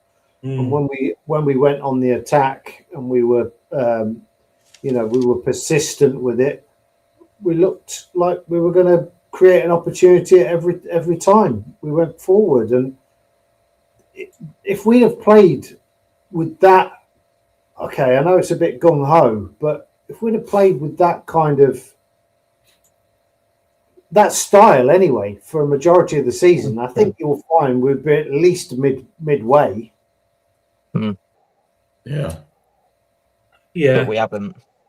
No. I want to just quickly, before we get on to sort of the ratings and everything, I just want to go through the substitutions that were made. Now, I could be wrong here. Did we make the first substitution today? We did. It surprised me. Yeah. But it was only because James isn't fully fit. He was hobbling. Is that a worry, Reece? I looked at him and he was hobbling when he went off. But let's talk James for a second then. Is he going to be here next season? No. No, I'd love for him to stay, but winning Young Player of the Season in the worst ever Leicester City side, you're not going to come down to League One, are you? So, but I have heard from people close to him that he is happy. He would love to stay, but even he must think, I can't play in League One. I just can't. No matter how much I love it here, I cannot play in League One. It will damage my career. And to be fair, I've heard Wolves are sniffing around him at the minute. And I think that'll be a good move for him because I think Wolves will go straight back up and then he'll be a Premier League player. But it's a shame because I genuinely think he cares. I think he's the only player, him and Luke Thomas, I would say, that genuinely care about the club. So, yeah, it's a shame, to be honest. Real shame. Yes, it is. I mean, he wants to be... I think the main reason he wanted to be around here is he's a Midlands lad. And he's from Birmingham. He wants to play in the Minister, whether that's us or Wolves. Villa might be a bit of too much of a step up. I don't know. Could go back to Birmingham, which is where he was before he moved abroad. He's too good for Birmingham. He's far too good for Birmingham. Agreed, probably. But look, well, anyway. Tom, James went off, like we say. Winks came on. He was booed when he came on. No surprise there. Your thoughts on that? I mean, I know he was hobbling a little bit. Like I say, it is a bit worrying. But Winks coming on, being booed, what are your thoughts on him? Should it have been Winks that came on? Well, I think you could look at it in two ways, can't you, on that one? I think there might have been an argument, maybe him and Hamza might not have made the squad for this one, bear in mind they were on the bench. And maybe then you could say, well, where's Louis Page in this equation? Why wasn't he on that bench? To be brought some more energy, wouldn't he? Yeah, I mean, it's disappointing because, like we always say with Winks, you know what you're going to get, and he gave us what he normally does. There's no plan B to Winks, there's no extra bit. It is what you see is what you get. And yeah, I mean, this has been a part of the problem we've had. I mean, we talked about the lack of substitutions and changing of the players on the pitch in the second half of games, but there's no one on the bench that you look at and go, I think they excite me to come on. The players that we did have who were doing that, even maybe a Luco at a bit of a stretch, because he looked like he brought pace and energy, haven't featured enough on the bench, have they? Richards disappeared from the bench, So yeah, it's a really frustrating one, but it once again goes back to the point I said a couple of shows ago now, where it's like ultimately all the best players we had have been completely picked out of this football team just to meet our PSR obligations, and that's why you've got no one on the bench who's going to come on apart from overpaid players who aren't going to inspire anything. Yeah. Then, Jim, a couple of substitutions. Decova Reid coming on for Mavididi. What are your thoughts on that? I mean, I've got to say, I thought Decova Reid was doing all right. Mavididi, I've got to say, was probably one of his better games. I thought the exact same thing. I had no problem with Bobby. I thought he was slotting some nice passes, had some nice crosses, even playing in a position that we said earlier we were surprised he was playing in. And then Mavididi, I thought, oh, crap, what's he going to come in and do? But I thought he played better than he had. Once again, it fits us with what we've been saying, what Reece said, what Clibo said, what we felt. Why do they wait till now to play like that? But Mavididi he was hustling. He really, and it wasn't he had one, I think the first time he drove the ball into the box, he was doing his little step overs, and I'm yelling at the TV going, stop that shit, just do something. And then from then on, he was passing, or he just made one quick move and beat the guy. So I saw a better game from him. So yeah, it was different. I didn't have any problem, Bobby, but then Mavididi played better than he had. Clibo, skip off, Ramsey on. Well, listen, I had a chat with Reece today, and I actually said that fully fit Ramsey is probably the best player at our club. And we wouldn't have got him unless he was made of glass or had some sort of issues. And I think he didn't look fully fit today, but you could see that there was class. There was bits of class happening. And I think it's a real shame that we lost him. And I think that showed that tonight. You could see there was ring rust. I mean, he had chances to score today, and it just wasn't good enough. But that, for me, is down to being out for so long. And I think if we'd have had him for his entire period of his loan, I think that would have helped massively, because he's one of those, like I've said in this league, doesn't matter if your team's a bit crap, as long as you've got fight and a couple of bits of sprinkling of magic. And he's definitely one of those. I would have liked to have seen him and James as an 8, him as a 10 all season. That would have been absolutely lovely, I think. Yeah. Reese, I know you've got to go, so before you go, we'll jump ahead just for yourself at this point. Your ham sandwich today. Oh, my ham sandwich. I'll be careful. I'll keep it simple and go Begovic. What are you doing? What are you doing? Just idiotic. Yeah. Your performance rating? Do you know what? I'm going to give it a 3, and I'll tell you why. Because I'm peed off that we've not seen that all season. I'm giving them a 3 because of the attitude towards where's that attitude and that hunger and that desire being all season? So I'm not. I mean, I would have given them a higher rating, but I thought, no, I'm not falling for this. No, but give them a rating on this performance. That's the idea of it. Okay, we're not giving them a season performance. I'll give them a 6. A 6. Yeah. No, I get what you're saying here. Yeah. I get what you're saying. And your man of the match? Luke Thomas. I thought he was outstanding. Luke Thomas. Brilliant, mate. Thanks for popping on. Cheers, lads. Thanks for having me. See you guys. We'll speak soon, no doubt. Yes, we will. Roll on League One. Yeah. Hey, we've got another 2 weeks of this shit, yeah. Yeah, take it easy. Cheers, Yeah, it's the time you don't want to say we're number 1. Oh, wrong. We're League One. Forget it. Okay. Right.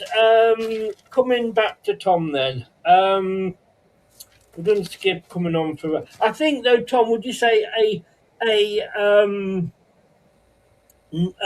ring rust? We saw a ring rusty Ramsey today. You know, he could have maybe done better with his ops, but he'd literally been thrown on. He's been out for what, 4 or 5 months now, so you can't really blame him, can you? No, I agree with Clibbo as well. I think actually he was probably technically wise and probably the best player at the football club. You saw a little spell of it before his injury, what he could bring to a team. And bear in mind the challenge we've had scoring goals this year, you wonder what would have happened if he played the number 10 role all season for us, because that was a big part of the problem as much as the strikers, is the link-up play in the final third, right? So, yeah, no, I think yeah, you can't really blame him for that, But once again, it's very difficult, to see what's going to come next in regard to who we replace these players with now, because the money's going to be difficult, the academy lot coming up. I don't know where it's going to go, but my head's sort of really chucked into the future now for some reason. I'm just thinking there's a lot of work that's got to happen to this football club before we get ready for League One. Indeed there is. Right. And I don't know whether this is even worth talking about, 92 minutes, Jim. 92 minutes. Ayew came on for Mukasa. Now, I know he's probably been your favourite player all season. No. Last year, maybe. This year, no. No. I mean, what was the point? I'm gonna say one of your sayings that Bev laughs every time you say it on the Watchalong. For fuck's sake. That is her favorite. When you say that, she starts laughing. That's what I was saying. What are you doing it? What are you doing either one? I'd have rather had Mikasa stay on and not even bring Hems on. Just finish. The guys were out there. We were starting to we were pecking away. Just finish. Yeah, it was I know he was probably thinking, well, he's a striker. He'll probably get me a goal. But no, it was fast. We were playing fast. We weren't needing the old man there trying to get a goal.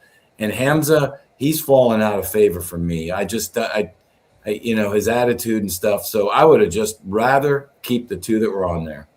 Yeah. Finally, final substitute, Clibo.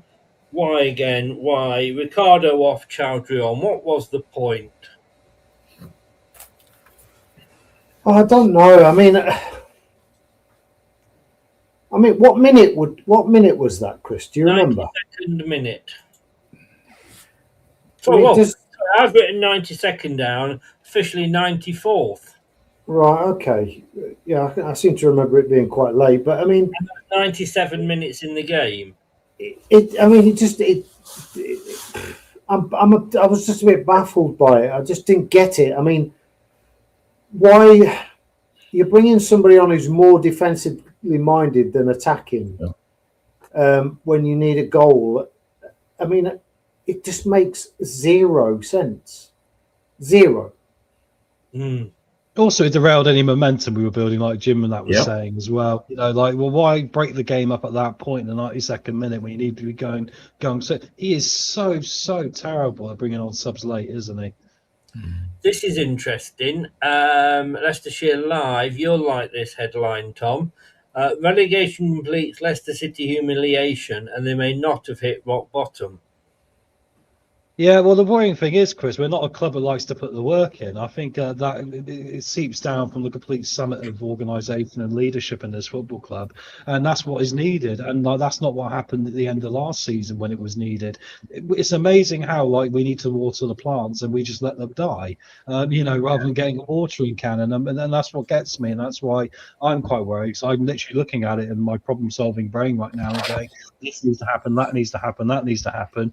But in reality, I've just got on holiday now. I'm probably not even worried about it to the 1st of July. We'll be like last year. Yeah. Oh God. I'm just. Am I the only one here? I'm just so glad it's over now. Yeah. Well, we shouldn't think like it should be, but I do feel like that because I think my soul's been sapped by this football club this year. It's felt the longest season in history. It's felt incredibly. Yeah, I'm glad it's over as well. Yeah, I'm really glad. Yeah, but you? I mean, we've still got 2 games to go.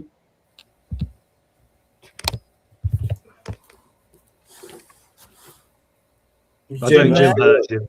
Oh, I thought you were talking to Clibo. I'm sorry. No, I mean, I'm glad it's over. I mean, we have still got 2 games to go. Let's not forget. I'm glad that. I'm not glad we're being relegated, but right now I feel at least a relief. The inevitable's there. Let's get over it. Let's go throw whatever we have with the youngsters at the next 2 games. See some positive fight, which will re-energize us in a little bit for the next 2 games. And then, like Clibo said, just get away from it over the summer, and hopefully the club will at least pick the right people to lead and at least go into League One the right way instead of just fumbling around like we did with the championship. We have the same advantage as last time. It's happened so early. We've got time now to maybe get off the exactly. Next year. The worrying thing is last time they didn't do it. But do you think, Clibo, last time we did this, it was the turning point for us, was it? Do you think it could have the same effect this time? Well, I'm not sure because the circumstances are a little bit different, aren't they?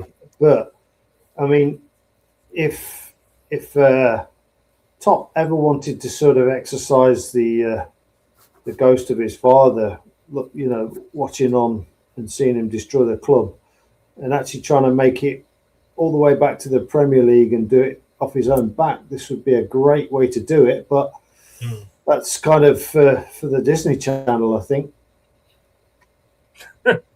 So I mean, where do we go from here? Is it going to be a couple of seasons in the 3rd tier, Clibo? I think, and again, I said this to Reece before the match, whoever takes charge next season doesn't get us promoted it's a failure for me. But I don't care. I don't care what situation the club is in. I don't care financially.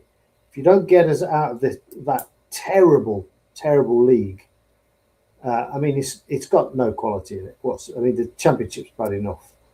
There should be enough. There should be enough quid to keep, or there should be enough to keep couple of experienced players and bloodsome kids that have got talent. You just need a couple of Stevie Howard hard nuts in the team, but it should get promoted. I don't care. I don't want none of this. Oh, we need to rebuild. You don't rebuild in League One. You don't build pretty football. You build a side that gets you out of that division. Then you can maybe rebuild in the Championship. It's a terrible league full of flipping brickies. And you're right, mate. You've got to go get character, haven't you, next in this team? Character. Yeah.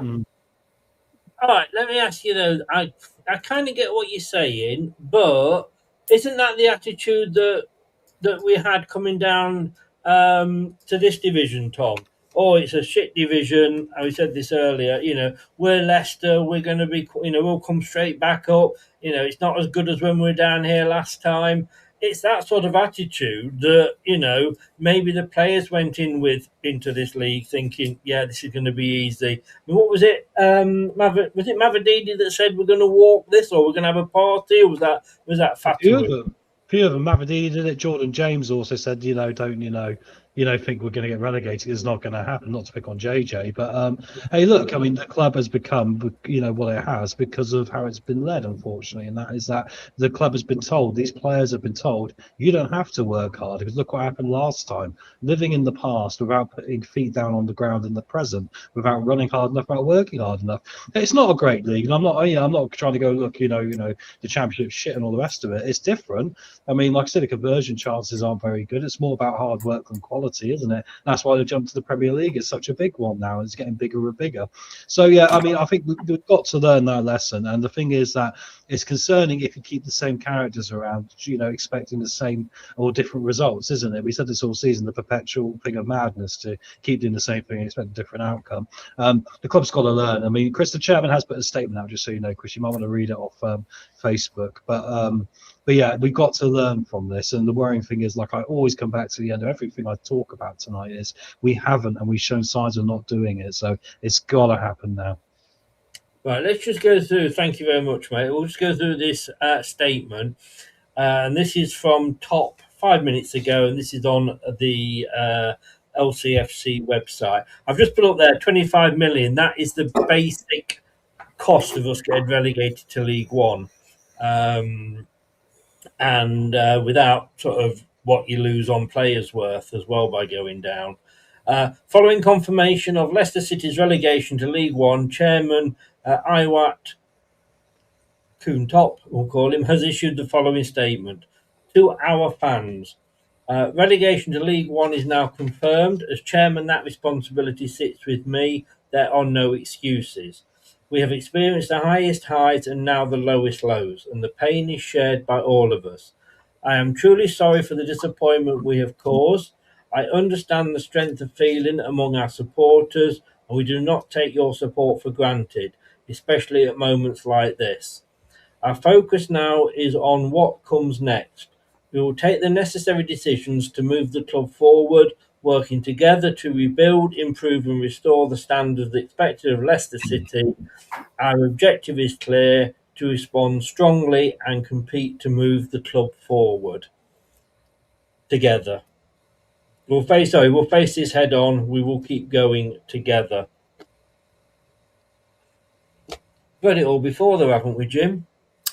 Put your actions where your words are. Simple as that.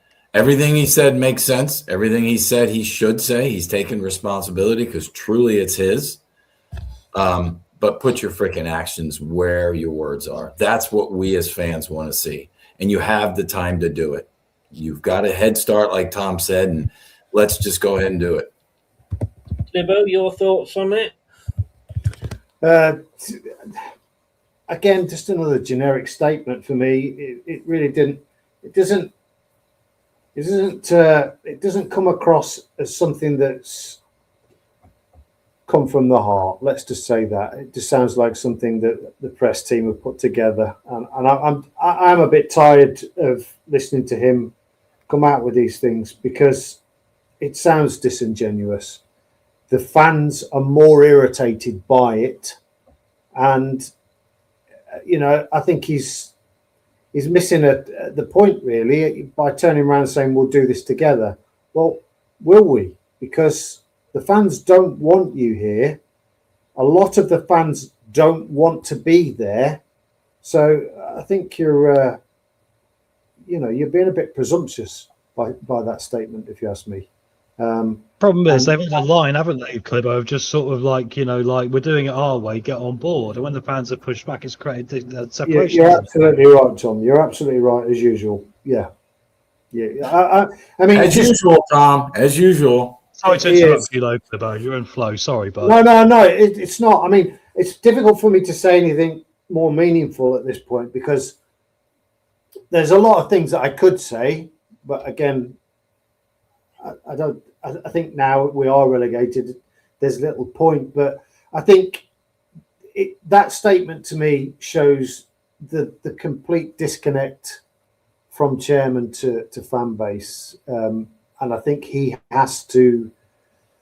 I think he has to address that very quickly, or somebody has to point it out to him very quickly. Yeah. Because for me, he's almost at an impossible crossroads where there's no going back for him now, and I don't think he realizes it. I don't know why he doesn't realize it, whether it's arrogance or whether there's just something lost in translation. But there's no way back for him now. Even if he got us back to the Premier League, you're looking at 4 or 5 years.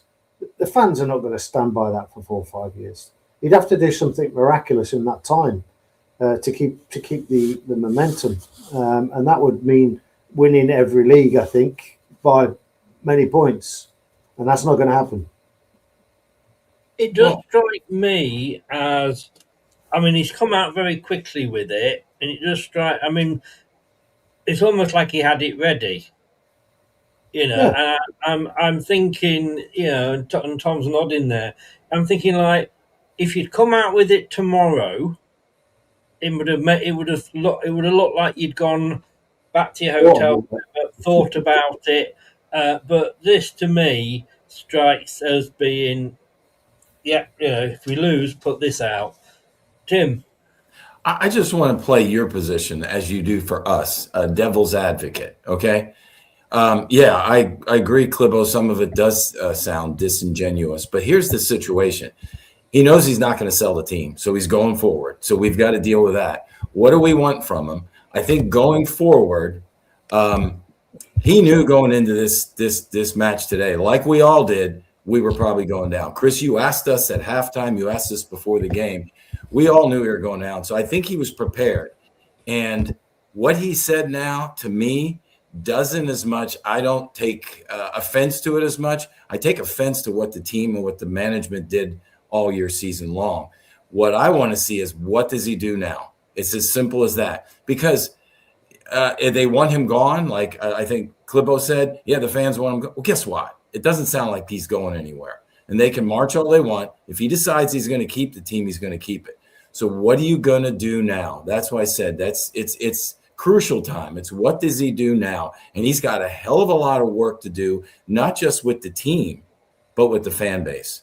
Because he's got to win the fan base back. And the only way you're going to do it is to show that you're putting a product on the field that we're proud to cheer for and we're not disgusted with like we were this year. So I think whether he put it out today, Chris, or put it out tomorrow, it doesn't matter. The writing was on the wall, and it's what he does from now that really, really matters. Clibo, we're going to get on to the, as I know you've got to go in a second, so we're going to get on to the ratings and what have you in a minute. But just the one last question for you before we get on to those is, I in a way, don't want Top to sell. I know everybody hates him and what have you, but where would we be without his money? You know, I mean, he wrote off £194 million the other year. Was it last season, or in fact, it might have been last year? You know, if he hadn't done that, and then he'd sold the club, who's going to buy a club with 194 million?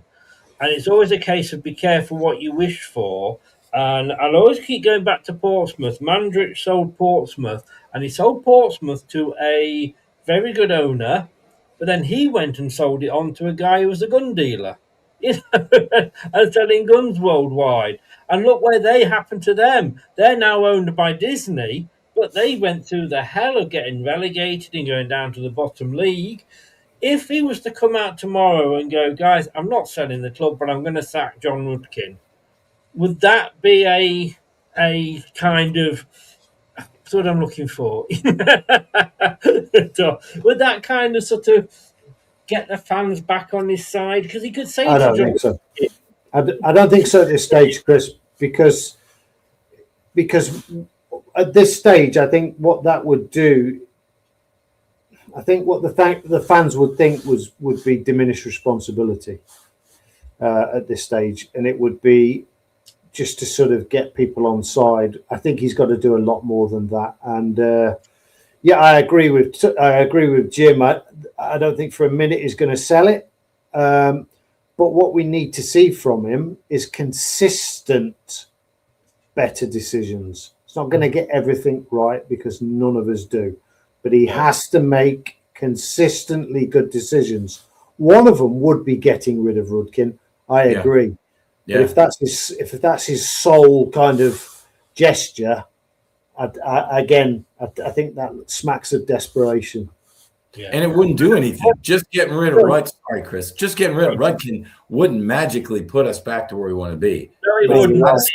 There's such a hatred there between him and the fans. Top could easily say, I'm going to sack you. Here's a £5 million payoff, and he'd be set for life. So there are ways around it. And when I say they're owned by Disney, it's probably not correct. It's the guy, Michael Eisner, that used to be the top dog at Disney, is the guy that owns them. Whether he's still anything to do with Disney or not, I don't know.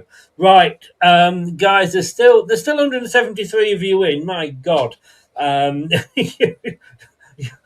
You're a sucker for punishment, a lot of you. Please smash that likes button, subscribe, and if you're on your mobiles, do all that hyping stuff as well. Right, to be honest with you, I was going to give my... we're going to start with ham sandwich of the week, and I kind of was going to agree with Reese at one point and go for Bekovic. The team as a whole, I thought, played a lot better today, but no matter how much we play well, if we can't put the fucking ball in the net, what is the point of doing well? That's the thing for me. And, we can't put the ball in the net. No matter what we do, we haven't got the players that are good enough to do that. And so my ham sandwich of the match is Patson Daka. Yeah, and, he runs around a lot, but you're a fucking striker. You paid 50 grand a year to put the ball in the net. You do that.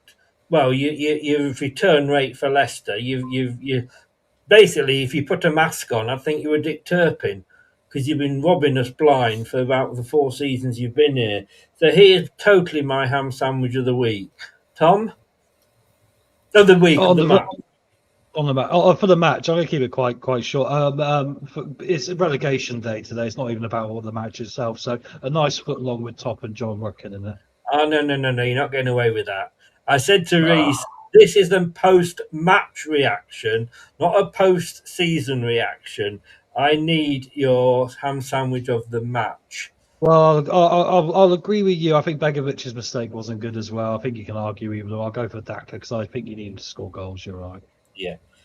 I know what you mean. We'll be doing different shows about the season, unfortunately, but and then we can get the foot long ham sandwich specials out. Jim? As much as I have a distaste for Daka, which I absolutely do, what I hate more than that is agreeing with you, Chris. So I'll have to say Daka, beyond any stretch of the imagination, ham sandwich, and he's been consistent in my books. But today, for sure. I thought you were going to go for AU then. I was going to say he wasn't on the pitch long enough really to earn it. Daka. Clibbo? Well, I hate to give you a full house, boys, but just on that miss alone for me, and like you say, lads, it's been the story of the season. You know, what if, and today that miss really didn't confirm our relegation, but it's been the story of the season, and today it was amplified because we did get relegated, and just go now. Even after 3 minutes.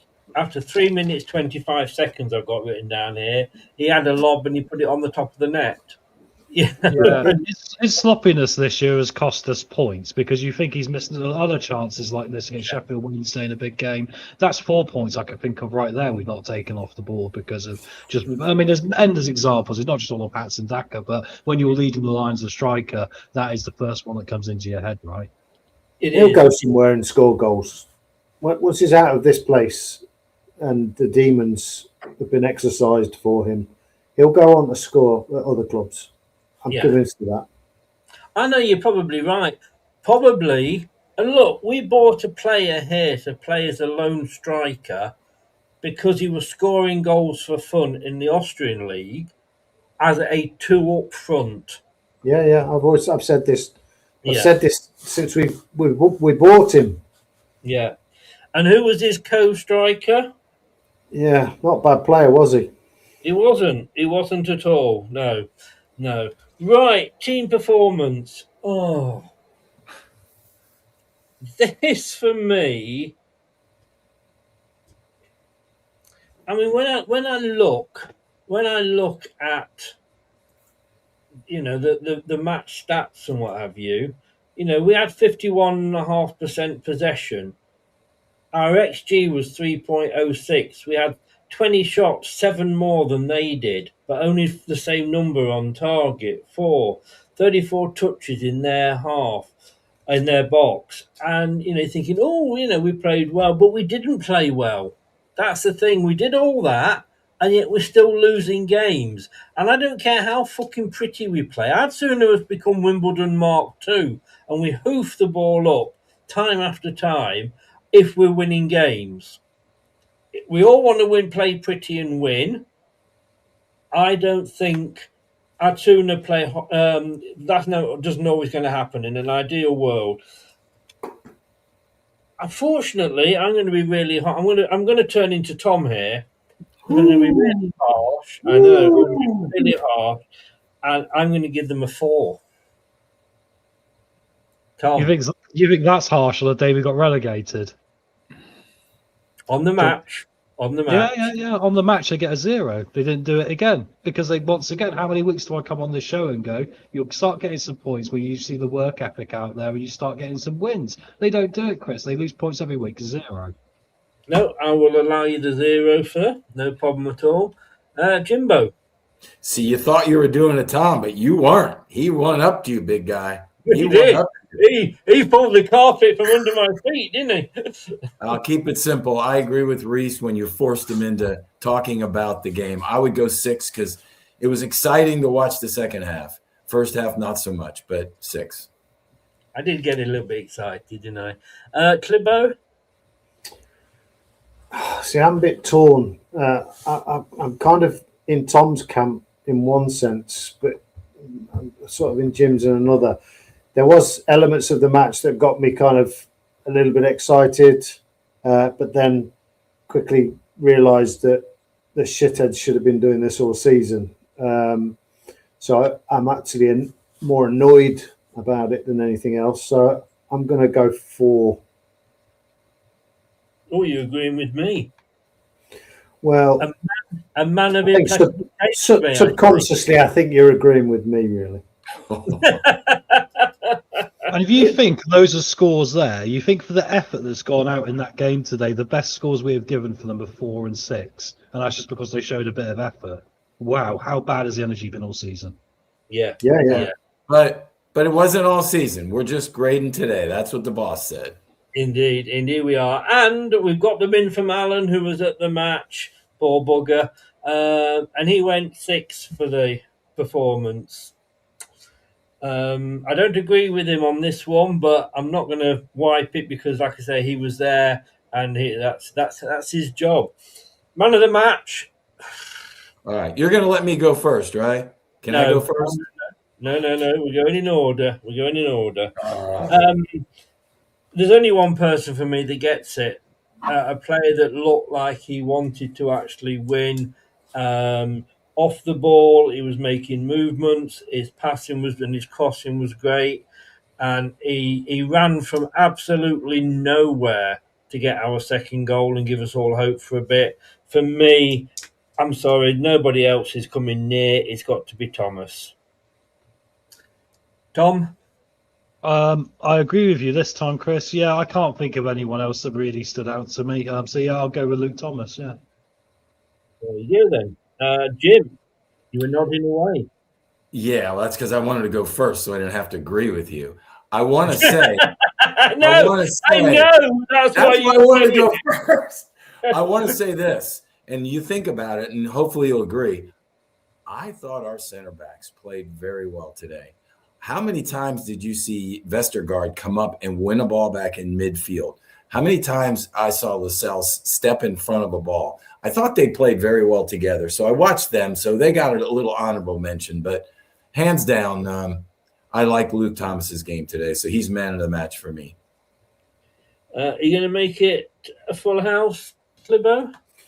Yeah, it's nice that you agree with me again. If you want to think that, mate, you carry on thinking that. I'm not going to argue. And of course, there was only one person that was going to get it today, and officially, our man of the match is Luke Thomas. Nice. Okay. So hold on. So basically, you're saying officially it was Luke Thomas and a 6. And I don't know if you want to check your records, but I think I said Luke. So that must mean it's time to move on. Okay. I still can't believe that out of the top 3 in the prediction league, there's 2 Americans. That's still good. Deal with it, baby. Man of the match, according to the BBC viewers, is Jordan James for Leicester with 4.49. Our worst one was AU with 3.09, followed by Chowdhury with 3.15, and then Mavididi with 3.23. Well, I thought I had a pretty decent game when he came on. I'm quick enough to criticise him, and he did actually cause them a lot of problems when he came on. Okay, very quickly then, I'm going to hand over to Jim, and he's going to play us out with his 3 things he's noticed today. All right. I'll try to keep it quick because I know it's late over there. It's not even dinner time here. So first of all, the fat lady is singing loudly. We knew it was coming. The wait is over and the inevitable is here. And that's something sad, frustrated, disgusted, or whatever. It's here. Let's just go forward. Hopefully we get our wishes from Father Christmas early and we see the youngsters play next week. Secondly, just so you guys know, I heard this from Chris's housekeeper. His Lanzarote tops will now take the prime spot in his closet, overtaking the Leicester City shirts. So all those Lanzarote shirts got the #1 spot, and all your Leicester shirts are moving to the back. To be honest with you, they have anyway. You open the drawer, you go from the left, the first 2 are the Lanzarote ones. All the Leicester ones are in the toilet now in case they run out of Andrex. You never know. They'll come back. There'll be a retro one day. And last, this also just in, it was on the Leicestershire Live website. Tom Smith, our own Tom Smith, will be teaching this summer a mandatory football manager class to all LFC leadership and ownership. So Tom's going to teach him how to run a freaking club. Boom. I don't know what to say to that. Not sure I'll make it better or worse, but thank you, Jim. Yeah. I'd fall out with everyone, unfortunately. Can't go any worse.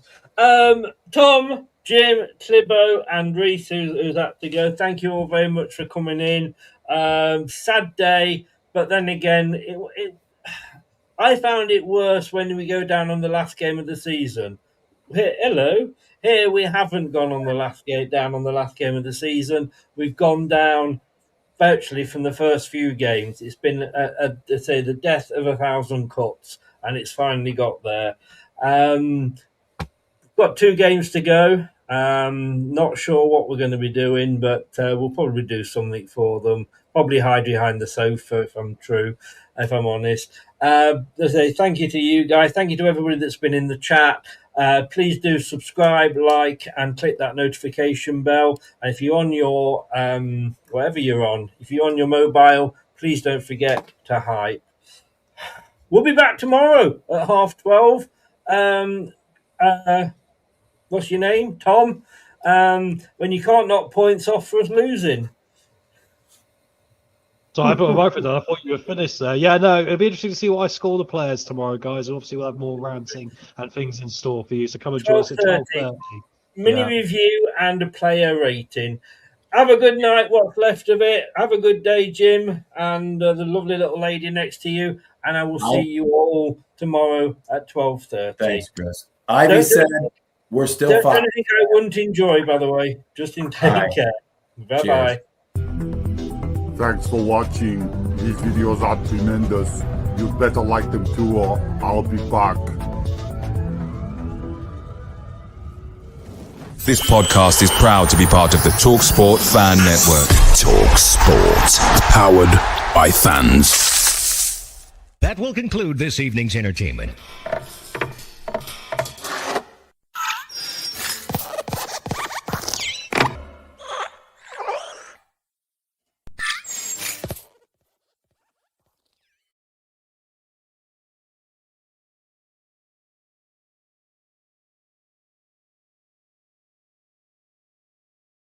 This is Ivy. Like,